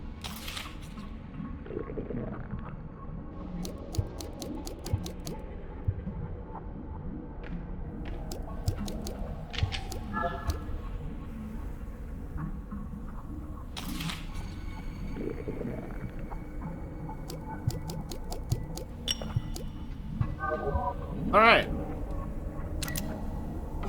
Thank you for dining with me, stranger. I open myself up to you fully. It's a little mushroom fella! I'm a little mushroom boy. I'll use my mushroom magic to grant you a wish. Tell me, what is it that you wish? What's that? You want to improve the power of your handgun? To each their own, I guess. Wish granted. Little guy alert. Alright, so the answer was just eat the poisonous mushrooms and tank them, because you're built different, I guess. That's very fun. I like that. Just fucking a kid wandering the amusement park, eats a bunch of mushrooms, and then a little mushroom fella appears and makes her gun stronger. That's great.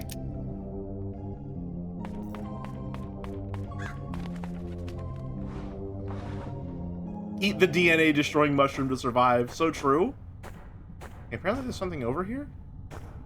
It's a bucket. And inside, take it. Shotgun laser. Well, alrighty then. Oh, I like that it has a different laser sight, so that even if you swap to it, you know immediately which gun you're using just from the laser sight. That's cool. I assume the laser sight makes it more effective over large distances. I also like that there's only 15 secrets to find. That's encouraging. Single-handed aiming the shotgun is so cool. It is, yeah.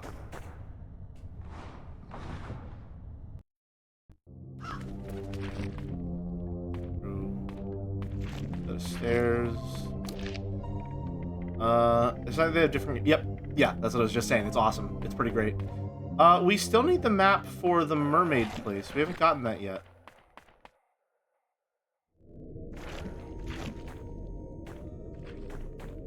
Was it down in Nemo's submarine and I just missed it? This does seem to be like the main place. Doesn't seem like it though. You know what, let's learn about some fish.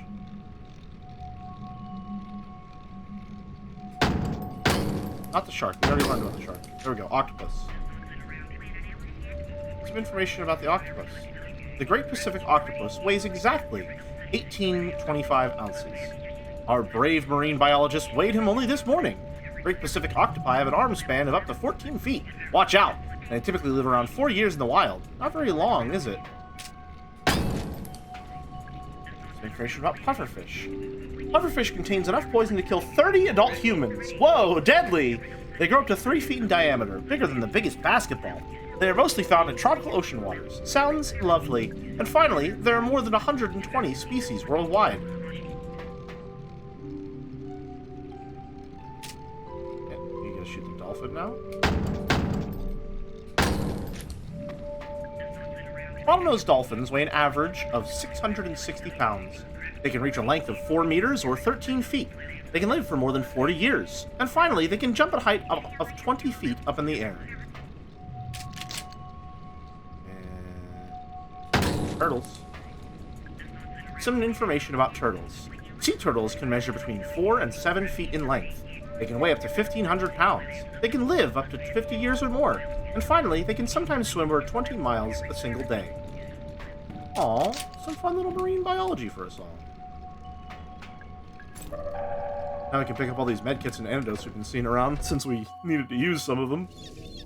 Wonder why.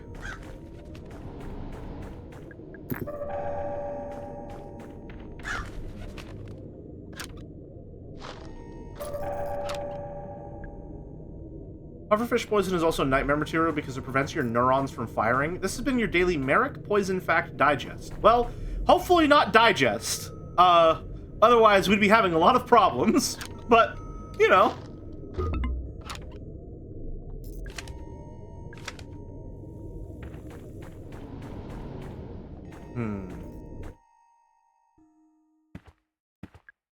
No air coming out of the table. Glad you got that pun. You know I'm always here for you, buddy. Now I'm not really sure where to go next.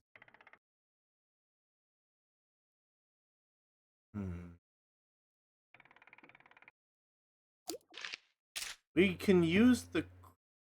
Oh.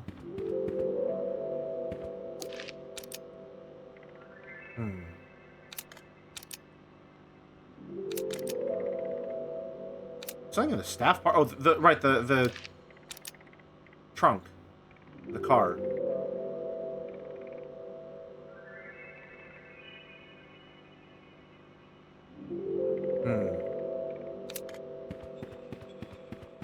I feel like it's got to be something in here.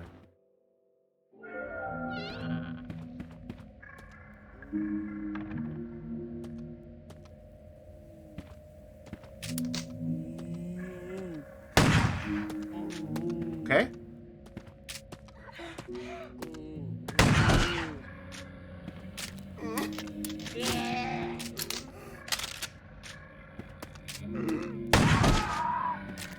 Oh, I love a good shotgun. I love a good shotgun, baby. Give me 1 second.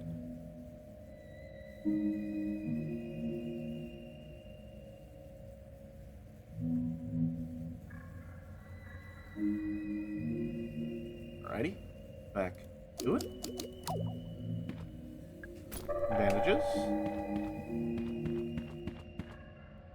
How do we get this open? Where is it? Oh, hello there, shambling mats of meat.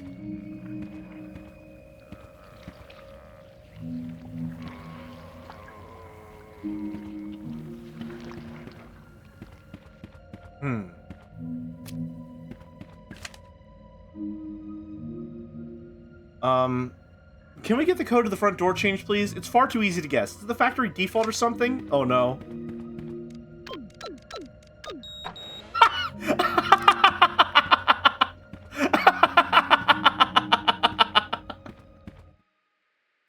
Oh, that's awesome.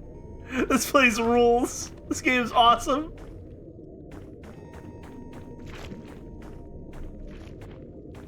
(0415) would have been good too. Where is the map to this place? I would really like to find that personally. Gas vent. Fumes are flowing up. It smells awful. I don't want to go anywhere near it. Oh, there it is. Shows the Ocean Kingdom. Good. Alright.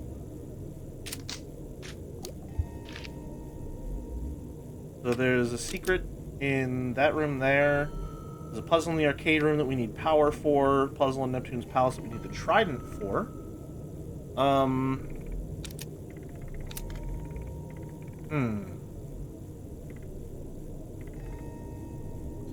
What else can I do with the crank? There's something I can do at the dig site, but I still need the chain from the swan room to do that. And to get the chain from the swan room, I need the ruby. And I don't remember where the egg-shaped ruby is, so let's find a save point and read the memo on it.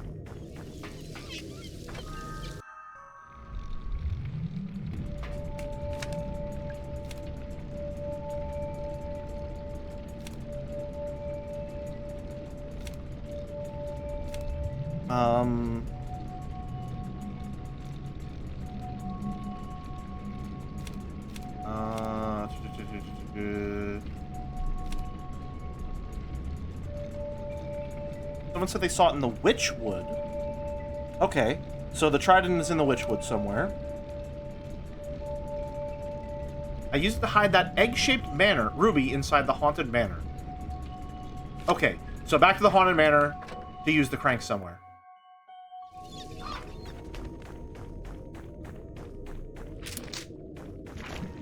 Off we go. I really like that the pistol falls off in terms of usefulness, but has more ammo than everything else, because you have to use it as a puzzle resource a lot of the time, rather than as a combat resource. I was wondering how the, how a mode where the enemies don't attack you would even work. No wonder.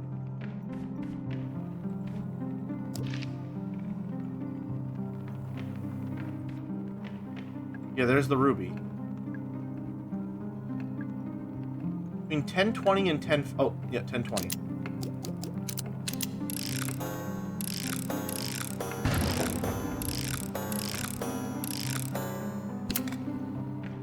And 11:15.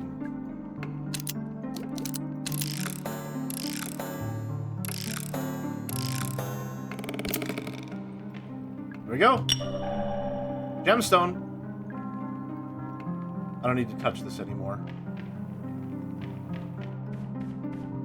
What was back there? One was, Fade.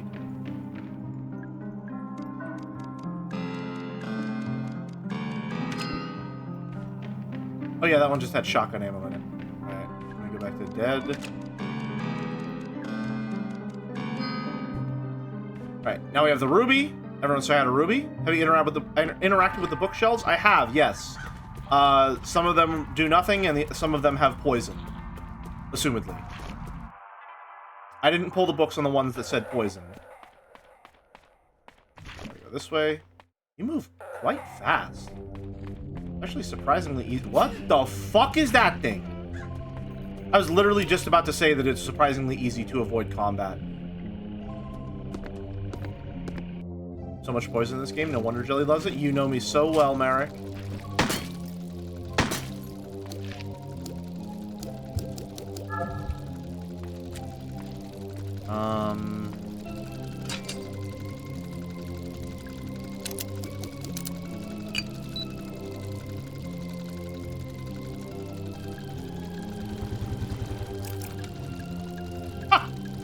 Oh, that's fun.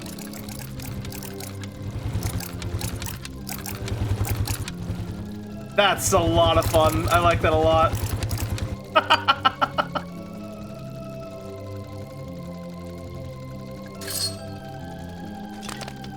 No! Oh my god. No! Man. There we go. And that's the puzzle in here. Good, good, good. Oh. It truly was her swan song. Alright, so let's see here. Oh my god!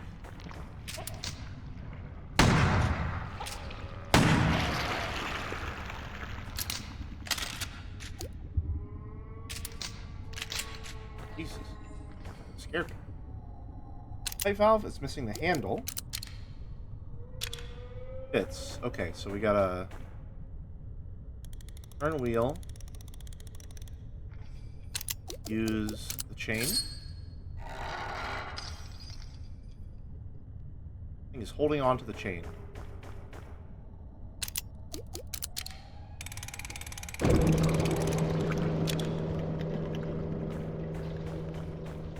I see.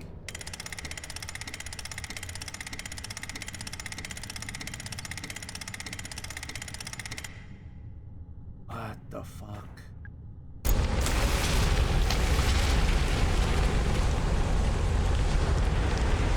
I also expected a monster or something on the chain. The resin melted. There's something hanging from the chain. Woeful mask. Can I take the flamethrower with me? No? Okay, I get my own later, I suppose.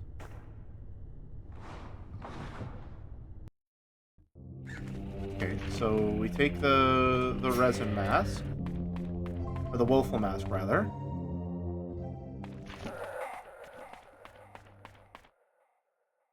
And then we bring it this way. Place it right on there. Any secrets nearby? There's a secret up here. Looks of it. Ow. Alright, here. These are going to be fun. So it does sound kind of like a toy pistol when she shoots it, now that I think about it. What's that? It's a bottle containing an antidote. Oh, okay.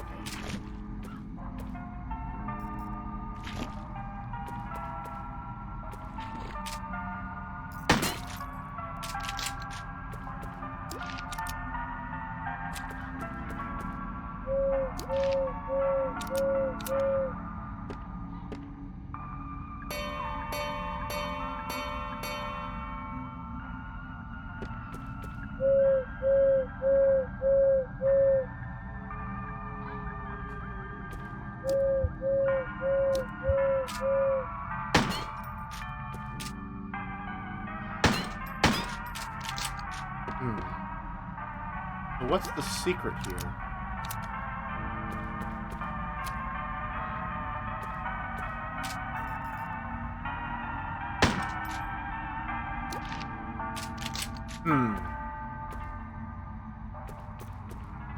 Interesting. So I can get into there. Let's go there first. Also, there's something still in the crypt, which I find interesting. Into the Witchwood? This is where the Trident is. Okay, awesome. We're making a lot of progress suddenly. Okay, question. For people who have played Crow Country before. Oh my god, are we wearing a wig? What's happening to our hair? Question for people who have played Crow Country. Are we like... It feels like we're going very fast. Could this be a one streamer?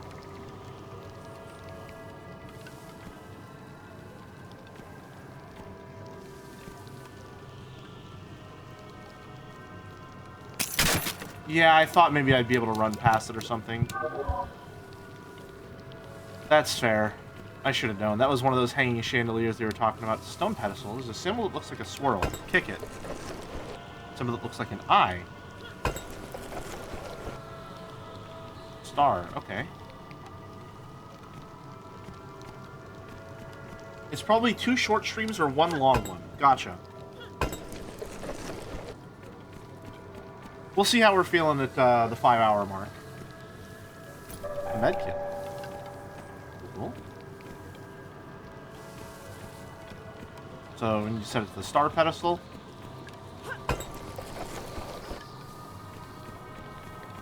Interesting that it feels like our main way of interacting with the world is lashing out against it in some way.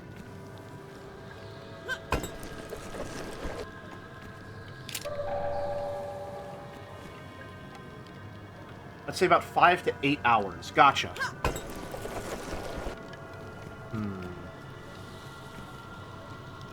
I don't want to rush through it.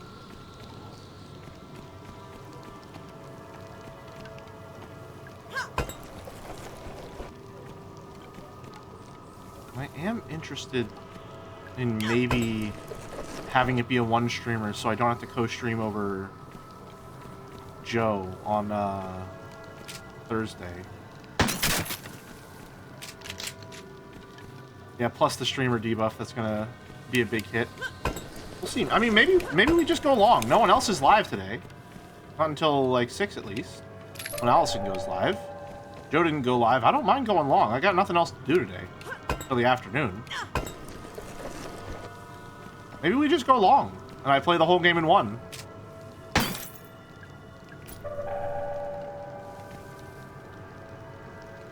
Yeah, fuck it. Let's commit to that. We're just going long today. You're making really good progress, by the way. Thank you. You know what? We're going long. We're going long. If that's the case, we're at 4 hours. We're going to take a break. So, take a quick 5 minutes. And get yourself a snack. Get something to drink. All that jazz. We'll call it 10 since it's our second break. So, take a quick 10. Back in a few.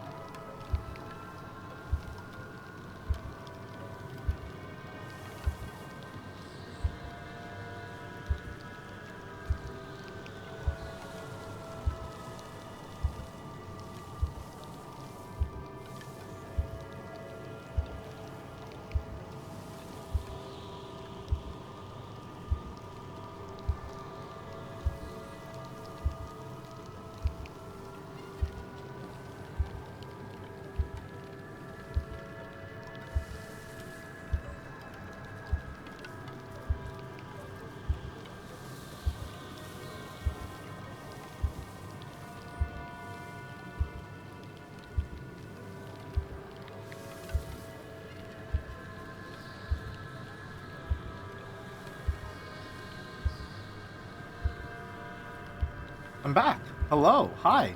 How's it going, everyone?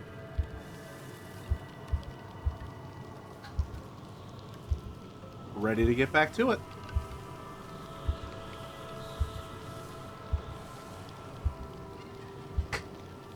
Welcome back. I never left. I got some meatloaf, mashed potatoes, green beans, and gravy.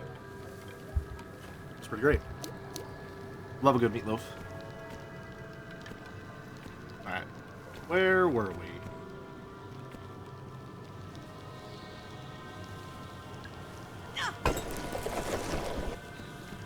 The Witch's Brew. Smells really bad. Reach in. Weirdly warm. Reach in further. Just something at the bottom. Grab it. Hey! There's the trident. Oh.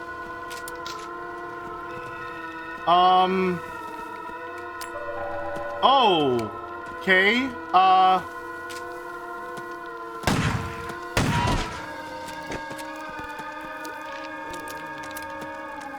There is a secret here. Yeah, haha!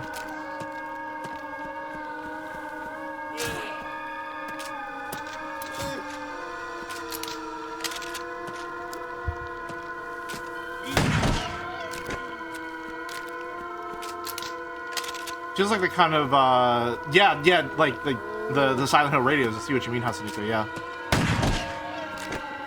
God, I love a good fucking shotgun. Okay, so yes, that's the way out. However, I'm not looking for the way out. Oh, we killed everything, so now it's safe again. Yay! Yippee!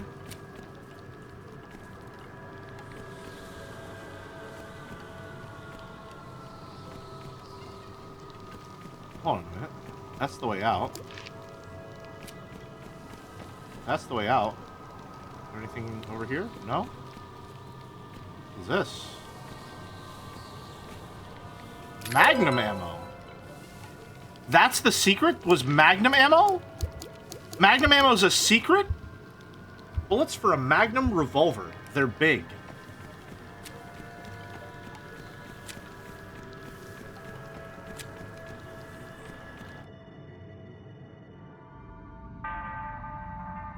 This game is awesome, man. I keep thinking that Mouse would probably love this shit.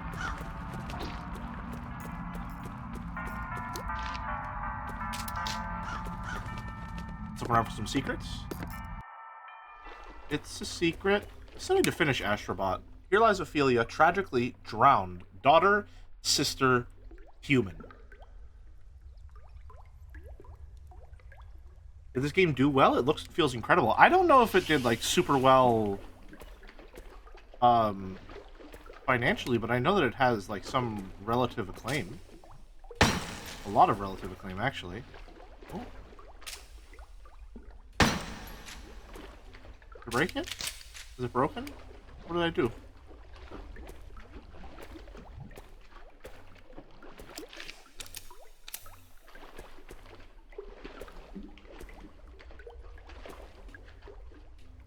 Leave it.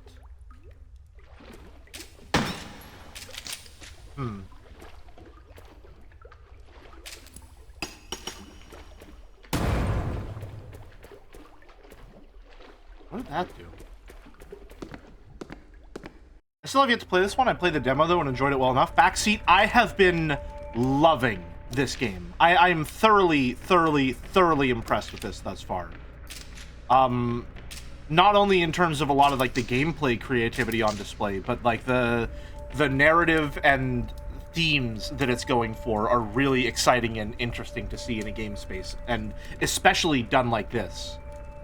5,100 reviews on Steam for this, and it also released on consoles too at the same time, so I feel like it probably did well. 5,000 reviews for an indie game is massive. That's really well done, yeah.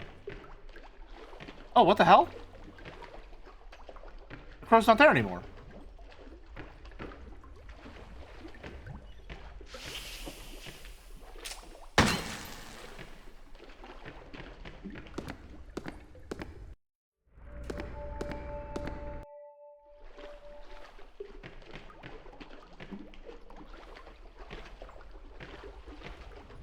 What? What the hell? What's it? What was his deal then? Where'd he go? Oh, what is this? Handgun ammo.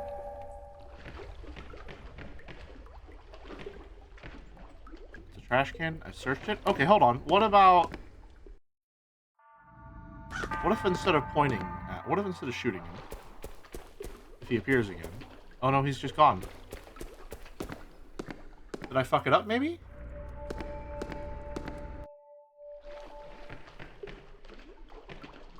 Aww.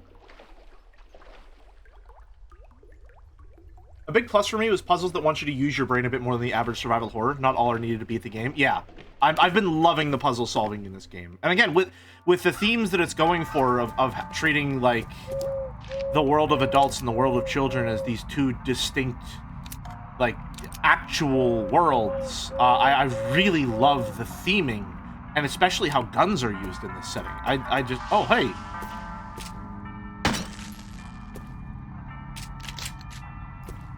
What the hell? Keeps moving around. I just am really kind of fascinated with how guns are used in this setting, honestly. I think it's really cool that it's primarily tools and how that interacts with, like, the whole, intersection between, like, adulthood and childhood, and this character being right on the cusp, and she's using this gun in a way that treats it more like a toy rather than treating it like a weapon.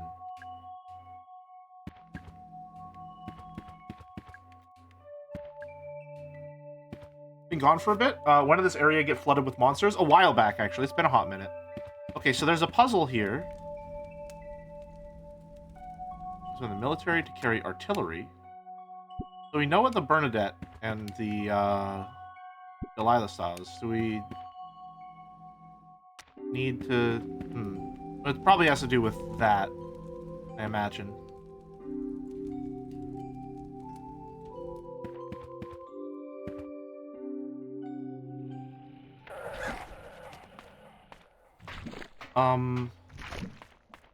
What is it? Oh!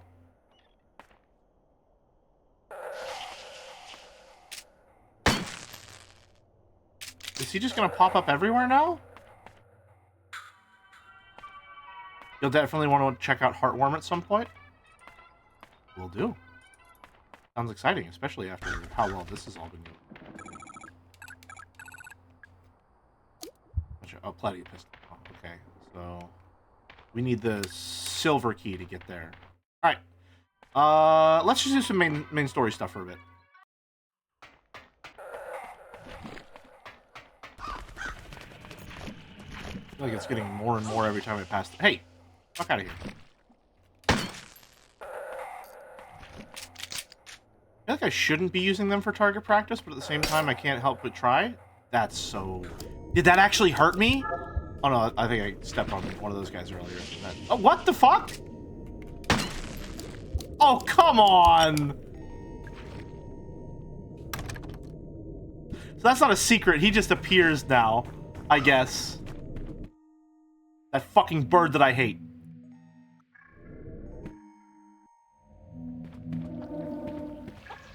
Okay.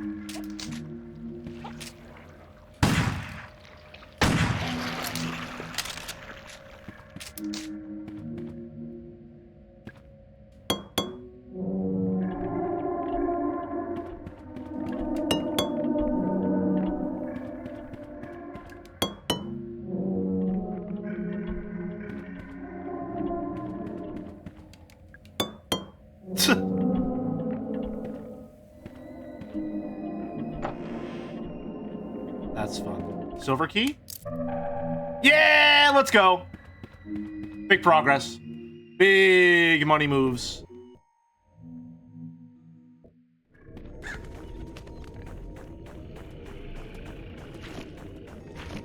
Do those things, like, evolve into bigger monsters if I leave them here?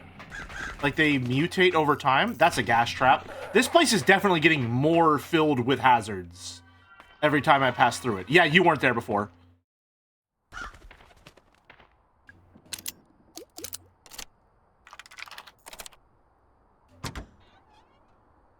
shoebox to Natalie. Happy 17th, Dad. Running shoes. Pair of running shoes. They're my size too. Oh wow, we're fucking zooming. Holy shit. That's a fun upgrade. What the hell? That's so cool. Oh my god. I didn't know I needed this. Wow.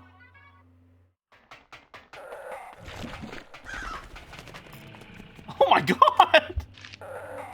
These boots are so fast. Okay, so there's a puzzle here in the bathroom. Oh, fucking... Who puts a chandelier in a bathroom, man?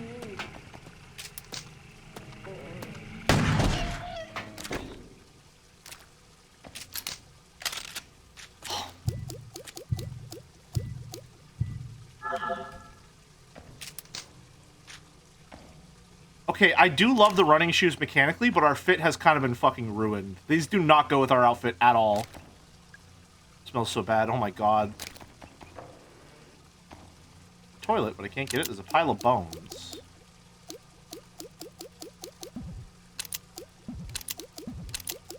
We just gotta try it. So we'll find something later to get rid of the bones.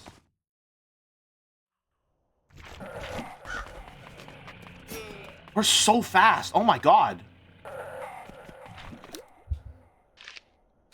Shoot the toilet. We definitely need to interact with it, like, in an item kind of sense. So we got the trident. We got the silver key. What can we do with the silver key? I think it's silver key. Silver key we can get into... Ow. This room? Yep. Nice.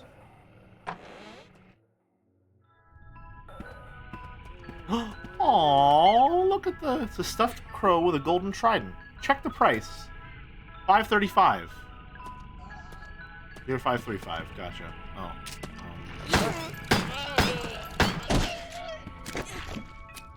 Oh, shit. Okay. I didn't see you. So, you were talking about, hold on. I'll find your message earlier because I wanted to respond to it. It sounded interesting.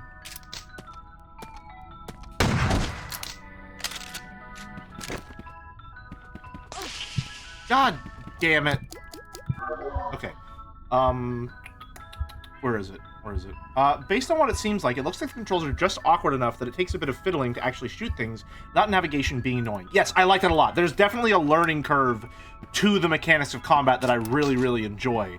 And also, I don't know, the way that, like, they've decided to make shooting function, I don't know if it's just because it's been used in this context so many times, but it feels like operating one of those, like, toy water guns at an amusement park game. Like, you understand how it works fundamentally, but every time you use it, you gotta, like, sort of fiddle with it and aim and make sure you're pointed in the right direction to actually see where it's going. An action figure? A little plastic crow with a pumpkin head. Wait, it's pumpkin head. $4. And 70. 65. They're getting progressively more expensive.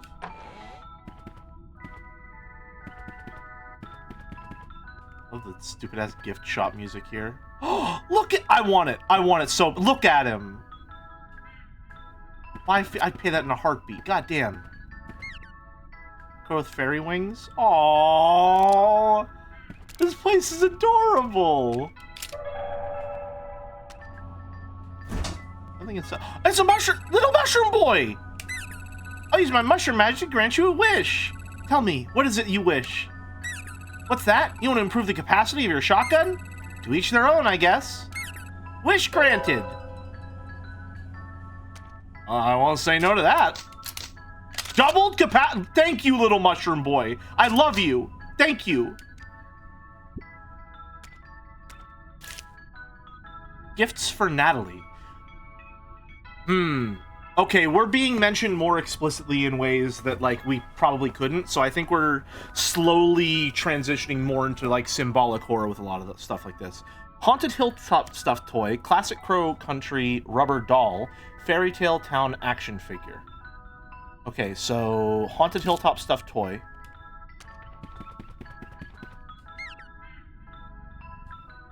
So 550.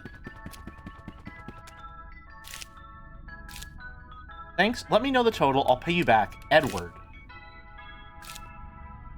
Huh. I like that she orients the note towards herself whenever she grabs it. Natalie is the daughter of the owner, right? Yes. Yes, it is, actually. My bad. My bad. So, these were running shoes for her, then?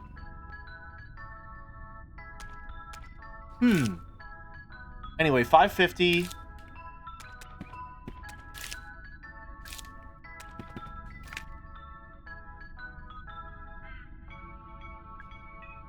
$550, $975.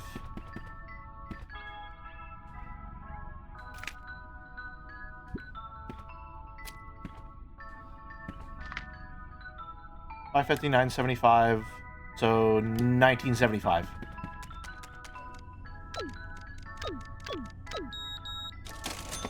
Hello there. Whoa, that's a big gun. Secret found mag, and that's a secret. Cool. I already took the Magnum. And we already have, I think the laser sight for it, right? Yeah. And this one's blue. Awesome. Oh, baby. Again, I like that all of them have different laser sights so that even when you can't see the model, you know immediately which one you're using. That's good.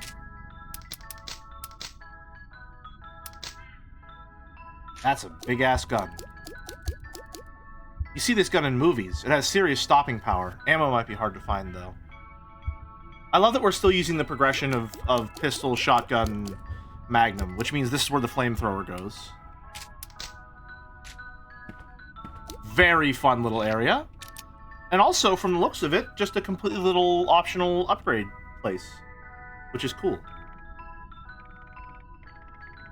So, where to now? There's got to be somewhere else that we can get now that we have the silver key. I think the staff hallway. Yeah, staff hallway. Looks like a revolver, not a magnum. I think some revolvers are just magnums, right? When I think of a magnum, I usually do think of a revolver, like a 357 Magnum.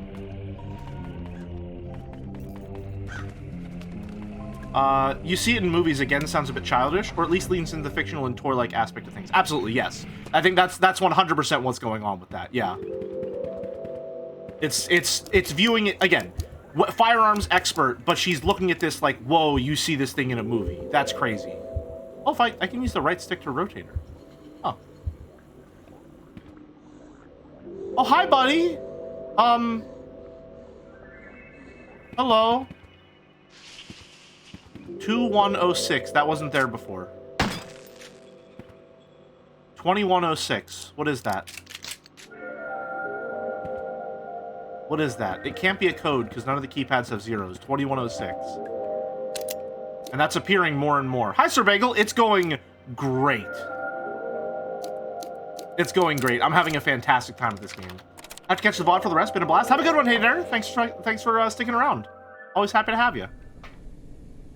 Hello there. Oh. Okay. Oh, hello. Sorry for barging in. I should introduce myself. I'm Mara Forrest. I'm looking for... I like that purple. What is it, dyed? Must be. Doesn't look like a wig. But when you're finished talking about my hair, I think I might need your help.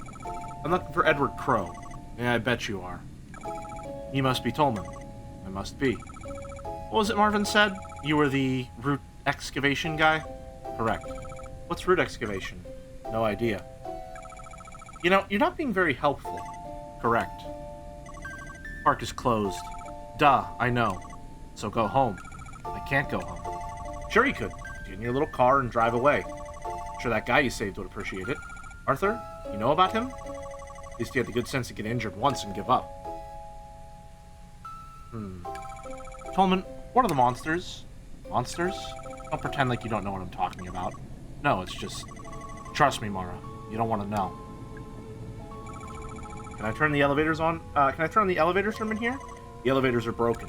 No, they're not. They're just pretending to be broken. So where's the switch? Let's see if you can work it out on your own. Fine. You don't feel like helping me find the elevator switch? I do not. Right. Woman's Records. March 31st? Guests are appearing almost every day now. Can't save them, they're too far gone. But I want to know where they've come from. I found a number, marked in blood on the ground. 2106. Not a code for any of our locks. It's not a code at all. Ooh. Maybe the 21st of June? Using European date conventions? Sound is horrifically distorted. Probably because the aerial's been cut in half. Is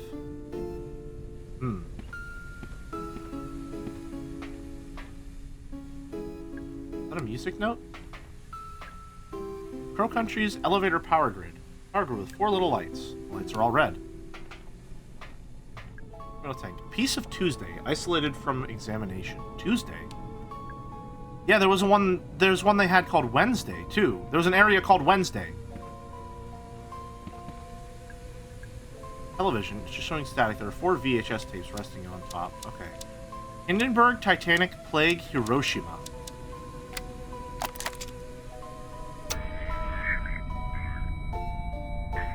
A small fire broke out on the port side, just ahead of the port fin.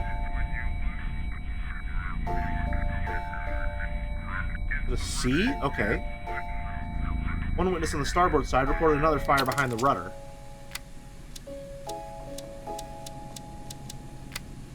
Sea. How easily man's grandest ambitions are undone. The iceberg was first spotted on the cold, moonless night that was April 14th, 1912.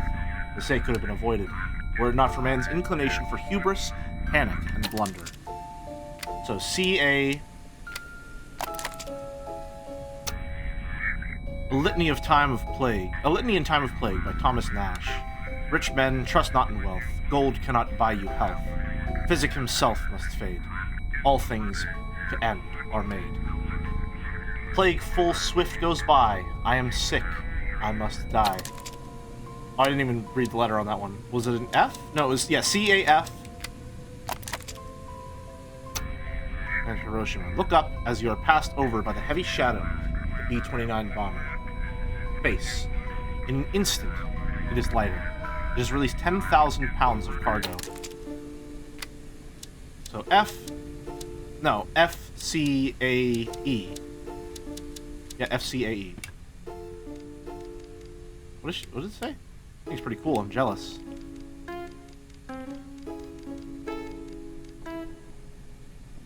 So then, face?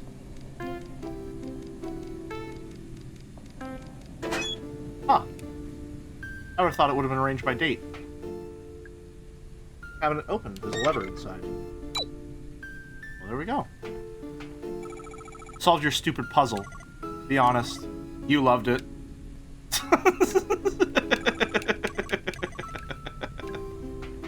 That's fun. It's an electric grid with 4 little lights. The lights are all green. Piece of Tuesday. I like Tolman. I love that he rotates around. Someone else said that. Yeah, Zetex, I love that he rotates around in his chair to watch you. It's very fun.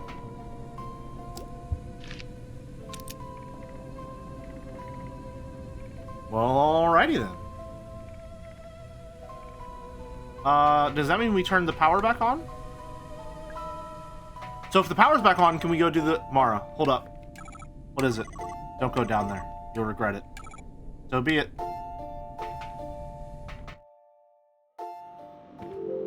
If the power is back on, can we go do the arcade puzzle? Wow, it's getting a lot more. Oh! Oh, that's the fairy. Decapitated by the fountain. 2106. Oh, he's holding a pipe and not gold now. Oh my fucking god, what was that?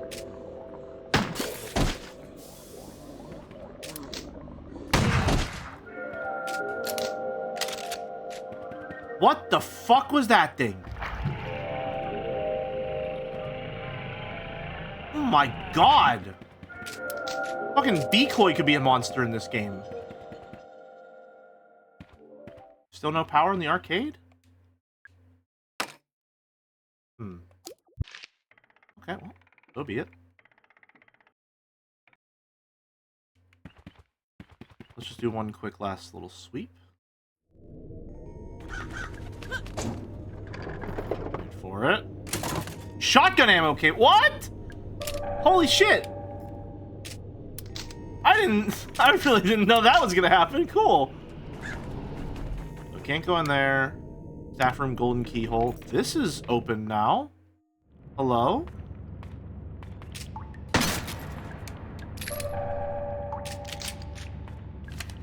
I notice there's an elevator behind the large crow. Does it go anywhere? Does anyone use it? It always seems to be powered down. I figured it was broken, but someone said there's a switch in the crow's office that turns it on. There's a switch in crow's office. Okay.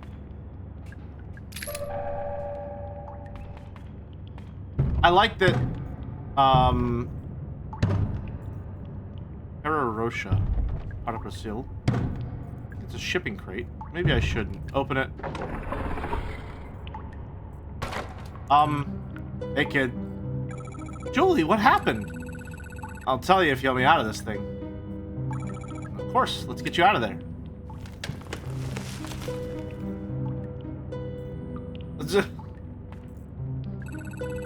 Thanks for the help. How did you end up in the crate?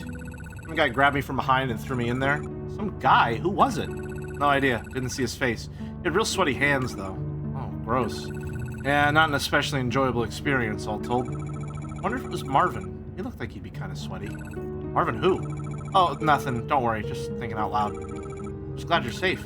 Yeah, listen. That's twice you helped me out now. Let me know if there's any way I can return the favor. Right. Thanks. Will do.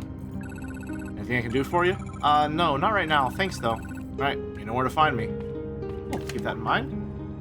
I think you figured it out. Bronze key, crank handle, ruby, chain, mask, trident, silver key, data disc, acid bottle fill, golden key, large battery charge. What an ordeal. Is that all the items, then? Huh. All the items in the order we get them, actually. Chain, mask, trident, silver key. Yep. Yeah, that's all the items in the order we get them. Yeah, charge the battery, put it in the crow. Makes sense. Back this away. There's the green pipes that the other one was holding. Whatever's in it is on fire. It smells bad. It's giving me a headache. Is it the acid, maybe? A bunch of flickering numbers. I can't make sense of it. Reminds me of in Pokemon, in Fire Red and Leaf Green, whenever you, it's got the gold in there. In Fire Red and Leaf Green, whenever you interact with, like, any computers, it says something along the lines of, it's just a bunch of complicated numbers. None of it makes any sense. Been wanting to play this for a while, but I'm not a big horror guy. Think I'd be good? As a matter of fact, this game has a exploration mode where there's no combat. The enemies just don't attack you and you're free to explore. So if you're not a big horror guy and you've been wanting to play this, this is the perfect game for you. I would wholeheartedly recommend stop watching stream, go buy it and play it yourself immediately. Like this has been such a good experience to me. It's an instant recommend. Go play it now. I've been loving this game. Anything I can do for you? Not right now. Thanks, though. Okay. So she will actually help us at some point. Machine room goes over to the machine room over there. Huh. Anything I can do? Something in the dungeon we can't do yet. Theater we need acid for. I think for now we go... No, we can't do the thing in the bathroom. Don't know what's going on in the crypt. Don't know Haunted Hilltop. Don't have the flamethrower for the Haunted Manor. So 1, 2, 3, 4, 5, 6, 7, 8. 8 plus 7, 15. Okay, yeah, that's all the secrets then. Unless there's more secrets downstairs.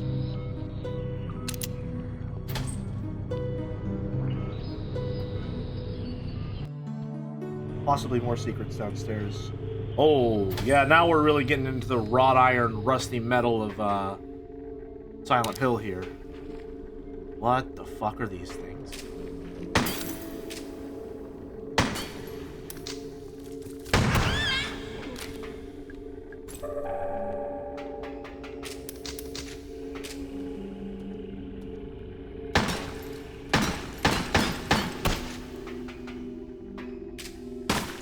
I like that you have to wait for them to get close to do optimal damage. That's so mean. Okay, yeah, these are just enemies that pop up to fuck with you and do poison to you. That's cruel, and I love it. More gasoline. I haven't found the flamethrower yet. I feel like I'm missing something in that case. Well, I found a flamethrower. I didn't find a way to take it. You move so fast. Yeah, we don't have a map of this place. Metal gate locked. Central. I can't get into the pipe. Looks like some kind of high-tech lock. Press button. Play changed.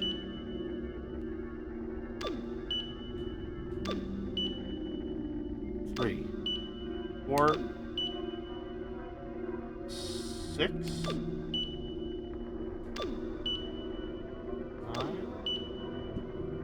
No idea what I'm doing. I might find a different way in the central area. I adore how accurate this looks to the pre-rendered stuff from the PS1 era, but in real time. Yeah, it does an excellent job of emulating that aesthetic. And I think it's doing it to great effect. Like, it looks a little rudimentary and, like, slightly childish in a very affectionate, like,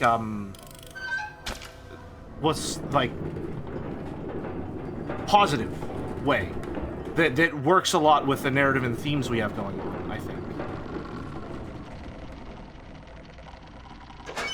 This is really a story being told in harmony with its aesthetic and gameplay. Oh, fuck, it's Mr. Bones.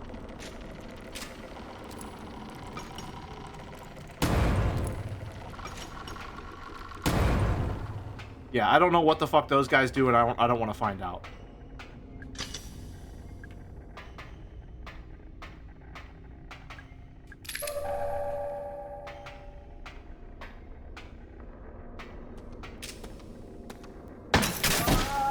Got his ass.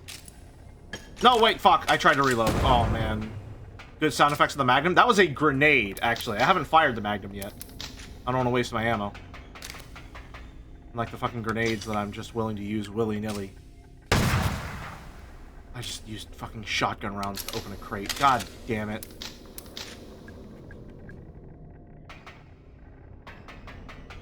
Where's this gonna lead me? Southeast? So is this just a fast travel thing then? I guess so. Is there an elevator room I couldn't get to before? Seems to just be fast travel, yeah.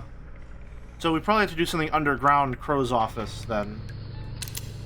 If that's the case. That'll turn off the electricity and we can probably get in.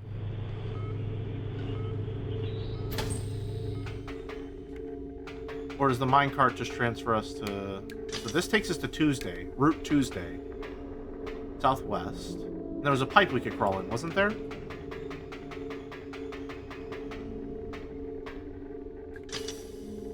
Route Monday. That goes to northeast. Northeast is actually where we want to go. No, we want to go northwest.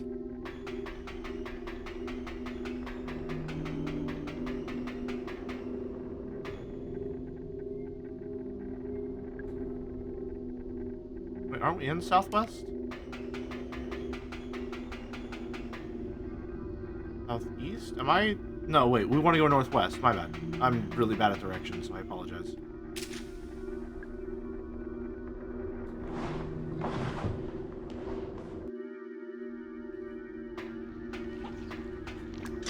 Sunday. Running shoes are crazy.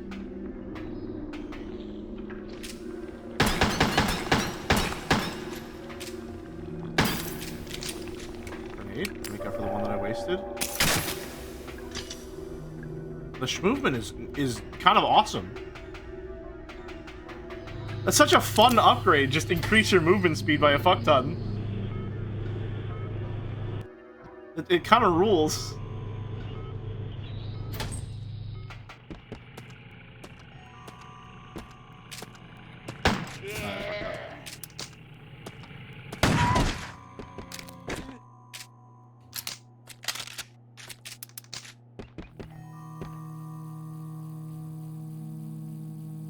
Definitely hurt me if I try to do that.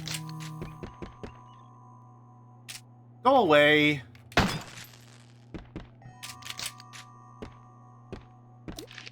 I'm not sure where to go now. I know we have access to downstairs, but I don't know what we can do downstairs that I need to be there for. I guess it wouldn't hurt to check the last area. I know I need to get the battery, but I don't know where to get the battery from. Oh, hello, this looks important. Yeah. Yeah, no, I knew that. Do I just need to fucking blow her head off? Is that it? I don't need like a special thing to melt it or burn it, or I just blow it the hell up?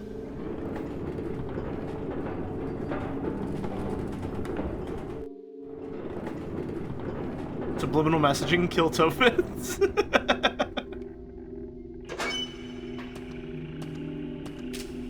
You look quite large, friend.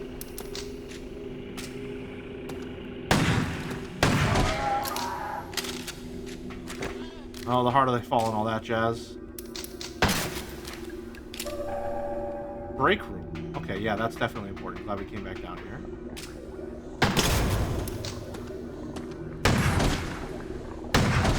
Stone cold. Stone fucking cold. That's dangerous. That's such a fun little hazard. Okay.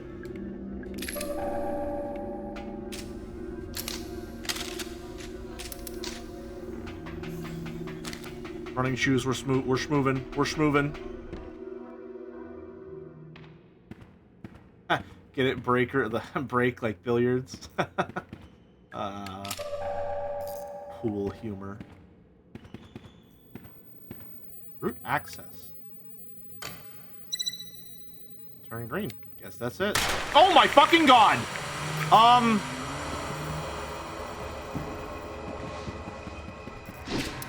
Hi there, mister. I fucking hate the cut of your jib.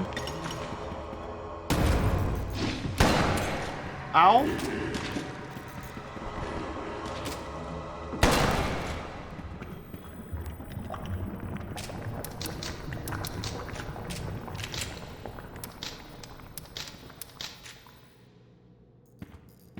What's that? Georgia, 2663, Atlanta Falcons. It's an old license plate. Good thing that didn't melt. 2663. What did that guy symbolize? I think he was just a guy. Like, I think that was just a dude. I don't think he had like symbolic meaning. I think he was just a fucked up weird guy. I think they have gold inside. Green metal tubes with gold inside. I can't remember the code for the break room security gate. Or it had a 3, a 6, 2, and another 6, but I can't remember the order. I know I took the code from an old license plate, but it's gone missing. Oh yeah, 2663.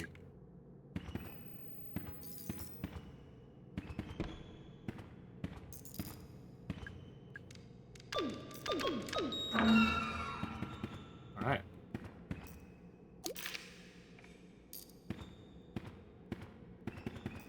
I love that the sneakers squeak whenever you run using them. I was wondering what that noise was.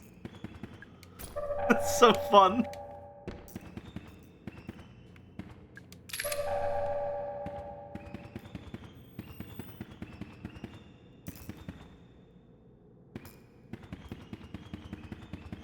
Alright, off we go.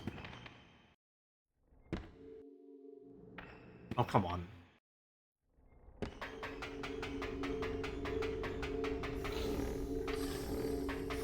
Route Friday. Wonder if you can figure out the code before killing the guy? I wonder. I think it only locks up whenever... What the hell is this? Calibration Route 6, Friday. Loving and giving. A large tank. Acid is steadily dripping out of a pipe. The smell is almost unbearable. Maybe I could use some of that acid.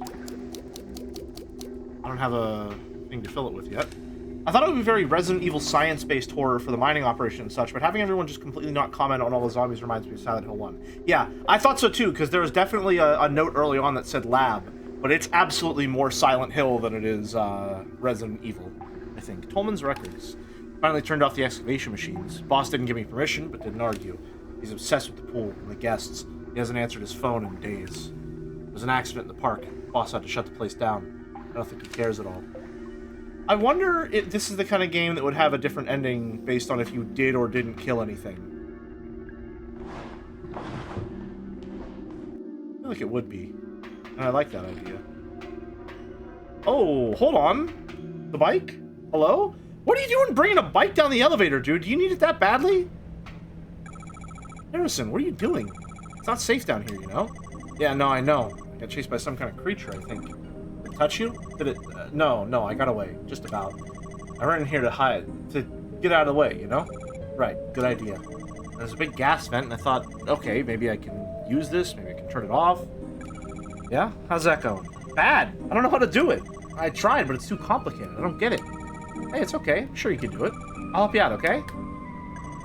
Finally ran into Natalie. Oh, you did? How did that go? Weird. She was acting weird. I think she might be ill. She doesn't seem to want to talk to me. Oh? Told me I should just go home. Harrison, sorry, but she's right. You should. You're not going to tell me what's going on, are you? Ideally, no. Mara, I'm concerned for your safety. Don't be. Strange crackers still seem to work. Slot for a disc. Okay.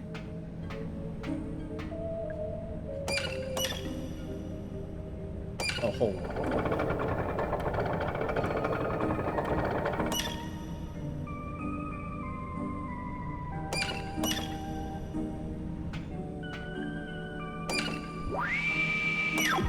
That's fun. Oh, these are so... The interactivity of these is so much fun.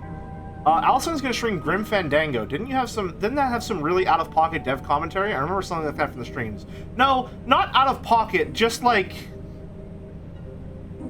They were just fucking talking. Like, it was like Grim Fandango plus a podcast you left on and can't be bothered to turn off.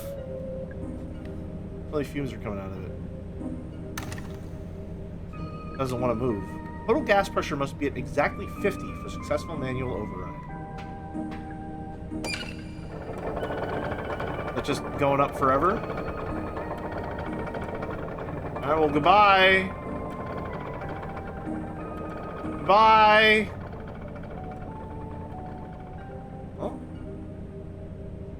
you know, I'd say we've done good here today. We'll figure it out.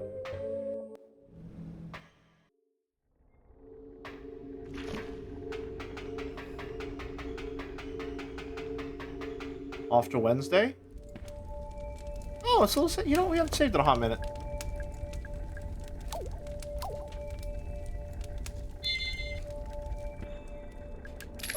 Shotgun ammo, handgun ammo.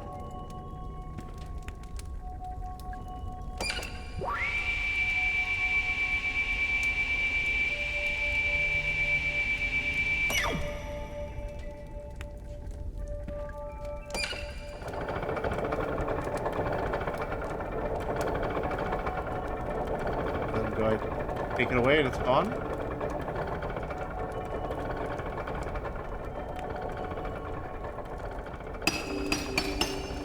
Oh. Huh. Calibration Route 4, Wednesday, full of woe. Go. Underground park map.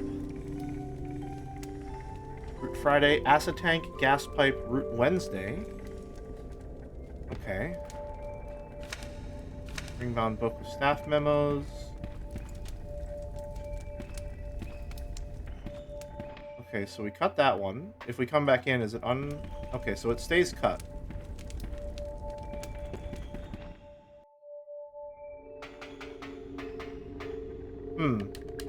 I really feel like we missed a flamethrower somewhere, which is crazy. Because how do you miss a flamethrower?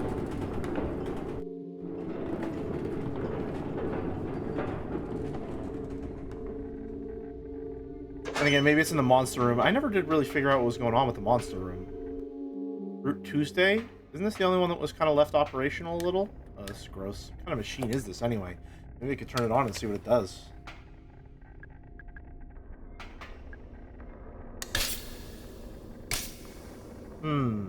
That was underwhelming. Maybe if there's something between the clamps?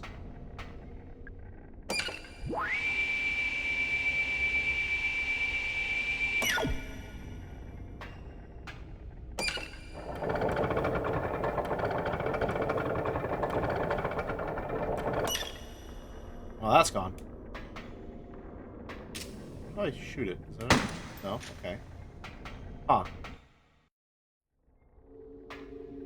It'd be hilarious if the flamethrower mushroom boy is there to upgrade a flamethrower that doesn't exist. That would be kind of funny. Oh! Hello there. Don't mind me. Nothing. How's it going? Mr. Trumbull, what are you doing down here? Hey, kiddo. What's shaking? Still looking for Edward Crow. Ain't we all? Ain't we all? Why are you looking for him? Well, how should I put this? I just need a little help with something. On the run from the Brazilian authorities. Came back here to hide. Shut your trap, Tolman, you self-righteous old busybody. Why don't you make me, Trumbull, you bloated old gas bag? So, what happened in Brazil? Crow and I were running a little operation, see? It was somewhat duplicitous in nature, I guess you could say. You were selling the gold, right? The gold from the roots. Oh, you've been reading up on me, have you? Why go all the way to Brazil to sell the gold? It's like, too much of a good thing, you know what I mean? No? Well, you see, the gold we scooped out of the roots, right? It's too pure. There's too much of it. But why is that a problem? Crow didn't want anyone connecting the gold back to his land. He didn't want the U.S. government looking into where it was coming from. I was telling the story, Tolman, you uppity old bastard. Well, you were doing a shit job of it, Trumbull, you worthless old junkie. So, at least before you got in trouble, you must have been making a lot of money. You and Crow? You could say that. Then why come back here at all? Why not just go live on a desert island or something? They went and seized my assets, didn't they? All of it! It's all frozen unless I show my face in court. Answer all their lovely questions. Oh, but let me guess. Crow kept his name off the paperwork? So he gets to keep his share of the money? That way you really came back? Make sure Crow gets dragged down with you? Really sussed you out. Only took her 2 minutes.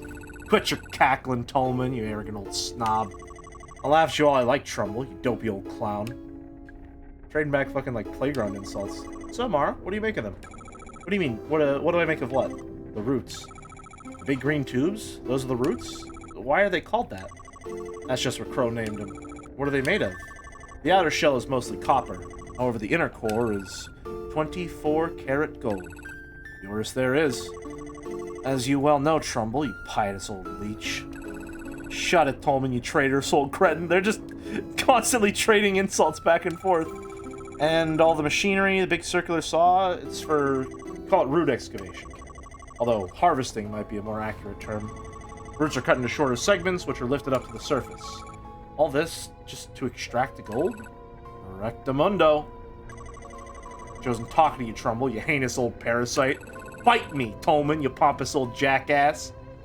This is just Sly 3 pirate talk. Mara, you really should get out of here. Can't leave now. So close. Close to what exactly? You even know? Listen, I know you want to... Don't bother with a pep talk. She doesn't care. Fight down, Trumbull, you greasy old half-wit. Don't talk to me like that, Tolman, cantankerous old sea sponge.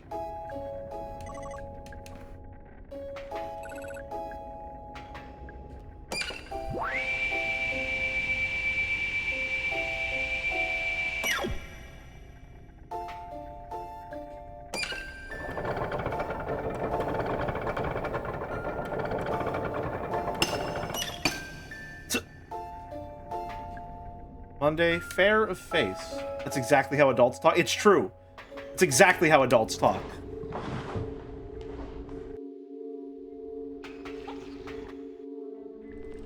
And Sunday. Central underground area. No secrets down here. Okay.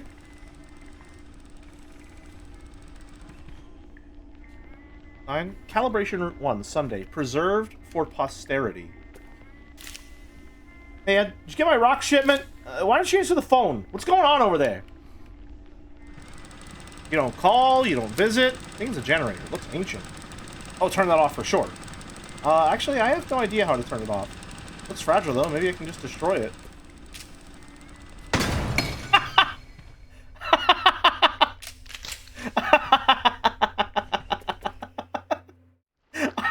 I fucking love Mara. That's so good. Just there are so many problems in every single survival horror game that could be so easily solved by just shooting the damn thing, and she just does it every time. She's the best.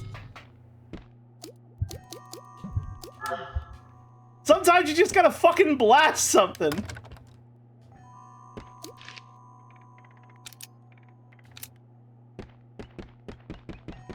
It's amazing. Oh, I really don't like that thing. I really don't like that thing.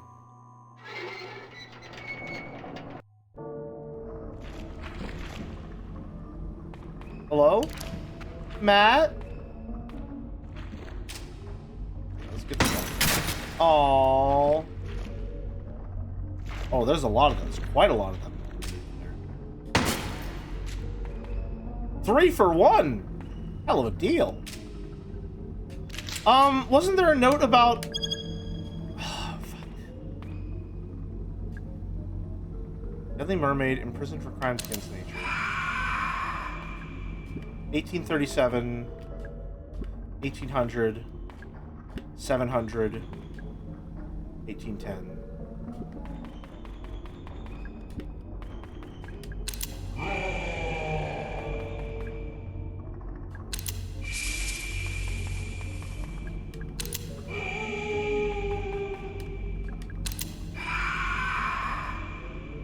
Not sure.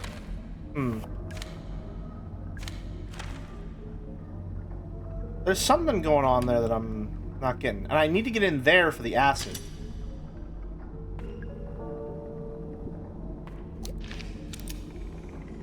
I'm not really sure what to do. Wait a minute. Hold on.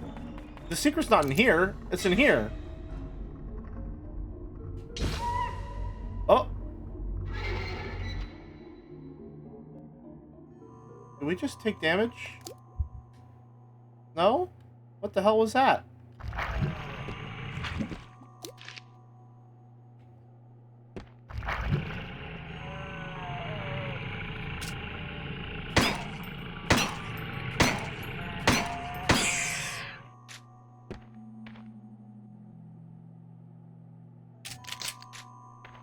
What the hell is in here? Wait. No?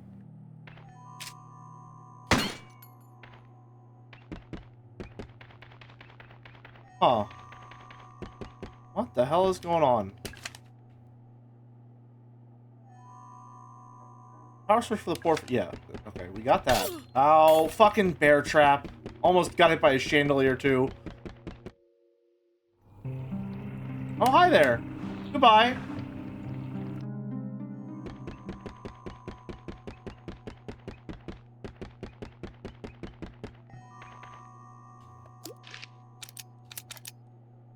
What is... No, wait, it's here. Oh! Oh, I see. I see. Looks like Magnum ammo. Oh, excuse me, sorry.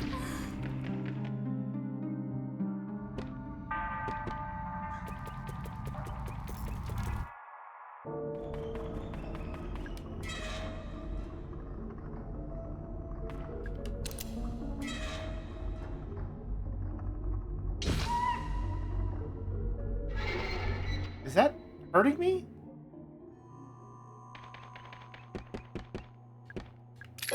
Yeah, Magnum ammo, let's go. Load that real quick. Cool. Locked and loaded. Literally. Won't budge. Maybe she's just scared? It's possible.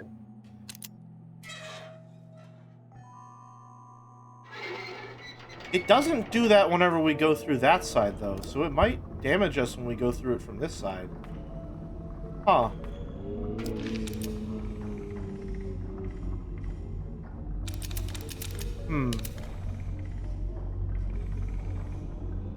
Oh, right, hold on.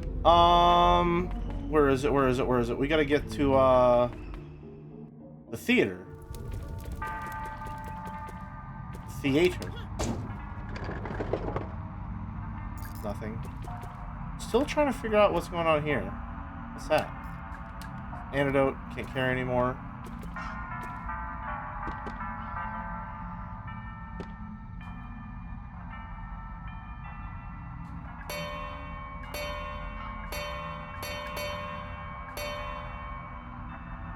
Maybe an extra puzzle with that?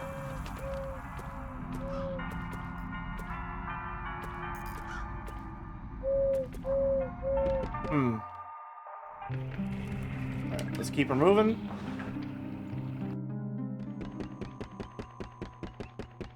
Running shoes are so fast, man.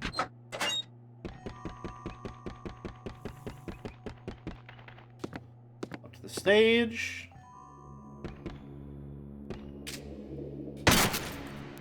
Yeah. Block of resin. There's something trapped inside. Take it. I can't move it. I'll have to try something else. So we need to get the acid so that we can melt that off. I know that part. The acid is in the mermaid dungeon, and I think to get the dungeon, we have to figure out how to access we have to get the disc. Let's find a safe room so we can read some notes.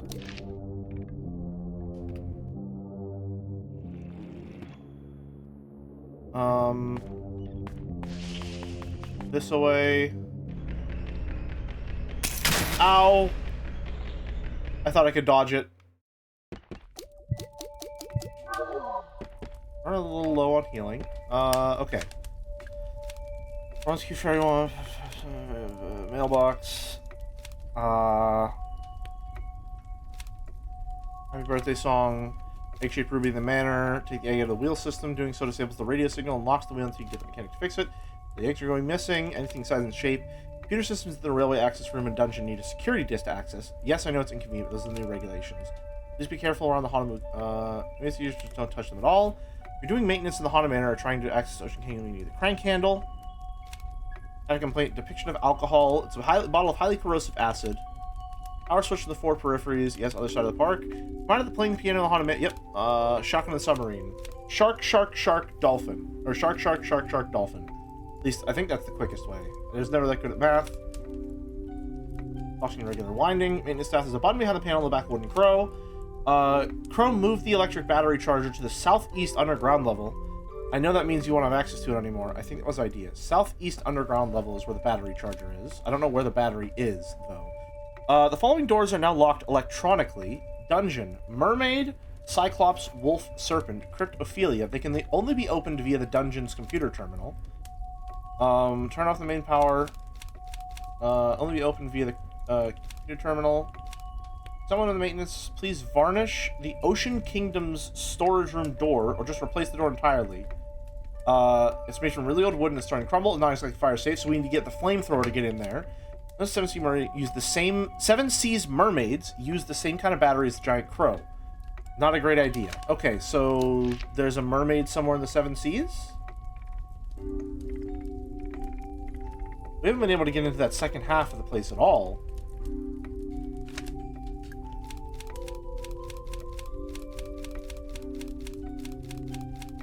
Is we're in a safe room.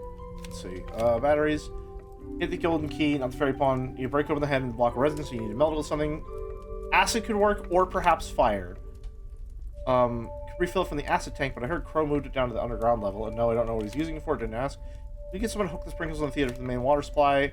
Elevator behind the large Crow. Management. Can we get the code to the front door change, please? House birthdays. During the meals. As long as you're facing the trident. In order to get into the ferry pond area, say this out loud to the ferry. The following rooms are due for inspection. Model Railway Central.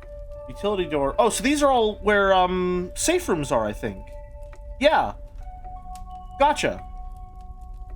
Ocean Kingdom storeroom door. Some of the kids are complaining that high scores weren't being saved. I guess the machine resets their scores every time we turn them off. I don't know if that's supposed to happen. I'm not going to fix it. Gather a group of kids in the group outside the haunted manor. Choose an order kid, get them to ring the doorbell. Nothing will happen. Laughter ensues. The secret is to ring the bell a specific number of times. Any of the kids have to cover the save on the trap. Ring the gravestones, focus on the names. The floor, something wrong with the ventilator in the fairy pond area. I think something might have crawled in the pipe and died. Don't run the ventilator if you use. Hold your breath. Okay. I don't know where to go. At all. So let's find one of those hint birds and use it. Closest one, I think, is in... Where is the closest one? I don't actually know. I think there's one at... I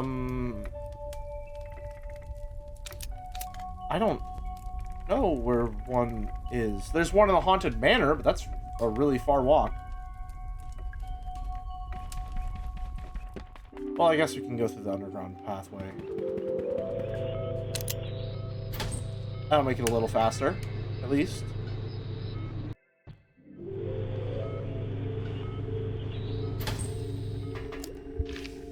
Okay, so we need to get this away. What did we get in the break room? I don't remember. We got something in the break room that was important, but I can't remember what it was.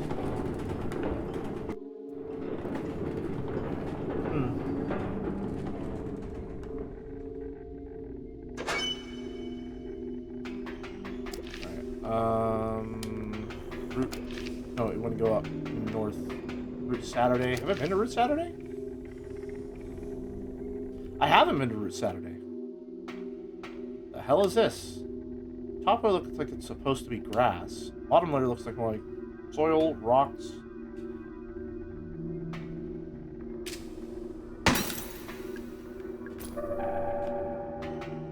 What if I try and pull it up more? Oh, it's already severed, huh?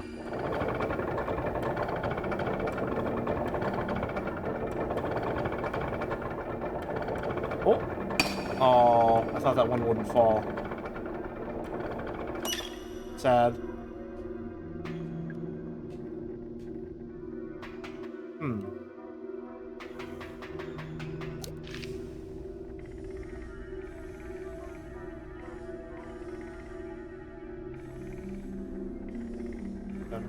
Okay.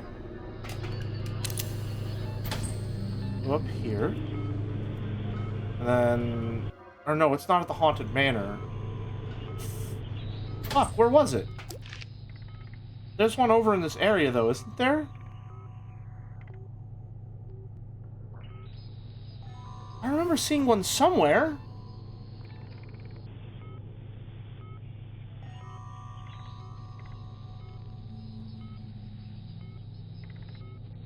I don't remember where it was at all. Huh.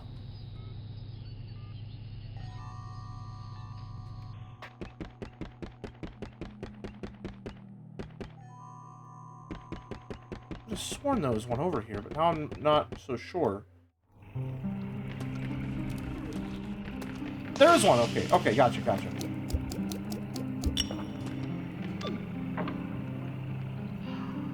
10 credits remaining. Would you like to? Yes. Hear my fortune.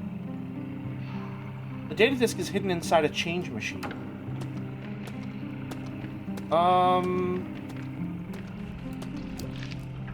Okay, well, the change machine is at the arcade, isn't it?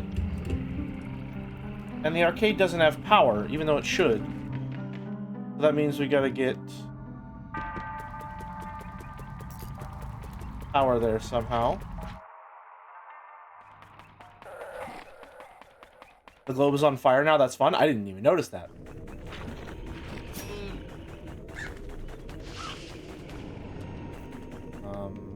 Sunken treasure. Yeah.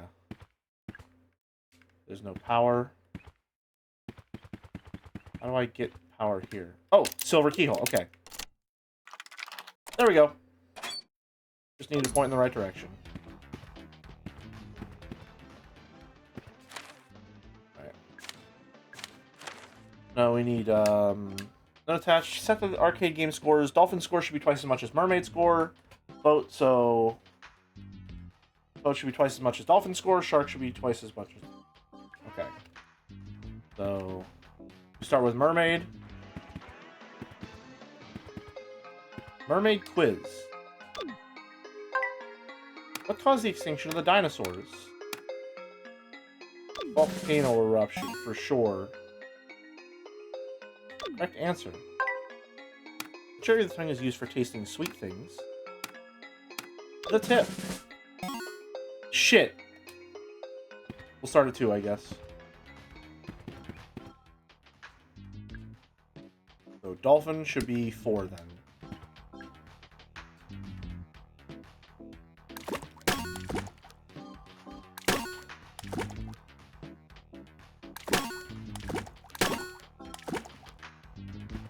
Four. Those should be twice as much as dolphin. So 4, or sorry, 8.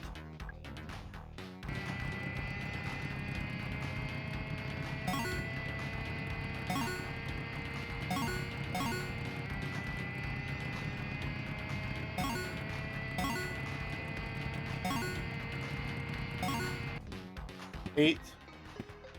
And then shark score should be twice as much, so 16 on shark shooter. Aim and shoot the fish, don't shoot the skulls. Need 16.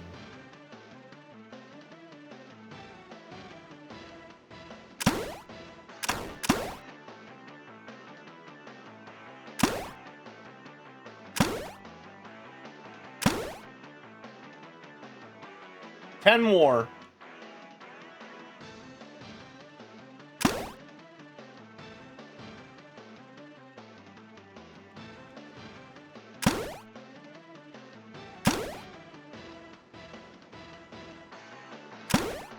Six more.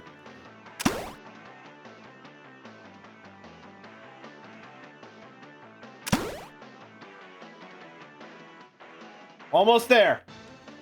We're gaming. Are we? We're not gaming enough that I can pull out my fucking pistol, which is a shame.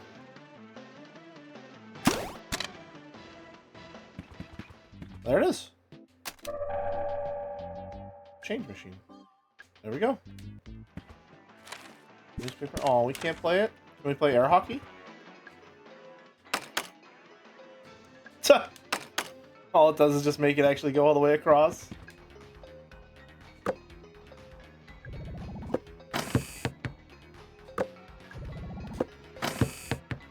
Nothing but net, baby.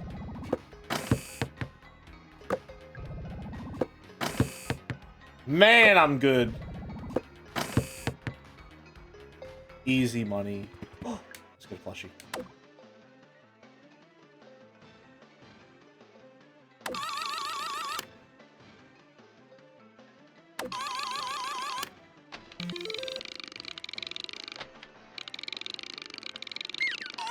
Come on.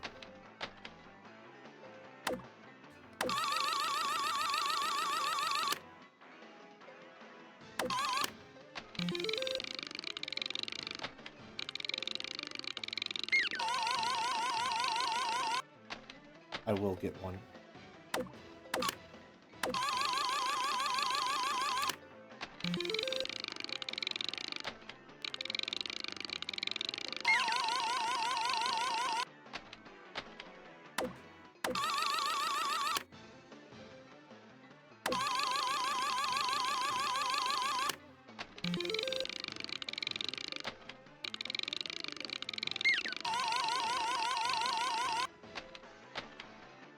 There's got to be one that I can get here. Right?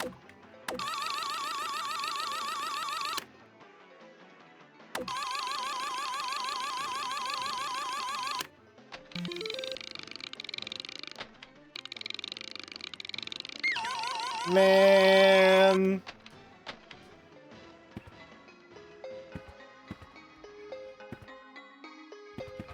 Max out the charge.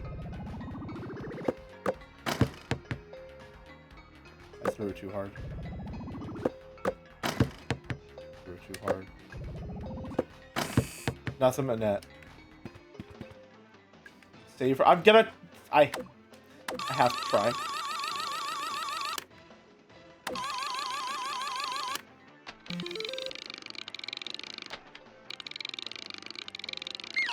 Come on!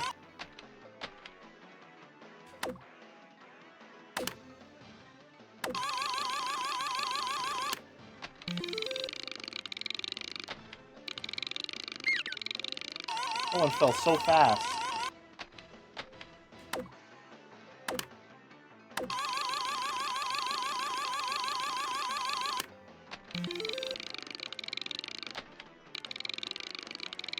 Oh, come on! That was almost there. Come on.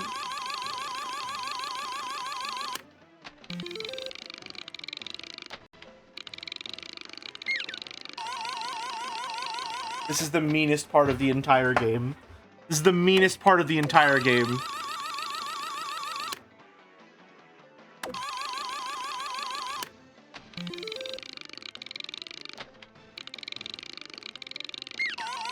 I hate it here. I hate it here. Alright, we got the data disk. Oh. Was it always raining? Oh, fuck. How? No, the rain is definitely new. Oh, there's sharks overhead now, too.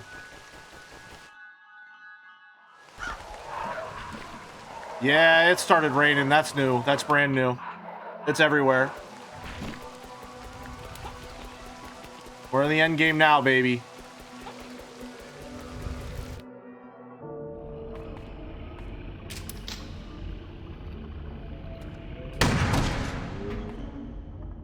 Away. Slot for a disc. Prisoner. Eyes, 1. Heads. Well, no, hold on.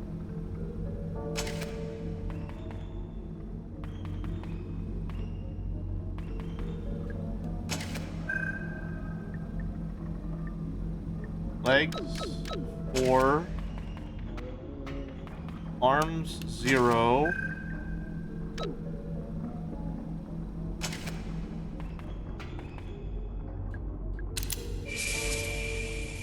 Or do I need to do the total? Well, it couldn't be the total. Or do I... Oh, hold on. Is it, 1 head, 2 arms, 2 legs? Yep. Okay, I got it. Nice. Shotgun shells. What's that? First aid. Gotcha, gotcha, gotcha. Alright.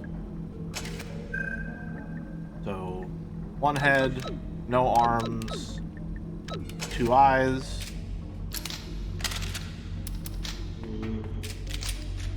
Serpent. Anything else in here? There is. Grenade, nice. That's all. I mean, would it be 2 legs, 2, or what are we counting as arms?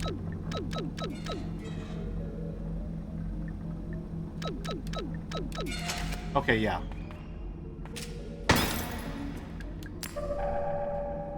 I figured. Alright, and then...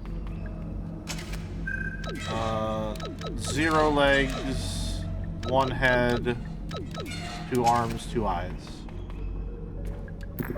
Antidote. Bottle for acid. And that's everything in this room? Yep, okay. And then... Hold on. And then this also would need... Ophelia would have 2 arms, 2 legs, 1 head, and 2 eyes. Because she was human.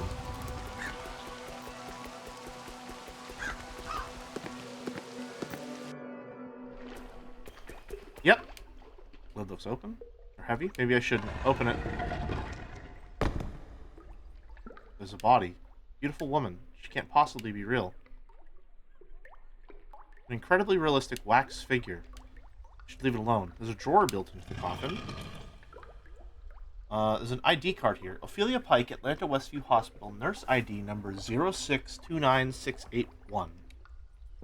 First Aid Handbook, 1987. Read it. Some good information in here. I should be able to put it to good use. Medkit improved. Ooh. That's really cool. That's also a very nice reward. That's fun as hell. What? I love that. Okay. Where else is there a computer that we can use? I remember there's one in the train room. The perma upgrades are really fun.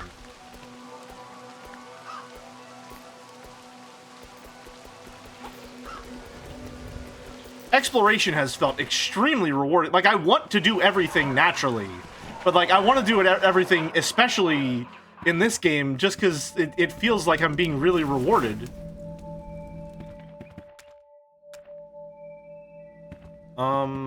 What is it? It was, ADCB? Or ACDB?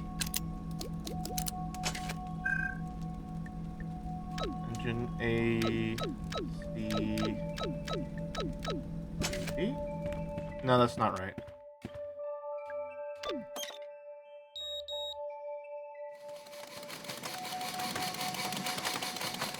ACBD, I think.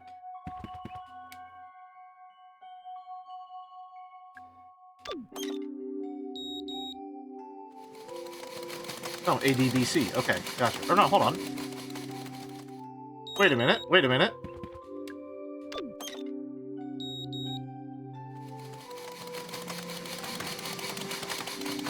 Yeah, so that's AC. Or A something B.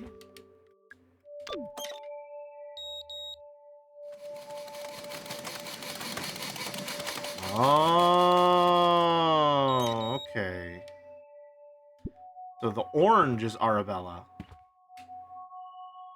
So it's B D A C. B D A C.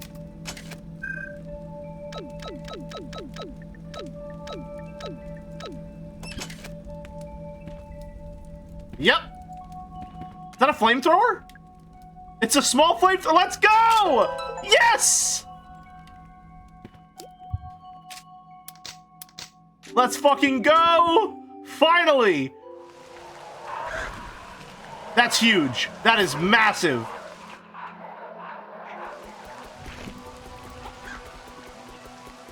They did say it was used for storing artillery.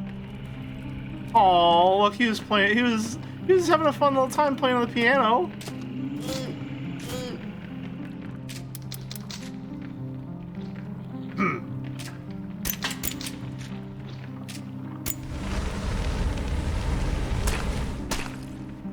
I don't want to use this for attack, though.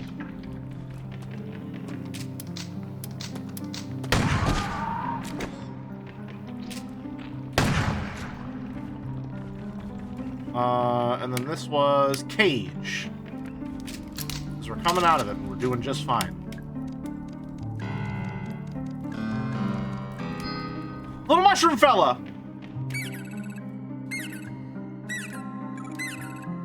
I want to improve the range of my flamethrower. Yippee! Awesome. Alright,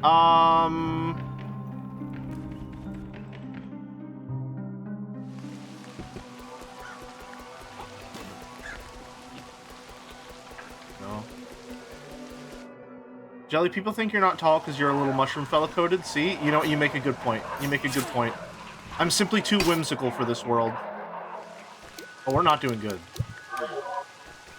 Ahem. Oh, fuck off. Always knew this place would go up in flames. There was a little fella in there. Oh.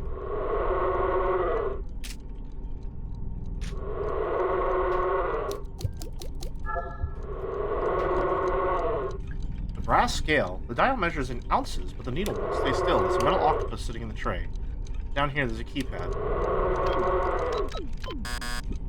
No, it was... what was it? I remember what it was. I remember what it was. I remember reading it. I remember reading it and taking a mental note and telling myself to remember. God damn it.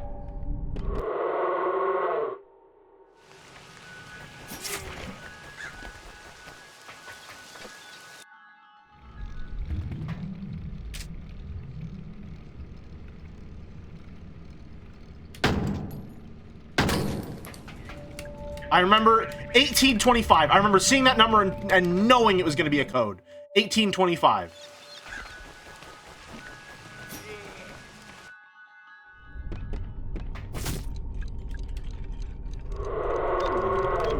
5. Magnum ammo, let's go. That's massive.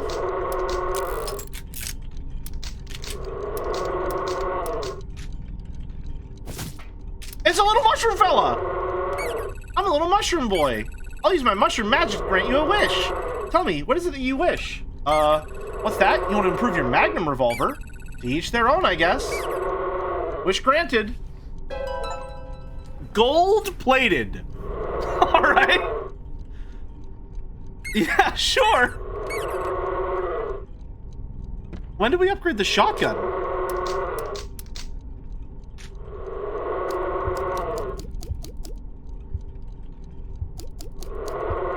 I don't remember upgrading the shotgun. What did we... was it just the laser sight?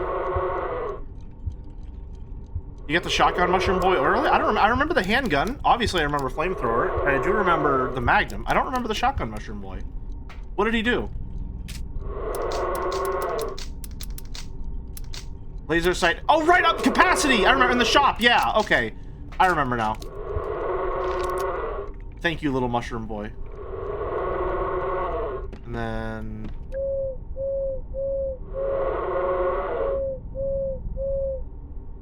$8.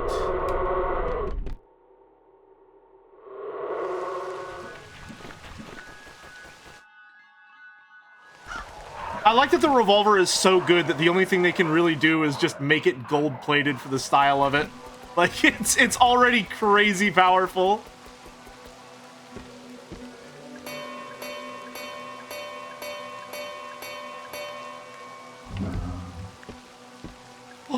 More Magnum ammo. 1 left, and it requires us to, I think, get some acid.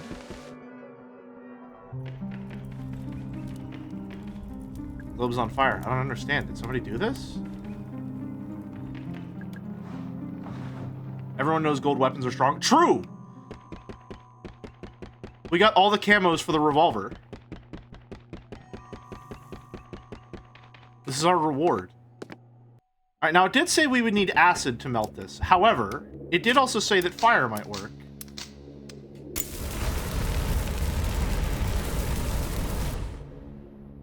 Oh, that's awesome! That's awesome! Fuck, we ran out of... No! No! We ran out of fuel!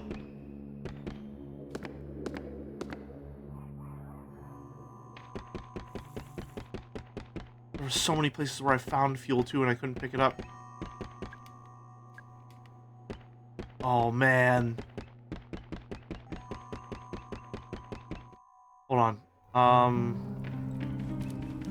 That's so cool that it lets you solve it 2 ways. Oh, that guy poisoned me.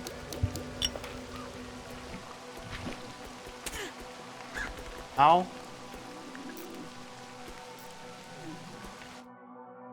We're not doing too great, are we? We'll just use one of those. I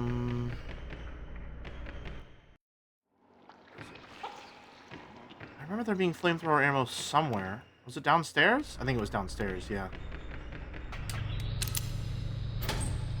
And we'll get some acid while we're there. Why not?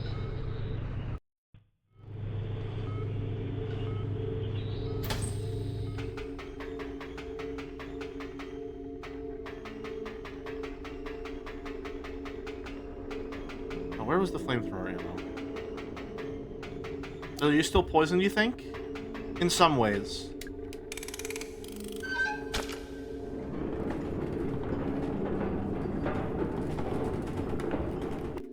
Making very good prog. We should finish probably soon, right? There it is, flamethrower fuel. Nice, nice, nice, nice. Hopefully it'll be enough. Not a lot. And we can find... Oh, well, no, that's a fake medkit. That's a fake medkit. That's a fake medkit. Health kit does heal poison, yeah. It says in the item description it comes with an antidote.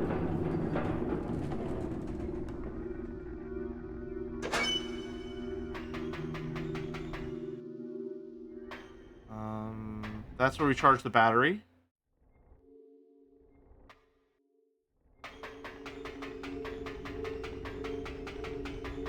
gonna check the other ones. Make sure there's nothing we can't grab.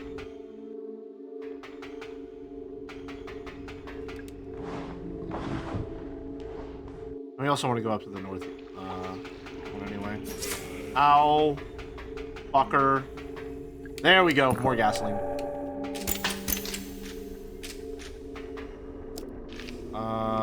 We are in the northeast. That's where we want to go. Upsy daisy.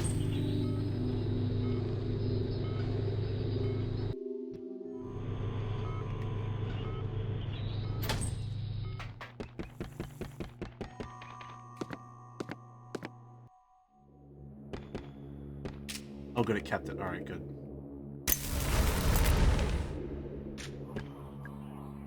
Do we know the gold key? I should be able to get it out. A little harder? Oh, there we go. Gold key. It's the ferry. It's done. I don't feel good about it. That's cute. So now that we have this, we can get into his office.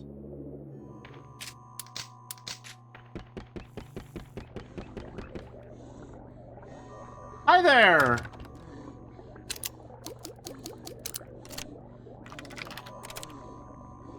It's locked?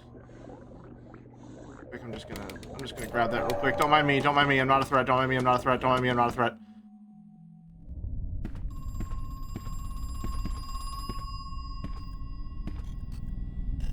Hello. Hello? You know, I never had a plan for all the gold. In fact, it quickly became a problem. Couldn't sell it, basically, not without arousing a lot of unwanted attention. We had too much of it, too quickly, and the shape, cylinders. Well, it's not the normal process, is it? But I had an idea. What if it was the normal process? Or what if we pretended it was?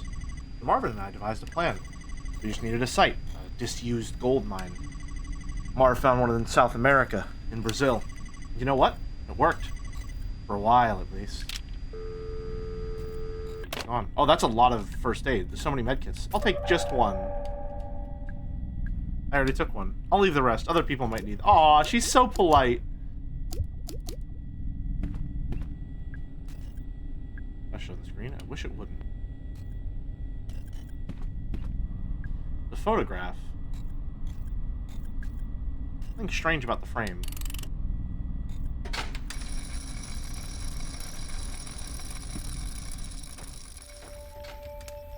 Hello? Squirming back and forth. Is it alive? This is, the route that they kept intact for posterity.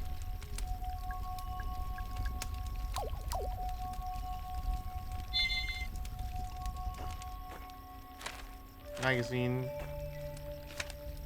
Diary of Edward Crow, age 10 and a half. Okay, interesting.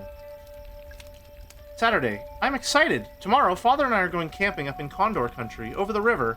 Father says it is just a nickname, and as there are no condors in Georgia. I'm looking forward to the trip, nonetheless. I love being outdoors at night. Sunday. Father and I found something strange while camping. A green shiny thing sticking out of the ground. It is wriggling back and forth like a little bug. Father says it is not a bug, as it is made of metal. Monday. We found a second wriggling metal thing, a couple 100 feet south of the first one. Father wanted to know what it is made of. Cut off the tip with his camping knife. Inside is a different metal. It looks like gold. Tuesday, 2 more shiny things. 4 in total. Father says there may be more. Wednesday, my father bought Condor Country, as well as a couple of acres on either side. He said we could rename it if we wish. Ooh, interesting. Okay. Very interesting. Oh, hello there. Hi, Natalie. How are you feeling? Not great. Yeah, me neither. Is it your mother? Yes. She died some time ago. Sorry. It's a beautiful statue. Solid gold. Yeah, it must have been very expensive. Your dad really spared no expense, I guess. You find him yet? Mr. Crow? No, not yet. I'm still looking for your father. But I have a pretty good idea where he is. I just need to take the central elevator. Mara, what are you going to do when you find him? I need to talk with him. Are you going to kill him? What? No, of course not. I think I don't see that gun in your hand. I see it in your face, too. You've you've already made up your mind. Natalie, I know he's done bad things. Very bad things. Perhaps he is beyond forgiveness.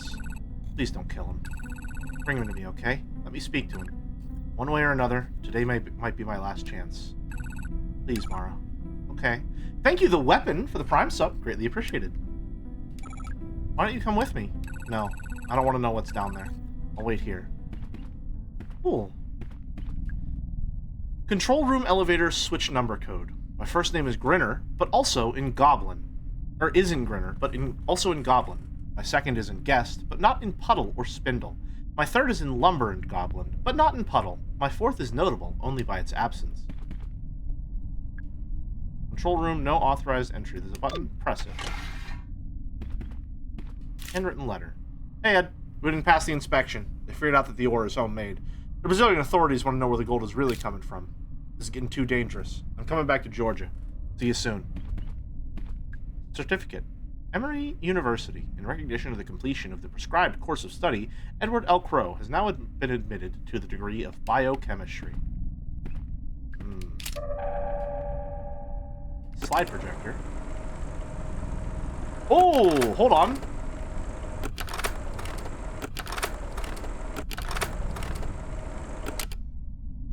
Okay. Grinner, Goblin. Okay, my first is in Grinner, but not in Goblin. Just finished your Silent Hill and Resident Evil VODs, and I love how you explore the game's narrative and you explaining things. Thank you, Weapon! Glad you're enjoying the VODs. Always happy to see someone coming over from them. Glad you could catch something live. So, Guest. Goblin. Hold on, wait. 3762. 1739. So it's in Grinner, but not in Goblin. Spindle, 6413. Lumber, 1347. Grinner, 5592. So it's in Grinner, but not in Goblin. 5592, 5592. So 5. It's in Grinner and in Goblin. No, first one is... Oh, Grinner, but also in Goblin. So 5592. Gotcha, my bad. 5592. So 9. 5592.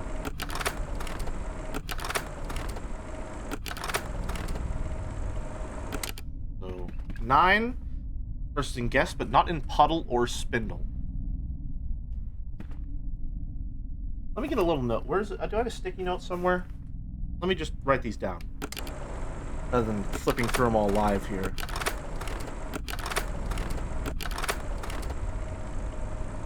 X. Okay. So 3762 Guest. 1739 Goblin. 6413 Spindle.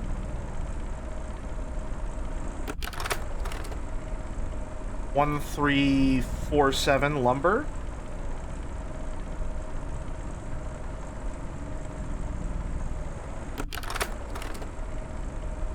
Five 5592 Grinner.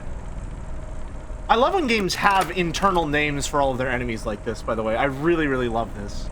3973 Puddle.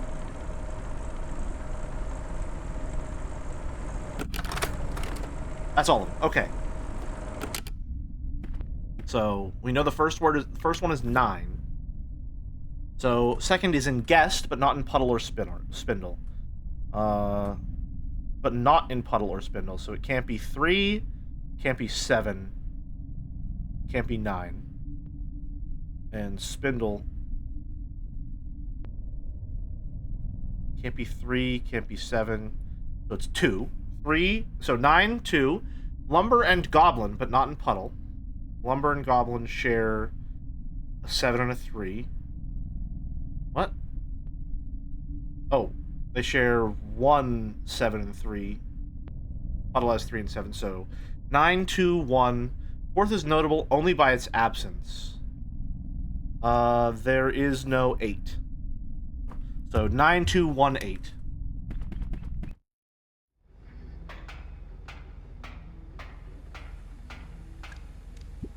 around first. Video feed from a security camera. Wait a second, that's my car. Looks like Arthur is still inside. Talk to him. Arthur, can you hear me? Mara, is that you? Can't see you. Where are you? I'm in the control room. Control room? Is it cool? Yeah, it's really cool. I'm jealous. You got to go on a real adventure. Arthur, how are you feeling? Not great. Just stay there, okay? Mara, are you coming back? Are we gonna leave?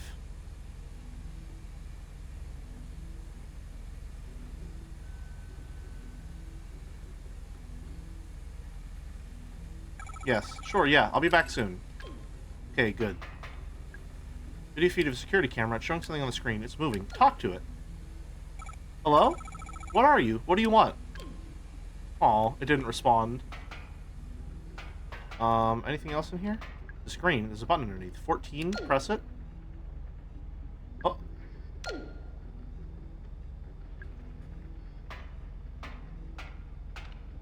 Ooh, what's going on here? So, 9218. Lever inside. Pull the lever. So I have to solve 2 of them. Oh my god. Oh, Jesus Christ.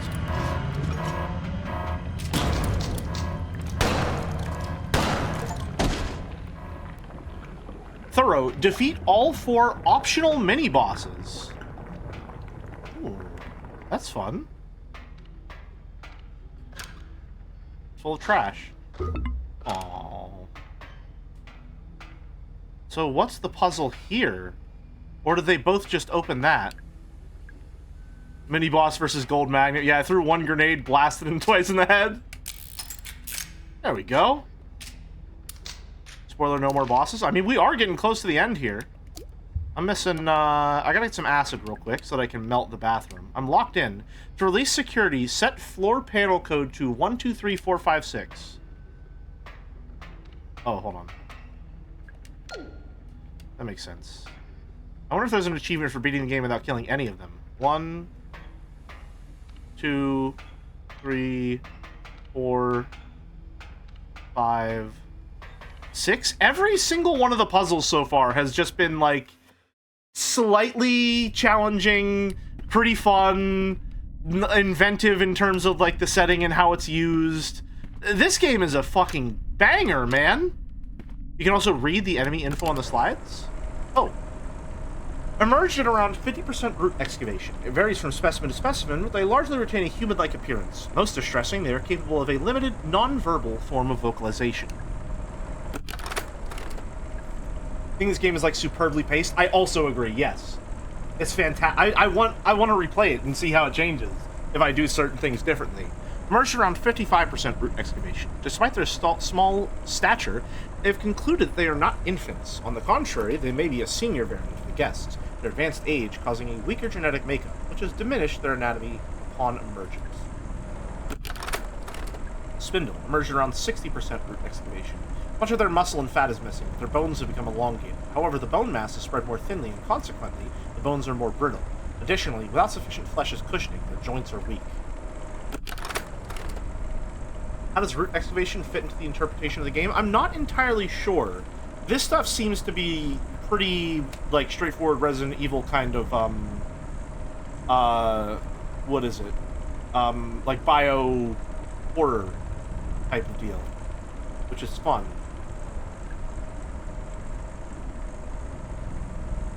Measured around 60%, same as the spindles. Here, the opposite phenomenon can be observed, as the lumbers are stiff and stout, with excessive muscle and fat. Perhaps we can explain why the spindles have insufficient flesh. Measured around 70% root excavation. The form is bipedal, but other similarities to the human body are quickly disappearing. In terms of anatomy, each specimen is vastly different from the next.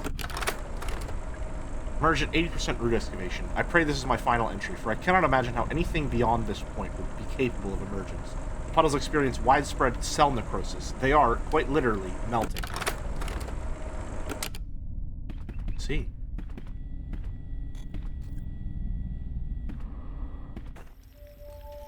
Alright. Let's go get that acid.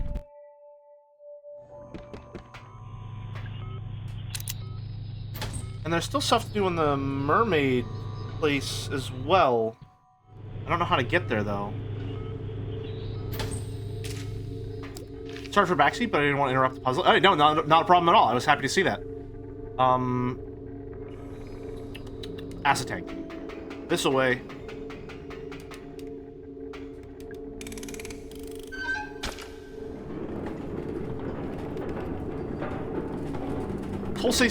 This whole place seems excessive given the amount of unsellable gold they got out of it. Well, they did sell a considerable amount. Like, they netted themselves a pretty hefty fortune before, you know, everything went to shit.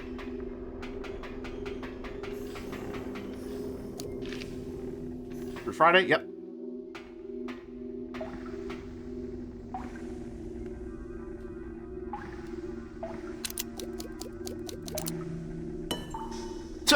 Just put it right up on there.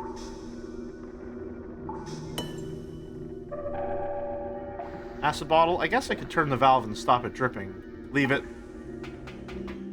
Because we might need more.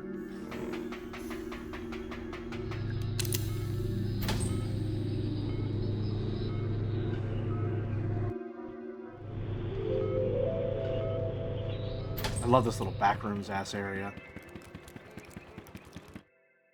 I don't know what 2106 is.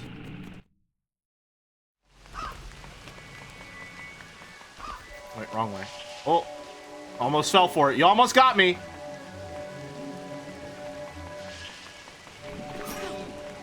You did get me, though. Fuck you.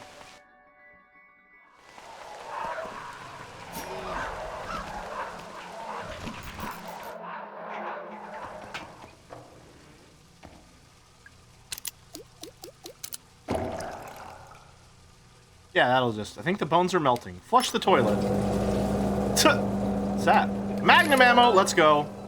Find all 15 secrets. Nice.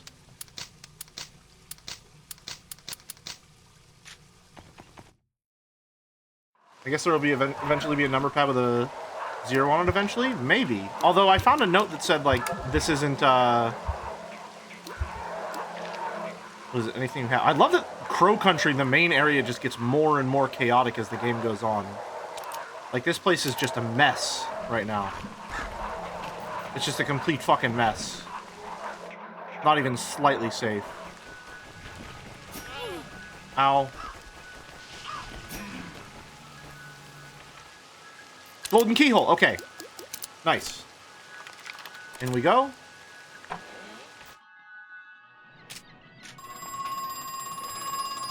Hello. Still alive. I know it's dangerous up there. A lot of them got out into the open. But I know you brought a gun. Have you been killing them? The guests? They're in no shape to continue living. Ones that emerged more recently, even more so. As I continued the root excavation, the guests became even less... Well, some of them aren't even bipedal anymore. It goes without saying that we cannot let them leave Crow Country. We cannot afford to let them infect anybody else. What are they? Who are they? They are irreversible. Oh, that's a fun answer. It's a pizza box. Old slices of pizza are still inside. I'm not hungry enough to do it. Can't see a way to open it. I wonder if the captains really wear these. Or have I been lied to by cartoons? Medkit, let's go. It's a control panel. It's supposed to be how you operate the boat ride. I don't see the point in moving the boat if I'm not in it. I can't reach the control panel while I'm sitting on the boat. I think I might need some help with this one.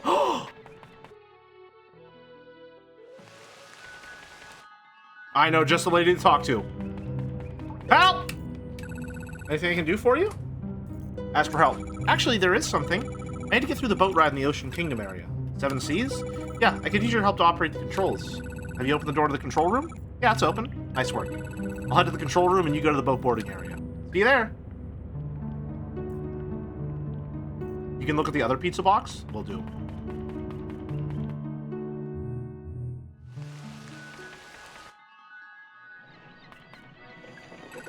Ready to get in the boat?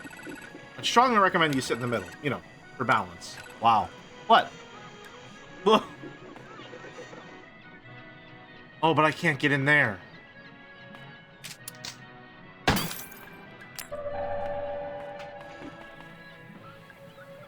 In there? Maybe some ammo? It's pizza. Touché, pizza box. Can't see where to open it. Nothing is on fire. So how do I get in there?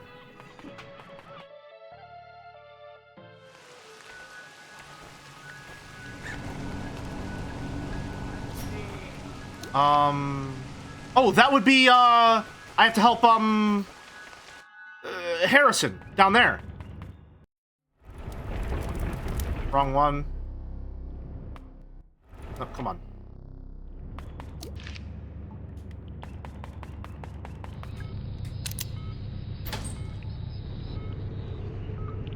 What kind of monster has 2 pizza boxes, one with 1 slice and one with 2 slices? Consolidate the box. That's true. That's true. Maybe the worst crime we've seen here. Oh, fucking.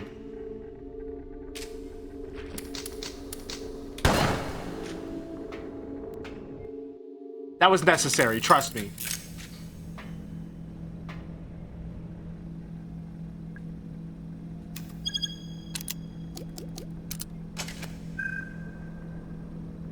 Oh, Jesus.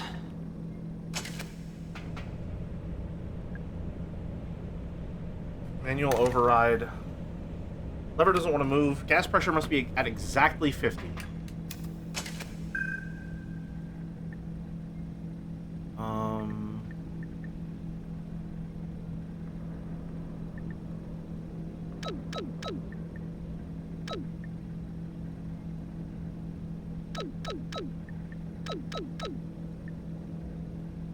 Yeah, 30.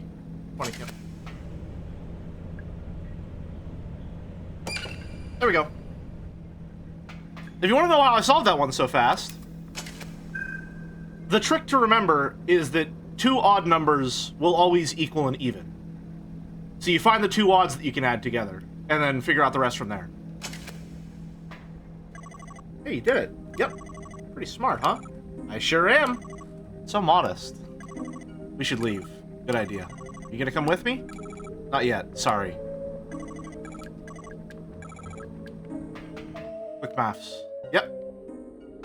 I've gotten quite good at addition between 2 and 21. Thank you very much. Quite good indeed.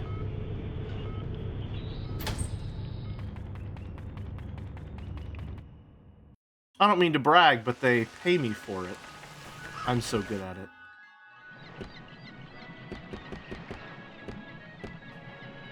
Turn left or right? Aw, that's fun.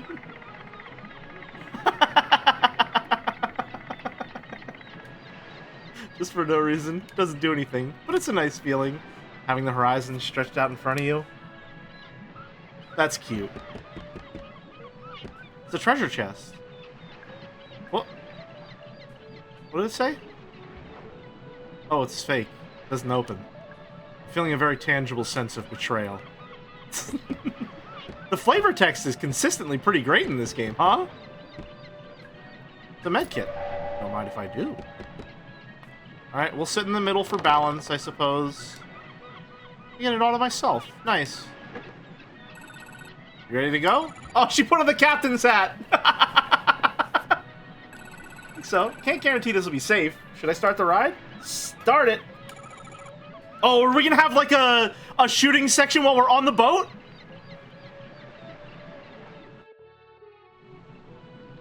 Oh, please. Please, that would be so much fun.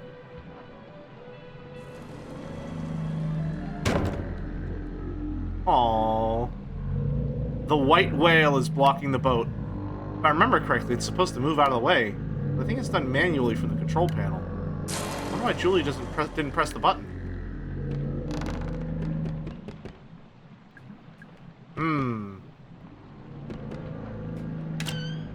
This one's real. It's a control box.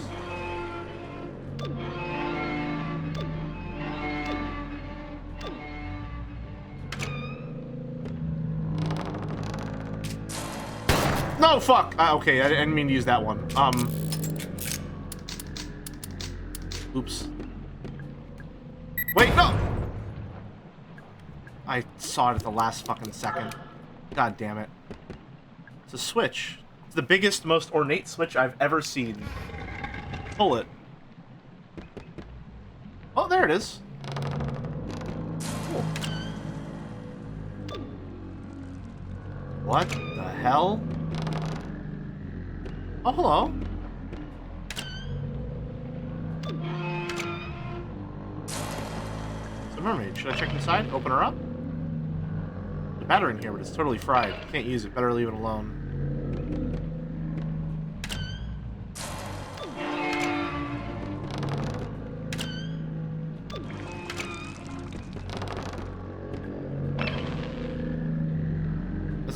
Shotgun shells. Oh, nice! Awesome!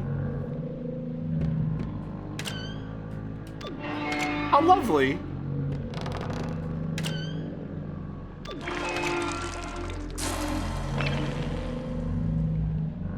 It's a battery. It's in fairly good condition. There we go. There's the battery.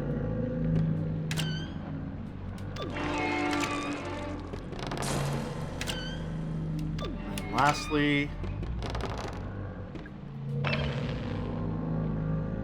nothing in here. Aw. Alright, well, back to rest with ye.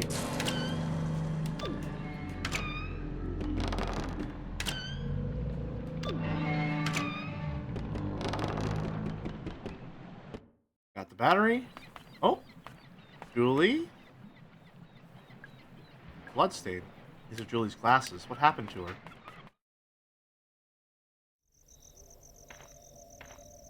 Ooh.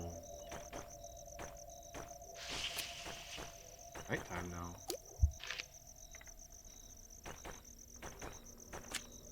Is everything dead?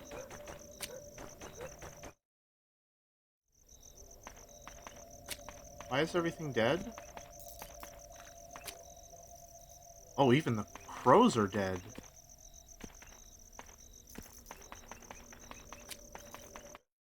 Oh.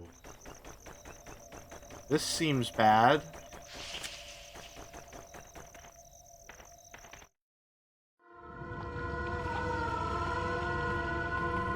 Oh, wow, that's a lot of them. Holy shit.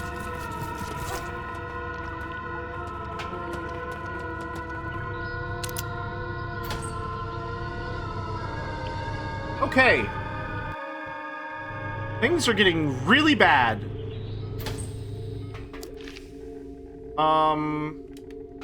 This way to charge the battery.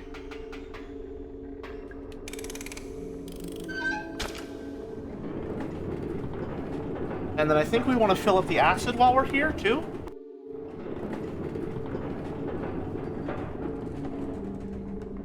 Oh, what the hell?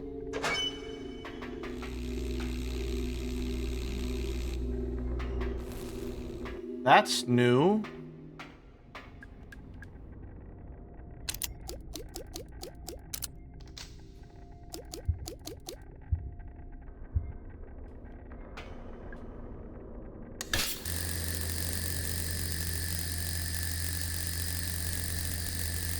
That's a lot of fun.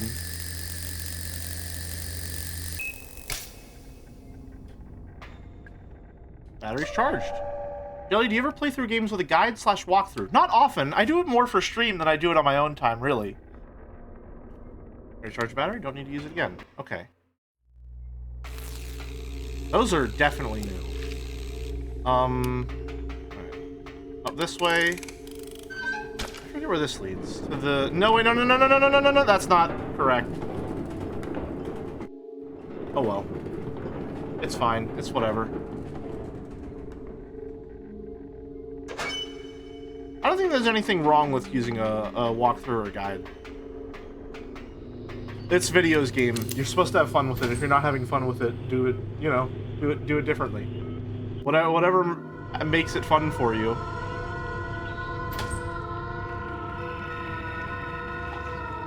Oh, hello. It's a vent. It's been opened. Okay, so maybe she got out through there? Or maybe they got out through there. The ones down there have escaped or something. I really appreciate guides for achievements. I definitely use them for that. Yeah, absolutely.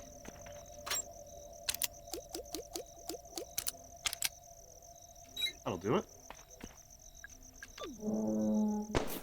What the fuck?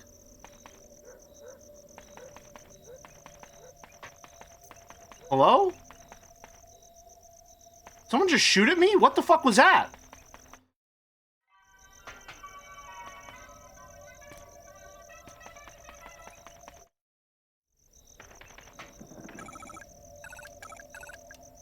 What the fuck? Was that just a spark flying, or did someone fucking shoot at me?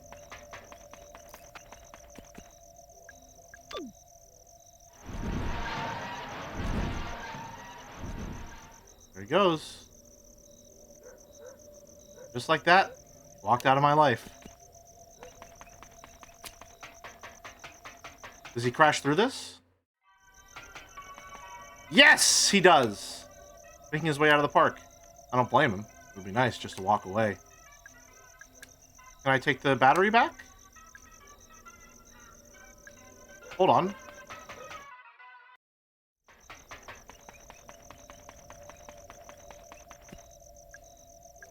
Aww.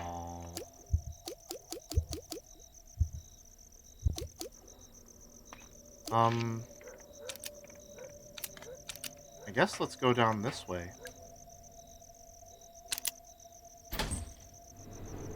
Since we took all the extra time to unlock it and all. I should probably save before I do this, though. Hold on. I do like that the first puzzle element you're presented with in the entire game is the last one that you actually solve, and it appears to be a completely optional, like, endgame, huge, like, finish every side quest puzzle. I like that quite a lot. That's really satisfying to have that sort of lingering for the entire game and to have it have this kind of payoff. This game is extremely well put together in terms of setups and payoffs, both comedically, narratively, and just like on a general satisfaction sense. Oh my god, that's so many of them. Ow.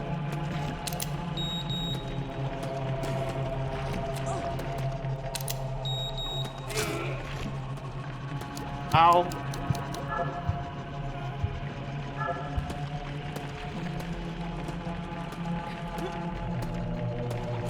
Get the fuck out of here. Or is this just an alternate way to get here? I don't know. Oh, fuck. Harrison? God, it's Harrison. Dead. Must have been attacked by those... Wait, no, he was shot. Harrison. I'm so sorry. Harrison James. ID number 05061. Date of birth, January 12, 1965. Firearms expert. Yep. That's good. Man. He was put on the Edward Crow missing persons case. Tried to stop him coming to Crow Country, but he really wanted to help. Grubby old sports bag. Seems familiar somehow. Inside, it's empty.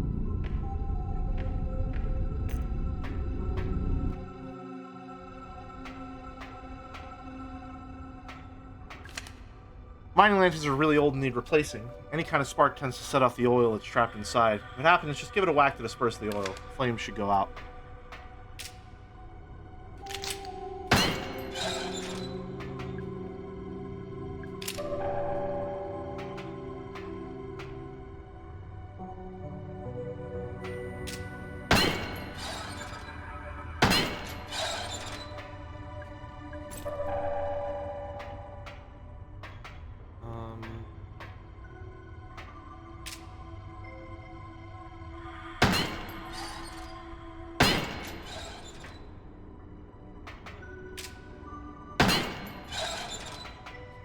Go.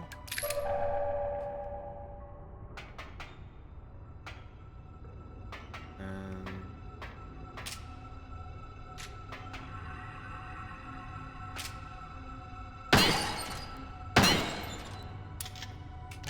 reload.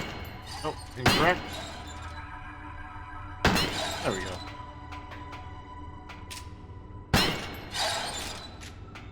Now we're on this side. Little final target practice, final exam. That's fun.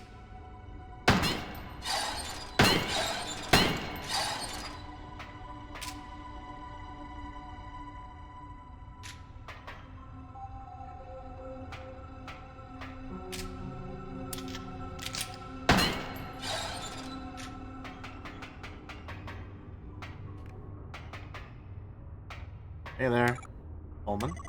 Can't let you. Listen, Harrison is dead. Harrison James, the police detective. I know who he is. I'm sorry, Mara. You shouldn't have come here. It's only a matter of time before one of those creatures. He was shot. The gun. Shit. You know who did it?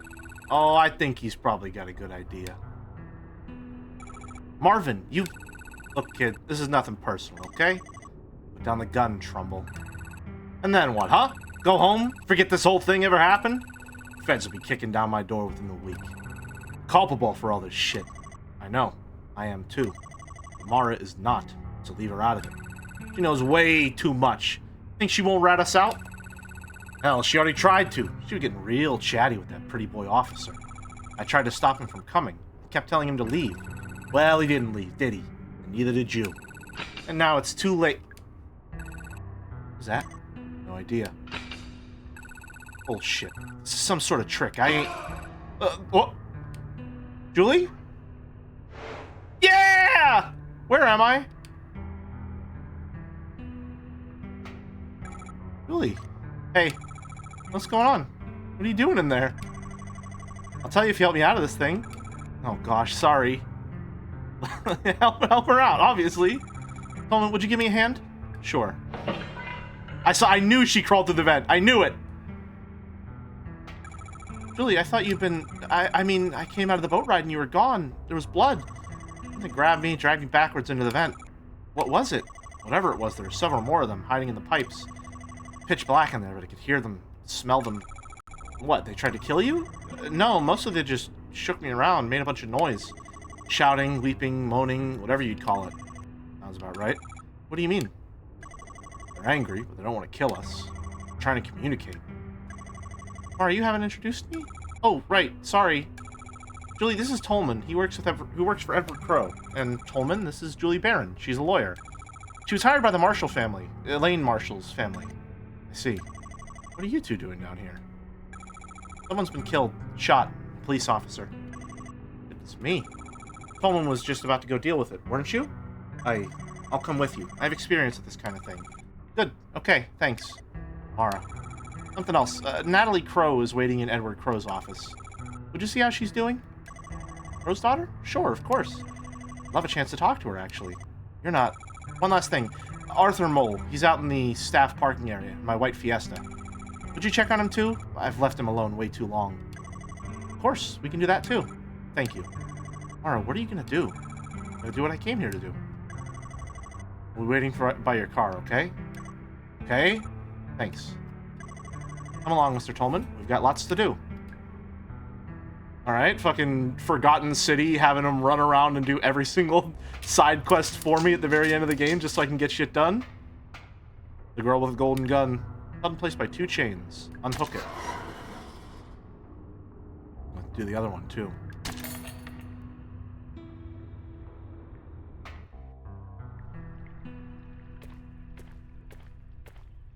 Pool of water. So clean. Spring? Let's not do that. Feeling deeply sad about how Mara, the child, is taking charge in this situation. Yeah, it's very interesting. Ladder, it goes down.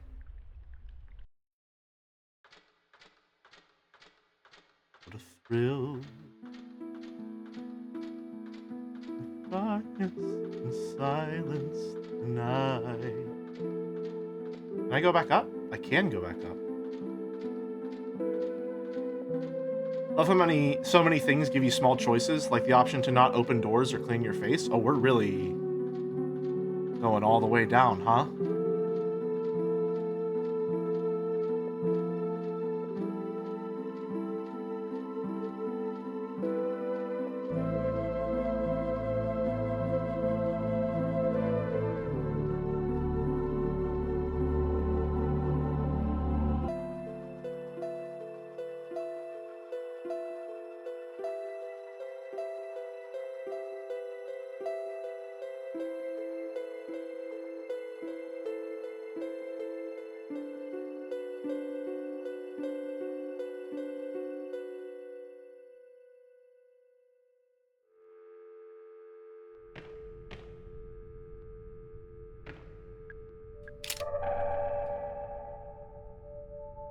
I try to go up? I can ascend. It's been left off the hook. Photos taped up on the wall. Natalie Crow, Edward Crow's daughter. Tolman, the engineer Crow put in charge of the root excavation. Next one is a photo of me. Did he take this? Julie Barron, the lawyer hired by Elaine Marshall's family. Arthur Mole, the teenager who wanted to photograph the guests. Marvin Trumbull, he was responsible for Crow's fake gold mine. Douglas Pike, he was in charge of building the actual theme park. Finally, Harrison James, he was the police officer sent to look for Edward Crow. It's a piece of paper. Nothing's written on here, but I can't make sense of it. It's nonsense. Set of vials. 5 glass vials, each with the same pale green liquid inside. I don't know what they're for. I'll leave them alone. Shower. There's a lever. Oh, wash the dye out. That's cute. That's really cute.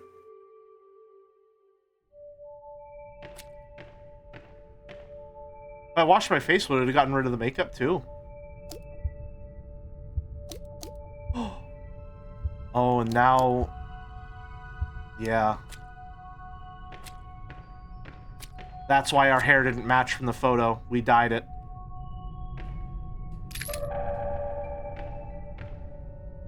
Bunsen burner. I remember using these at school. Bright blue flame. Fire's crackling softly. That's cute.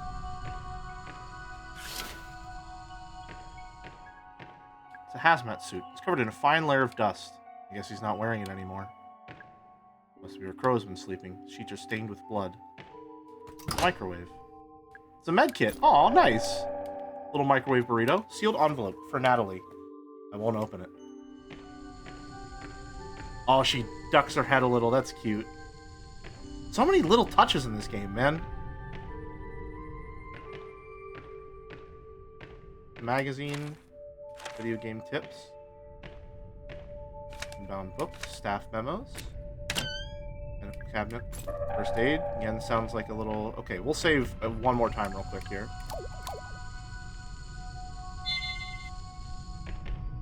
Big door. Not going to be able to open this by myself. Elevator. A relatively simple way to get up to the surface. Doesn't work anymore. Because someone's driven a fire axe to the control panel.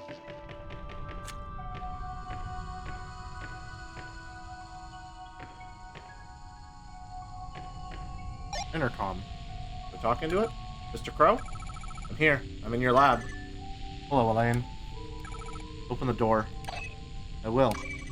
First, please pick up the glass vials I've laid out on the counter. Why? Please. Fine.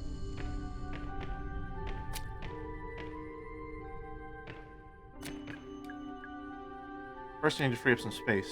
Put down the other objects I'm carrying. I won't need them. That's everything. Left in their place, all the other items I collected. The police ID I took from Harrison James. Bronze key given to me by the ferry. Crank handle I found in the safe. The ruby gemstone hidden in the painting of a demon. Chain I took from the necklace of a mechanical swan. The mask I excavated from a block of resin. The trident I took from a witch's cauldron. Silver key that was hidden in Neptune's palace. The data disc I got from the change machine in the arcade. The acid bottle I took from a cell in a dungeon. The golden key I found trapped inside a fairy's head. Battery I pulled from the stomach of a robotic mermaid. Good times.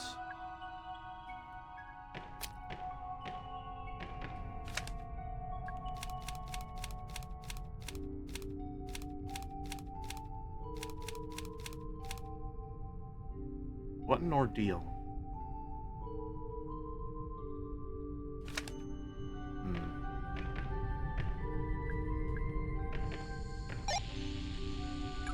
Mr. Crow, I have the vials. Open the door. Stand back.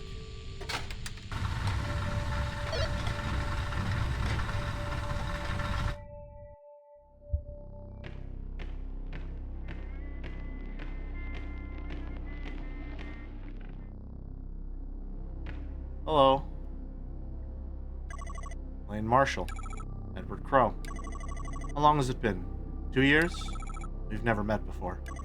No, I mean since he became infected. 2 years. 2 years since I shut the park. I'm glad you came back. Why would you give a shit? I would offer you a drink, but What are you now, 18? Not quite. Yet you made it all the way down here. Clearly very stubborn. It's good. It gives me hope. Hope? Tell me, how are you feeling? Bad. Tired. Can't get rid of my infection. Been getting worse. Of course. I must say, I'm relieved they let you out of the hospital long enough to... They didn't. I escaped. I see. You really are determined. And all this because you wanted to kill me, I assume? No. I came because I want to tell you something. Face to face. I need you to know. Go on. Mr. Crow, I'm gonna die from this infection. We tried everything. Nothing works. It's going to kill me. But I didn't realize. You have it too. The same infection. Of course. Anyone who's been exposed to the guests will have it. Naturally, I was the first. When the first guest emerged from the pool, I tried to help him. Put him in a holding cell on the ground level so we could monitor him more easily. Holding cell? That's where I was attacked. Yes. Bringing the guest up to the surface proved to be a mistake. But you look worse than I do. Simply farther along. My continued exposure to the guests has accelerated the process. Continued exposure? Bloody escapade today, it may prove to have a similar effect for you. God. Looks bad. What's it like when it gets that bad? I shall not lie to you. Elaine, do you remember when your family asked me to pay your medical fees? Yeah, I'm holding you accountable since I was injured in your park. I never paid them. My lawyer's trying to take you to court over it. Yes, this was a deliberate decision on my part. Knowing the nature of your illness, I knew there could be no cure found at the hospital. Wait, there is a cure. I made one. How? I had to reverse engineer it. I've been studying the highly infectious bacteria on the dead bodies of the guests. New kinds of bacteria, not that nobody knows about yet. And the problem. No surprise your doctors were stumped. Vials. From your lab? Yes. You have the cure on your person at this very moment. 5 vials. Enough to cure 5 people. 5? Harrison and Marvin are dead. That leaves you, me, Natalie, Tolman, Julie, and Arthur. Oh. 6 people. You didn't make enough vials. You're wrong there. I shall not be taking the cure. You understand where we are right now? Call it the pool. Correct. And protruding from its depths, the 7 roots. What's left of them, after years of cutting them up, harvesting them for gold. Exactly right. Elaine, look at me. Listen. The pool is a gateway. The guests are human beings who attempted to travel through it and emerged here. Why do they look so... Why are they so messed up? Because I've spent the last 10 years dismantling the mechanism of that gateway. I don't understand. The pool still works. Technically. Thanks to me, it is severely malfunctioning. You see, the roots are a kind of calibration antenna, necessary to accurately and safely transport those who travel through the pool. Crow, where are they coming from? The guests. What's on the other side of the pool? Ooh. You understand now how my excavations have been causing the mutations of the guests. Also understand the mutations have been getting worse as I cut down more of the roots. Beings that emerge from the pool now, they barely resemble humans at all. Most of them cannot walk, let alone speak. That first guest who emerged from the pool, all that time ago, he was the least mutated. No. Yes, Elaine. Speak. Just barely. He told me who he was, and why he had come. I wrote it down, word for word, on a little piece of paper. And then, I went back to harvesting the roots. No subsequent guests were capable of speech. You may now understand why I am choosing not to take the cure. My time is short. Before I die, I must look upon what I have wrought. Going through the pool. Hold out your hand. What? Take it. Now that it is in your hands, going through the pool, you'll be mutated. It will kill you. Fitting end. Perhaps, if I am lucky, I may get a glimpse of what lies on the other side. I have one more thing to ask of you, Elaine. If for any reason I re-emerge from the pool, I want you to kill me. But if I re-emerge, I will be in no shape to continue living. You understand? Bye, Elaine. Raise a glass to your future. Is he gonna rock the chair backward? Yep.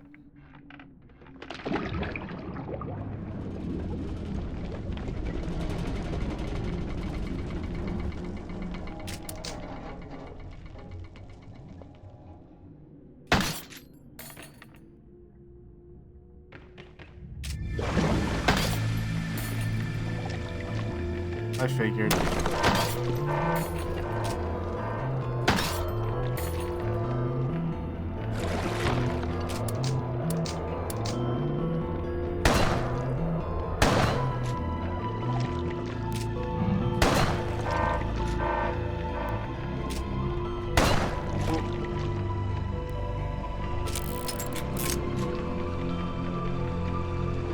Yeah, that doesn't look. I don't want to mess with that. No, thank you.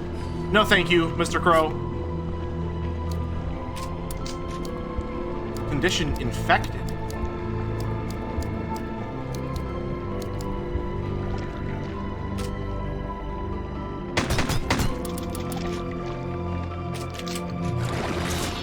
Ow. Oh.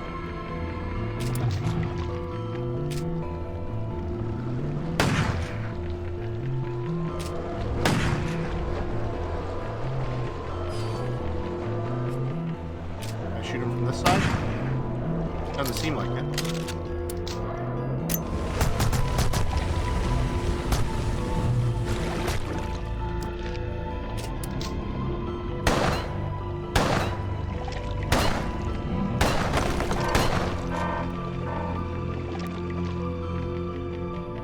There was a flamethrower. We mostly used it for puzzle solving.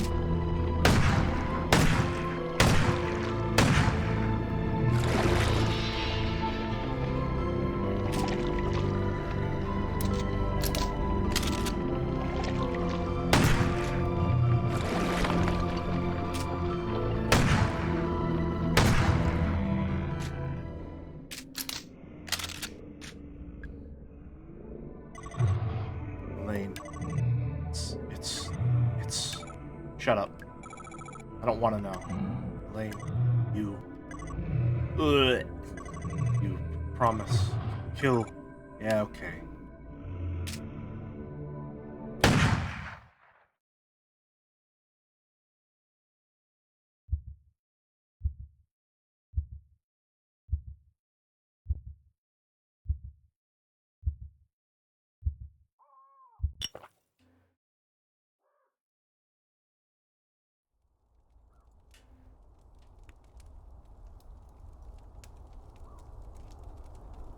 That's a nice little ending.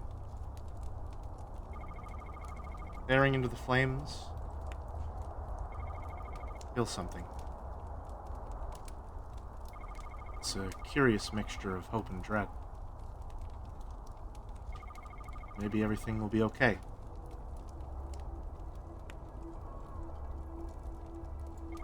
And maybe it won't.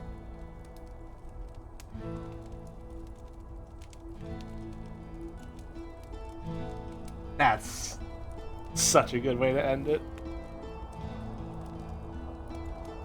Man. What a fantastic way to end the game.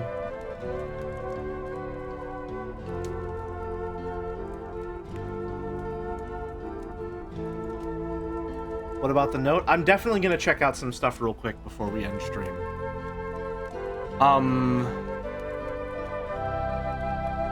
Never read the note? Oh, we'll check it out in a sec. This was a fantastic game to end the Death March on. I'm really glad that we ended on this. This was a lot of fun. Complete the game.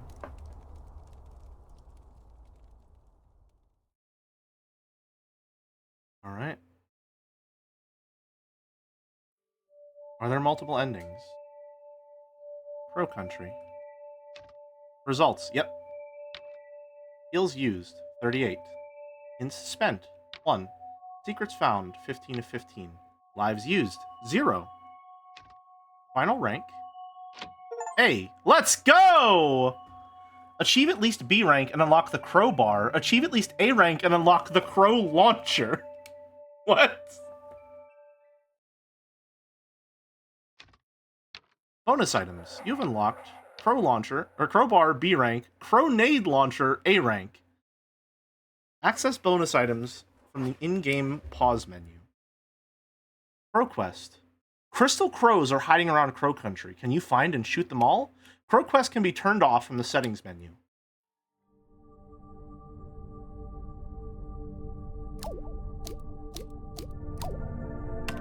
Awesome. Awesome. Very, very, very cool. All right. Once again, it seems to me that at the end of all of this, there is something core to the survival horror experience that I have thought was maybe kind of optional, but seems to be, like, incredibly important, I think. And that to me is replayability.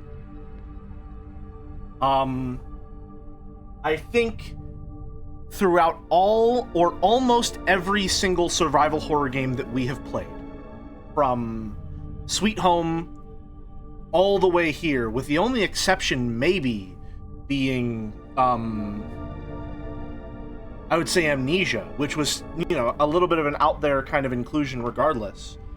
There is a focus on shorter run times, you know, these 4 to 8 hour long games, and multiple endings, usually some sort of rating system, sometimes unlockables after you finish the game, a new game plus, other endings to achieve, challenges to do while you're playing.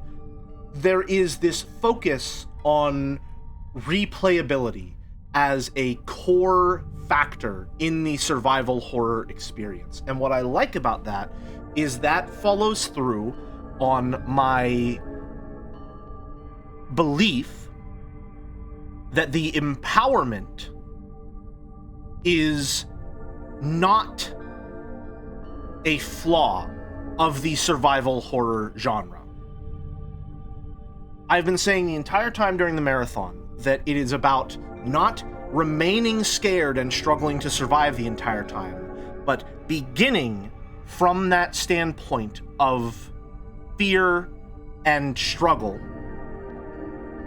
to a gradual scaling of complete mastery and understanding, right? I've been saying since the very beginning that that is something that is core to the experience, is in player empowerment using player disempowerment as a contrast. It is allowing you to feel the progression, not only of the character growing as a survivor, but yourself, the player, growing competent as the person piloting them, right? And I think this emphasis on replayability and unlockables in some games that change up the gameplay experience, usually by making it easier or more fun in some ways, showcases more than anything that gradual scale into mastery is fully intentional. You are, by the end of a survival horror game, 100% intended to be that powerful. I think that a lot of people view that gradual scale and they view that as a flaw. They say, well, it starts out as horror, but then you get good at the game and it's not really horror anymore, right? And I think, and I would probably posit using this marathon as relatively strong evidence, that at least in the realm of survival horror, that is missing the point entirely. Survival horror is not about being stuck in that fear. It is not about being stuck in that tension, in that anxiety, in that horror. It is about surviving that horror. It is about becoming strong enough to overcome your surroundings, no matter how monstrous they may become.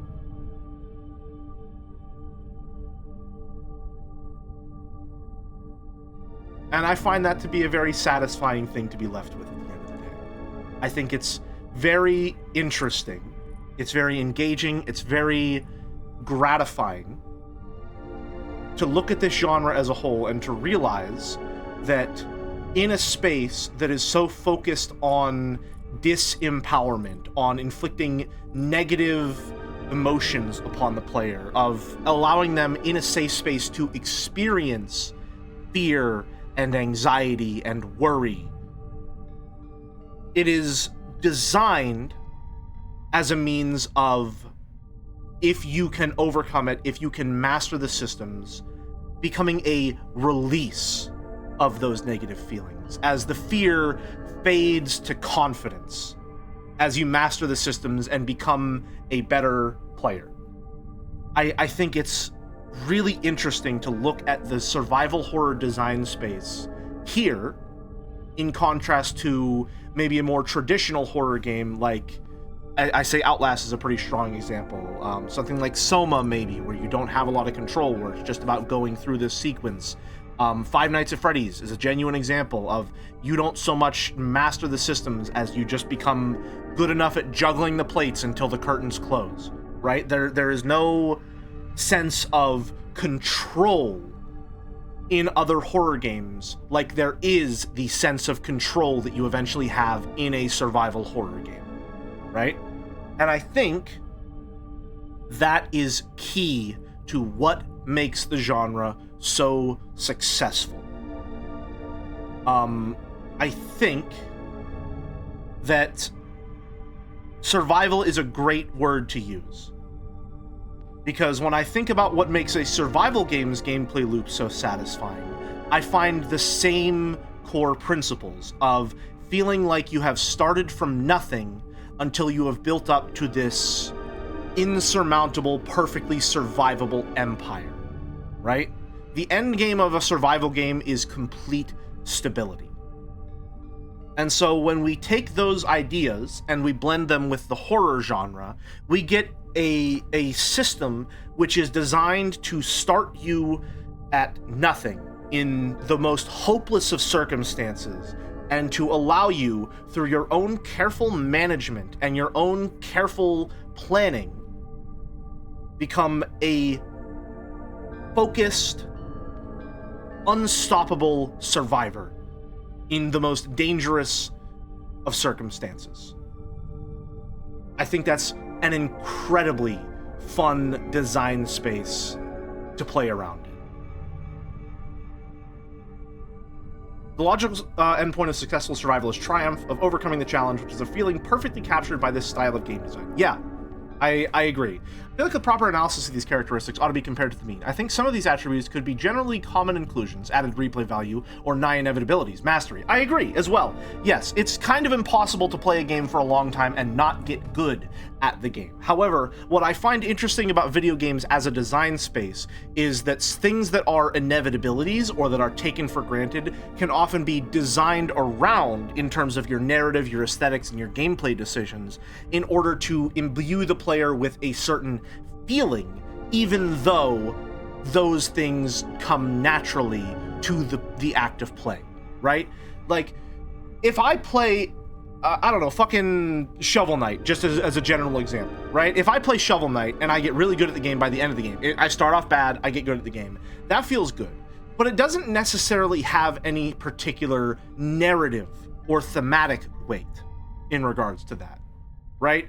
That is just sort of the natural process of playing a video game. I play it, and then I get better at it. When it comes to the survival horror genre, there is a narrative and aesthetic focus on complete disempowerment, gradually ramping to this nigh power fantasy level of control, right? Where you are stocked up on all your ammunition, stocked up on all your healing, perfectly capable of navigating your environment, fully understanding every enemy's pattern, stuff like that. And I talk about it a lot in Dead Space, where you see that visual progression with Isaac as he slowly gets more and more layered in armor, as his weapons get more upgraded, as his attitude shifts and he becomes more competent and focused. It is about, not just gameplay-wise, but narratively and thematically, that gradual slide into mastery, not just for you, the player, but for the character you are piloting and their experience personally of the story as it unfolds, right? I think there is room for this to maybe become a little incongruous or at odds with how the game portrays some characters. I think Fatal Frame is a good example of this, of you, by playing the game, become a lot more competent at it, and you start to master the systems and become really, really good at them. But Miku in that game just always stays very scared, very skittish, very damselish. Even if by the end of the game you're just fucking perfectly tracking ghosts, you know their pattern exactly, sniping them, like you know every way to counter them. Miku will always remain scared and afraid and unable to mentally handle her surroundings, as opposed to people in the Resident Evil games who are constantly like coming to grips with what they're doing and getting better at dealing with it throughout the story, right? The power fantasy is baked in to their character arcs, right? So we could look at something like Fatal Frame as maybe a counter to this idea, or rather an idea, or the notion rather, that it's not inherent to or required for the survival horror power fantasy. Or in some cases, maybe just that it's beneficial if certain aspects are present, and can be harmful to the experience if they are not, right? What about Hinako from Silent Hill F? Hinako from Silent Hill F, I think, unfortunately, as much praise as I do have for that game, I do think that Hinako's reaction to her surroundings is harmful to the experience of playing Silent Hill F. Especially because you have to replay it so many times. There is never the sense from Hinako, despite your mastery of the player, that she ever has a handle on things. And granted, that's because a lot of the turmoil that she's experienced is coming from emotional circumstances outside of the present danger being inflicted upon her, right? So it's a different kind of fear that she's experiencing. And towards the end of the game, she does start to get more aggressive with the enemies. Not so much scared of them, but like annoyed that they exist and that they're in her way. But that's not so much empowerment as it is just her getting fed up with it and just getting frustrated, and it comes to a boil towards the end of the game, right? And so there is some dissonance there with how the player feels when they are playing the game and how it's presented within the narrative. I haven't studied up on my terms, so maybe we can, cut out the middleman and call it ludonarrative dissonance, but I don't know about that one. That might actually be the proper application of the term if I'm understanding the etymology of the word correctly, but the application could be different. I do think that much like how a horror experience benefits from actually inflicting fear upon the player, I think that a survival horror experience benefits from factoring in player mastery into the narrative. The player is going to get good at the game, and by the end of the game, they will have mastered it. If that is not something that is taken into consideration whenever you are developing the narrative and the character arcs and the themes of the story, you need to have some kind of explanation for why that might be the case, or at least some plan of addressing the disconnect between player and character. Even when she kills enemies left and right, she as a person is not braver herself. Yes. Yeah. So that's something definitely to think about. It's not so much, Merrick, that these elements are unique to the survival horror genre. It is more so that their application and framing is more effective within survival horror as a genre. Does that make sense? A lot of these things are general inclusions for a lot of games, and their inclusion at face value is not necessarily significant enough to comment on, but it is the consistency of their inclusions and the way in which they are included, the context in which you encounter these necessities or inevitabilities of game design and how they are applied within the game that make them notable when discussing the genre as a whole. Does that make sense? It's not so much what you use, but how and why you are using it. In much the same way that our discussion about genre and survival horror as a whole is more so about the how and why rather than the what. Is Crow Country a survival horror game? Yes. What does that tell us? Not a lot. It can inform some things about the mechanics, sure. It can give us a general idea of tone and aesthetics. Yes, it's good for putting it into a box. But expanding to a wider conversation, not so much. When we ask questions such as, if Crow Country is a survival horror, how does that inform our perspective about it? Then we can start to get into more broad conversations. Why is the combat designed in such a way? Why isn't it more standard action combat? Why doesn't she lock onto the characters automatically? Why is the weapon used more so as a puzzle tool rather than a combat tool? And all of those in the context of looking at the game as a survival horror game, and looking at survival horror as a genre in the context of all of the games that came before it, allows us to have a more multi-layered, engaging conversation regarding the game and others like it as a whole. We start from the baseline of, is it survival horror? Ask ourselves, why is it survival horror? And then ask further, why did they choose to make it survival horror? What inclusions or subtractions did they make from the standard formula of survival horror, and why were those changes made? How were those changes made, right? It's more so about branching off from that baseline that allows us to understand things more thoroughly and more profoundly, I would say. I mean, I do understand the part about general conventions taking on different and interesting meanings in varying contexts and genres. Yeah, I am saying a lot of words. I'm in full lecture mode once more. But generally speaking, I have loved this marathon. It goes without saying that survival horror is easily one of my favorite genres of all time. There's something intoxicating about this blend of mechanics and aesthetics to me that I don't think I will ever quite get enough of. I've definitely played games that have gotten it wrong, such as the Callisto Protocol is the big one that's coming to mind there, and it would be worth examining those games to see why that game sort of gets it wrong, and in what ways does it get it wrong, right? But for the most part, I am someone who has had a lifelong fascination with horror, and I like examining things like this. I like to look at things more directly and scrutinize them more carefully, because I find that process of analysis interesting both in terms of understanding the thing itself and understanding my own perspective. And in that conversation, it also allows others to share their perspective, and it becomes a conversation where our own perspectives can all be on display, and we can learn from one another as a whole, right? That's, to me, what I love most about critical analysis and conversation surrounding it, is not so much determining what something is, but determining how we view it and what that means in regards to our own perspectives and the perspectives of others.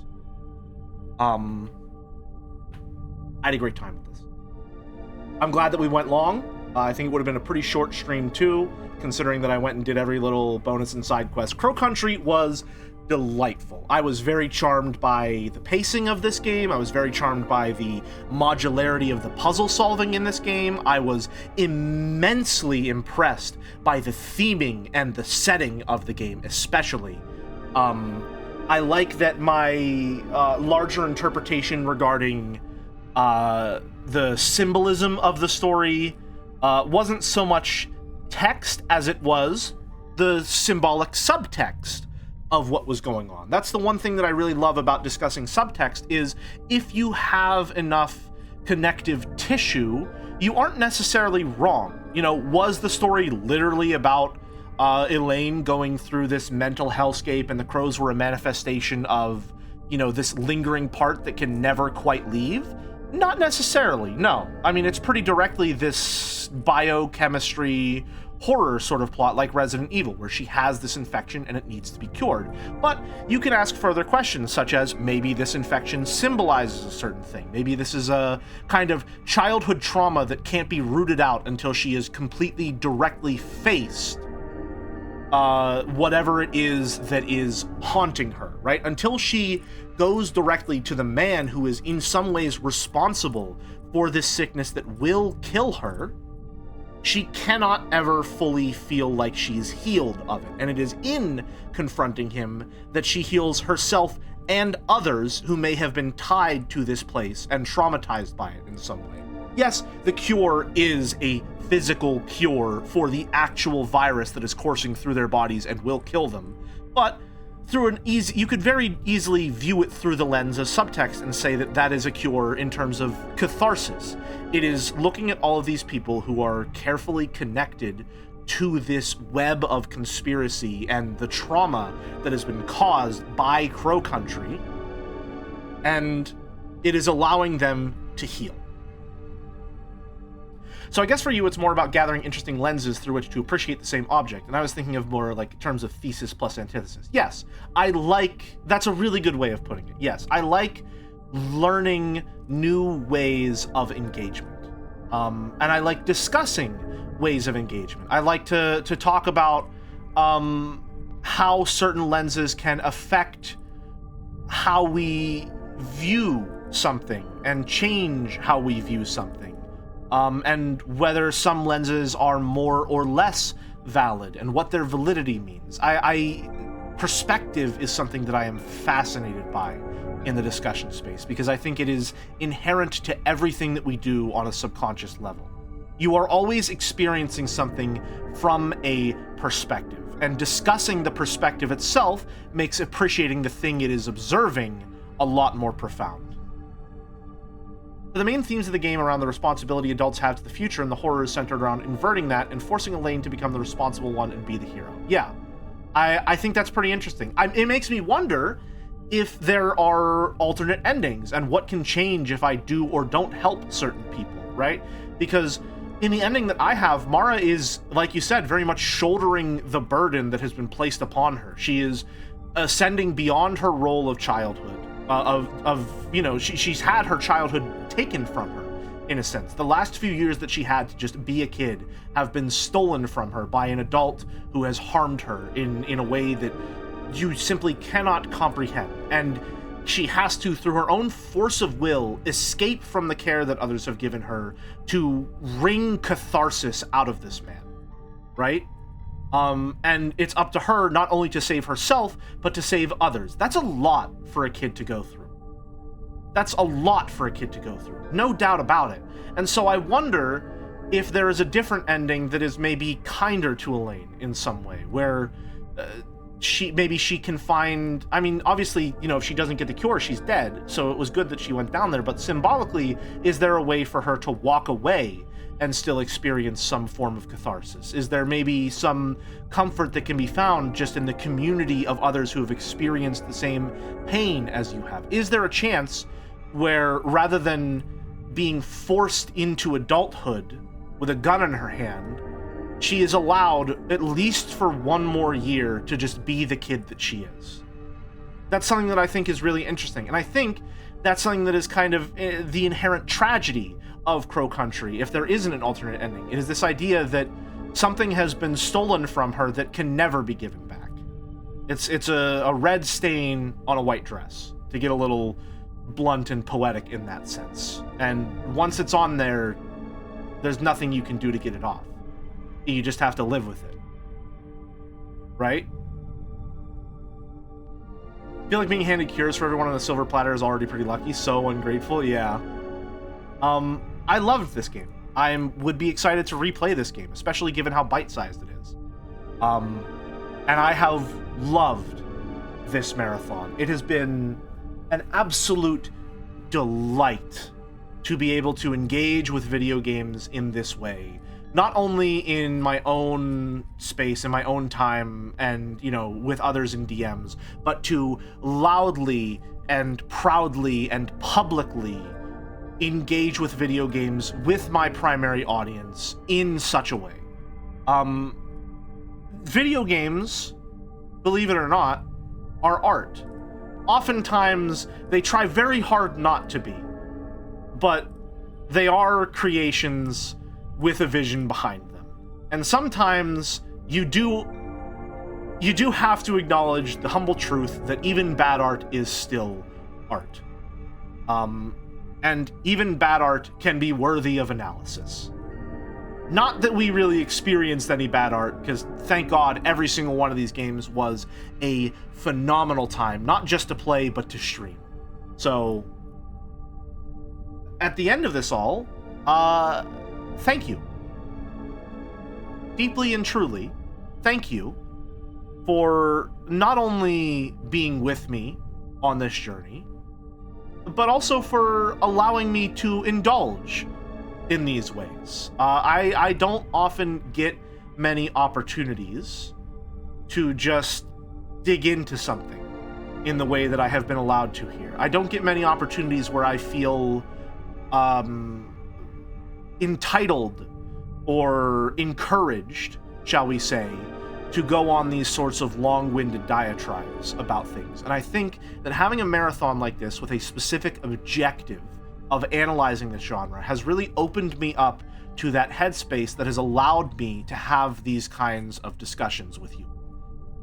So thank you for that. I'm done apologizing for it, I promise. Thank you, instead, for participating in this discussion with me. Thank you for humoring me in allowing me to go on this month-long discussion with you. Thank you for asking great questions, for offering contradictions to my perspective, offering your own perspective in certain ways. Thank you for the backseaters who guided me on, you know, the places where I was stuck. Thank you to the backseaters who are even a little overzealous in doing so, because it was nice to know that people were not only invested in the game that I was playing, but in my experience of it. Thank you for the VOD watchers who are going through the VODs and then popping into streams for saying hi.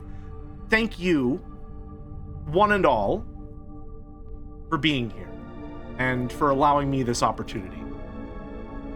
I have said it many times before, and I will continue to say it whenever I feel it is appropriate.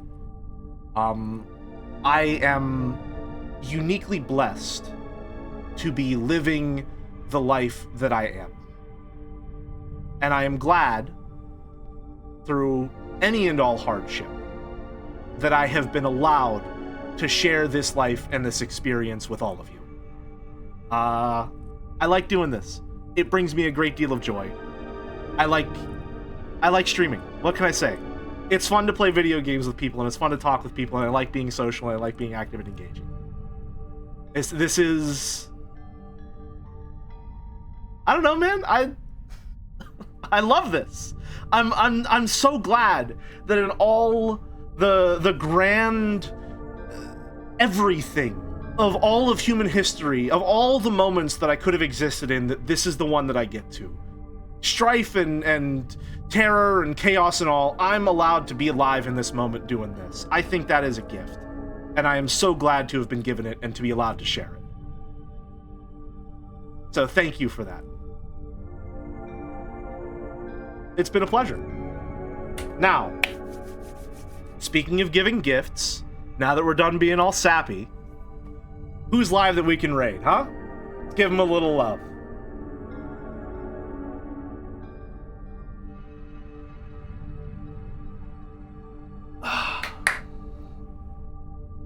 Browser refresh itself the instant Jelly began heartfelt speech. Thanks, Google. Of course. Naturally. Well, it's always going to be there on the VOD. Oh, right. Two things. One, I think people wanted to know what was going on with the note. Do we want to check that out real quick before we end stream? Maybe. Okay, let's do that real quick then. Oh, right, we need to talk to him here. Scroll him here. Hello, open the door. I will. Yep, fine. I don't need them. It is pretty important. Gotcha. Last files. I wonder if there's a way for Harrison to survive as well. And I also wonder if washing your face will get rid of the makeup that you have. Maybe to make yourself look older. Alright, now drop the vials. Can't drop them.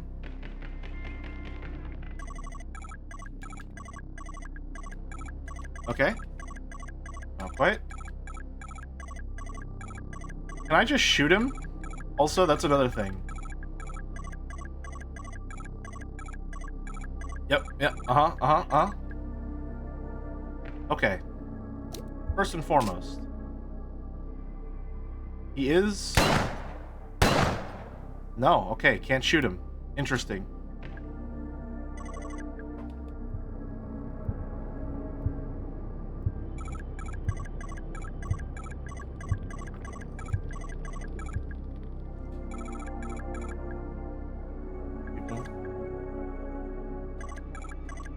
Pool. I understand. Pool still works. On the other side.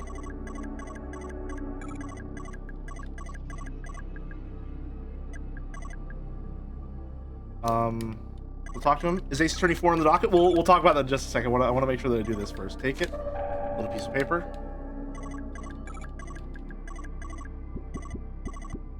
I want you to kill me, but do you understand? Goodbye, Elaine. There is a glass to your future. I do like that he sits down in the rocking chair and rocks backwards. Something about that feels very evocative.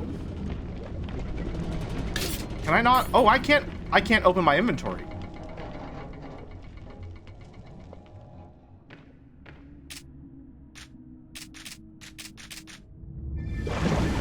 Yeah, no, I can't open the inventory real quick. Unless, do I need to finish the boss fight first?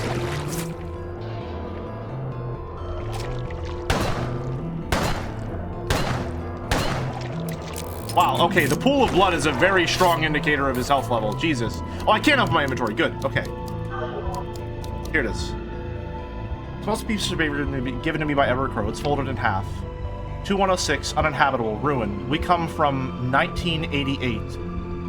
We come 1988. Last chance, warn, stop, change.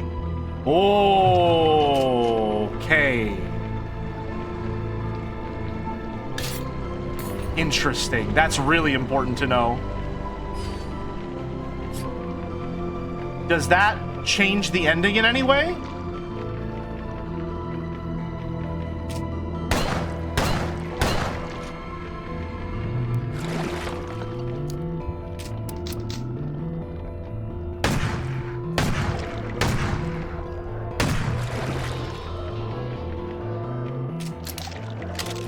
Trusty shotgun.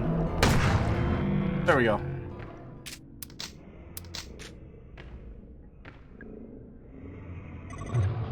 And it's I don't want to know. Elaine, you promised kill? Yeah, okay.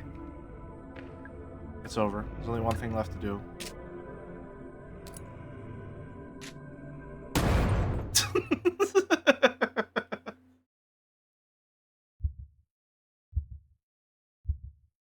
Love how laser focused she is. Condition infected? What if I don't? What if I don't? Yeah, okay, whatever. Skip, bye. Is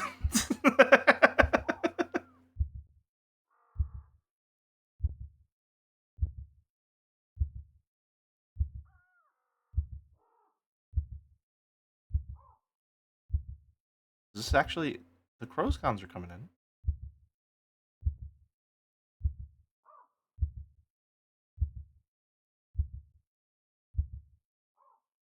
Oh, I hit B. And it...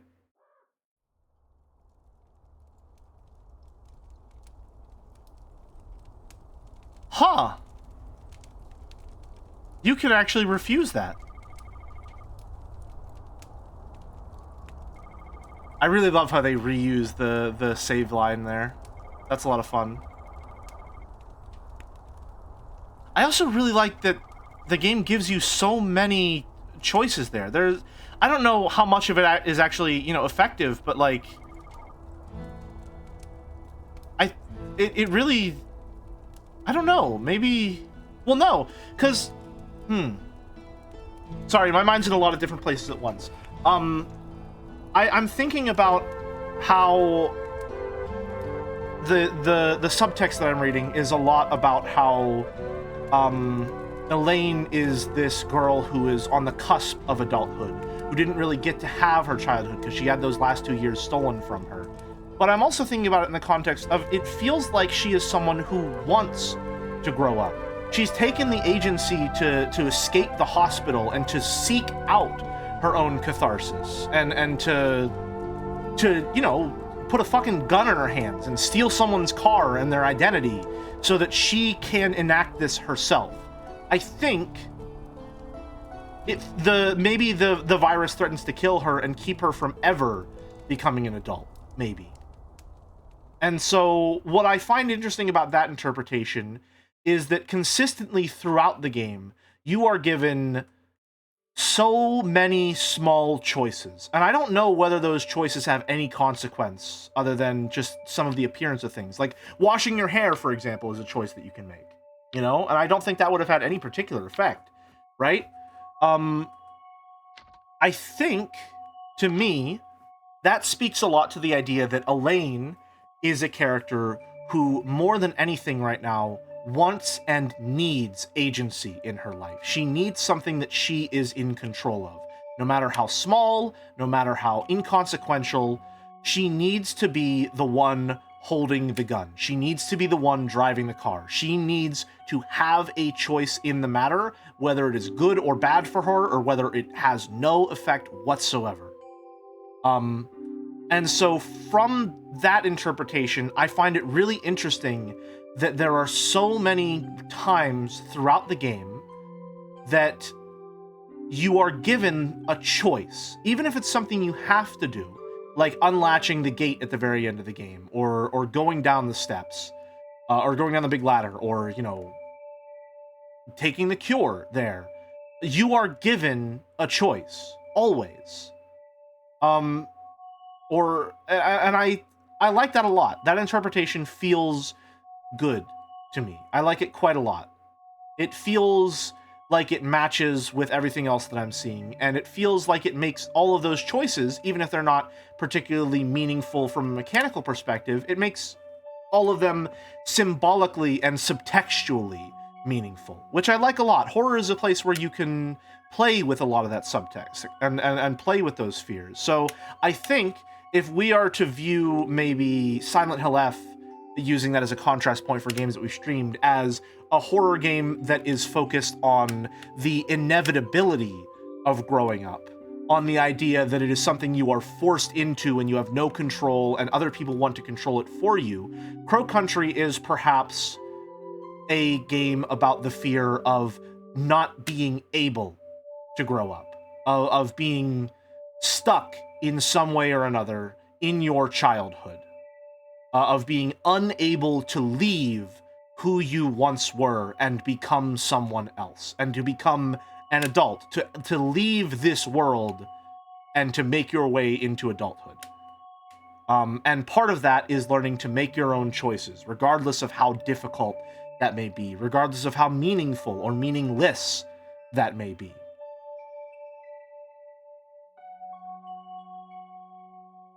I like that a lot. I'm glad that we went back and read the note and found out that we didn't have to take the cure, because that lets me get one last little point in there. I was kind of hoping the story wouldn't end up having such a literal interpretation. It's hard for me to accept a subtextual interpretation when a literal one is available. Well, that's the thing you generally... That's no fault of your own, I will say. You haven't made any error in feeling like that. That's a perfectly valid viewpoint to have. My perspective is informed by a lifelong engagement with a lot of literary analysis and a lot of critical analysis of literature, and you know, a major where I'm not only taught how to get into this perspective, but I have in some way been taught on how to teach others to get into this perspective. One of the most difficult things to learn about literary analysis is that there is, how can I phrase this? Two things can be true at the same time. And even if one thing is more true than the other thing, it does not make the one which is less true invalid or incorrect.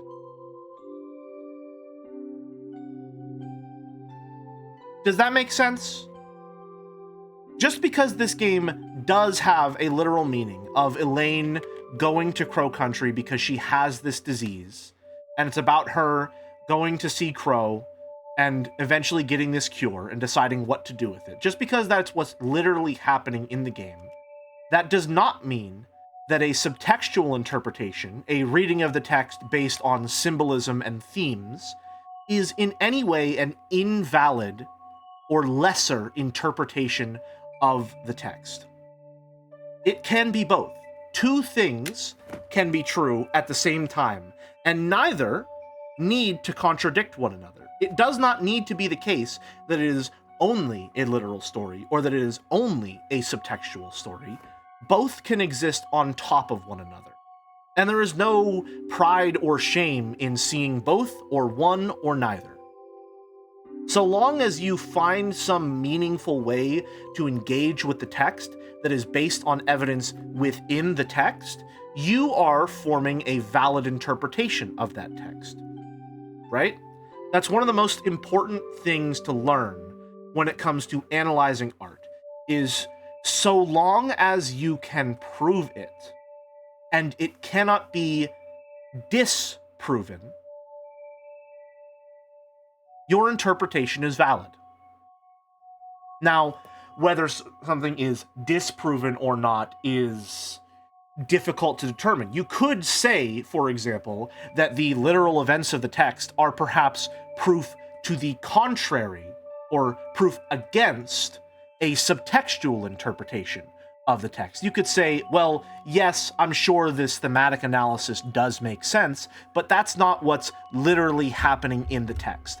For me personally, I would argue that's weak evidence to the contrary. That's not a strong enough counterexample to sufficiently answer the question posed by the subtext and to disqualify it as a valid interpretation. It is much easier to accept that it is simply existing in parallel, or perhaps at the same time in the same line, right? So the essence of valid interpretation is that it must be provable within the text, and that the text itself must not disprove it.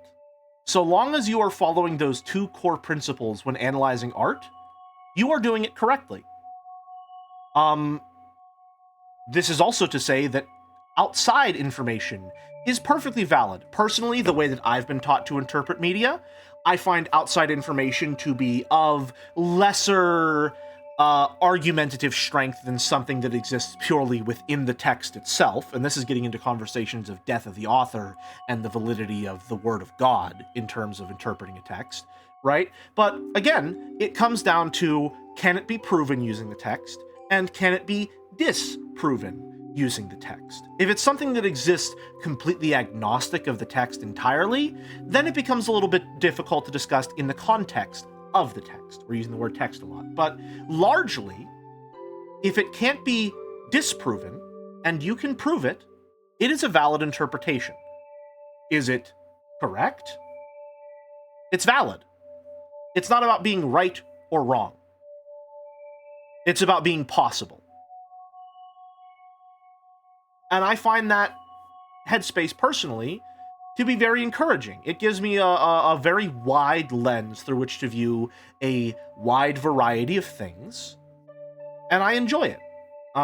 If that perspective doesn't work for you, you're free to disregard it. But there's no shame or pride in doing so. It is simply my perspective, and I'm sharing it with you, which is the essence to me of what makes discussion so worthwhile. That is what I love about what I do and what I get to do. I do feel like I have to choose a single interpretation, though. Hard to explain why when you put it like this, though. Maybe it'll make more sense to me on a sleeper through. Well, listen, I mean, the human mind wants finality. We want something that feels conclusive, and we want something that we can say, this is it, and then you can feel resolved on it, right?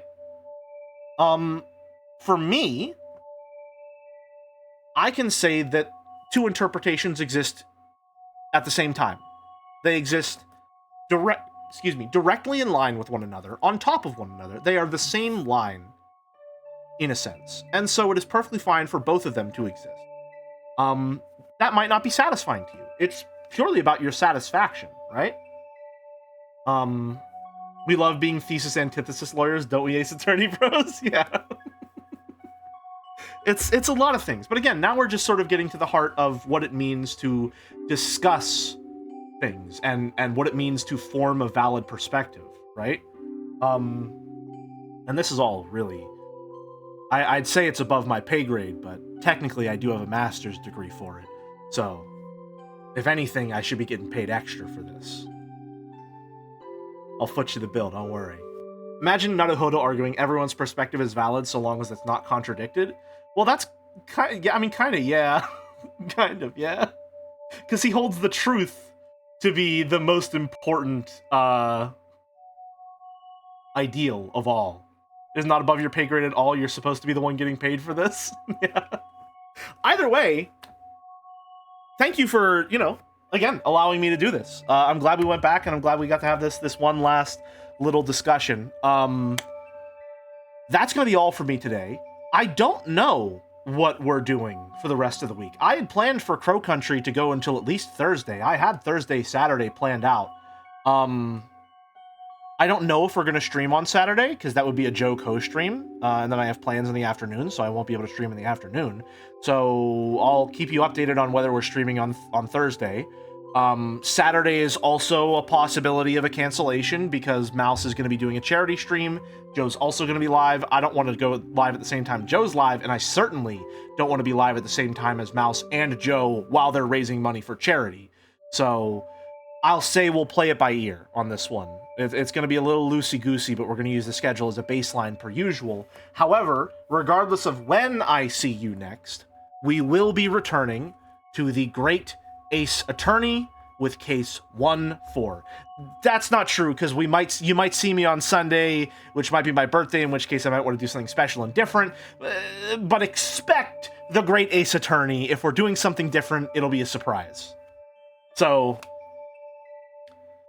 I'll see you when I see you, and we'll be doing what we're doing. So I hope that helped. I hope that's really useful for understanding what the schedule is. So Ace Attorney Thursday, possibly. Flash raid. Allison is live, a la Cinderella. So let's get that raid going. Thank you very much for watching once again. This has been a pleasure. It has been a delight. It has been my sincere honor to have taken this prolonged death march with you all. Until next time, have a good one, folks. See ya.